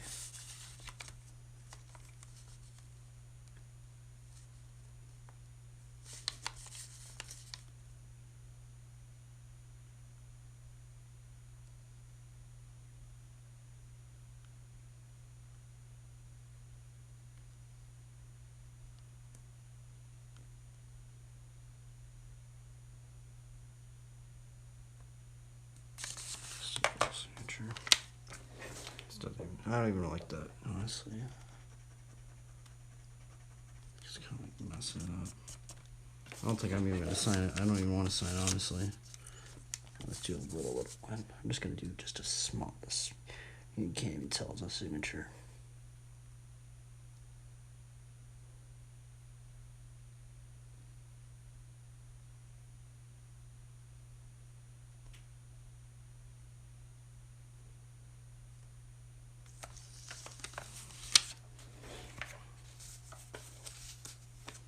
Okay, I'm done with this.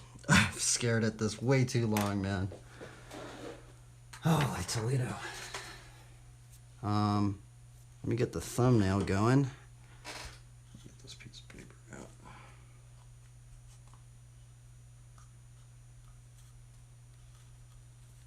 Bike drawing.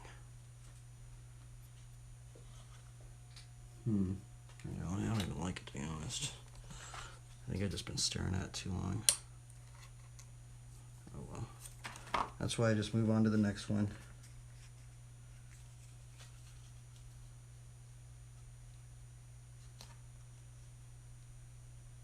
Okay, let's put this on here like that. And then like this. And then like this. And then like this. Okie dokie. We will get the thumbnail for the stream. Holy moly, it's been 9 hours and 15 minutes. This is crazy. This is the longest stream I've ever done.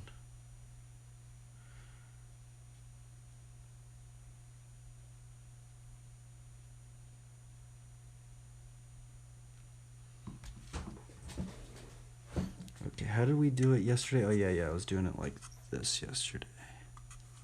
Or like kind of have it so I can have the text with the Bible study right here. Okie dokie. Well, everybody, that is what we got done today. Today was gnarly because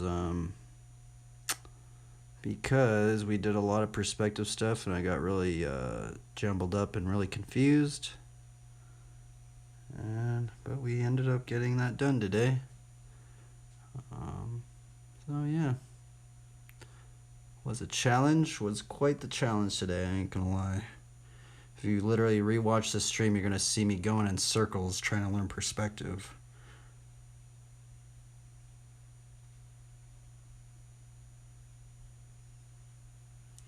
Okie dokie then. Well, I need to go eat some stuff, and I guess we'll leave it with a Bible verse. What verse are we gonna do it?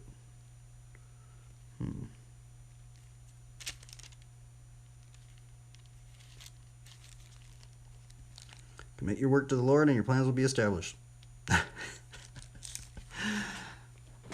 The KJV says thoughts shall be established. So, and I'm out of here, everybody. Thank you for tuning in. It's been a long, long day. Really doesn't even seem like we did that much stuff, but I'm just messing around, just trying to learn how to draw bikes, honestly. That's the only reason why I'm learning how to do all this perspective stuff, is literally because of this bike.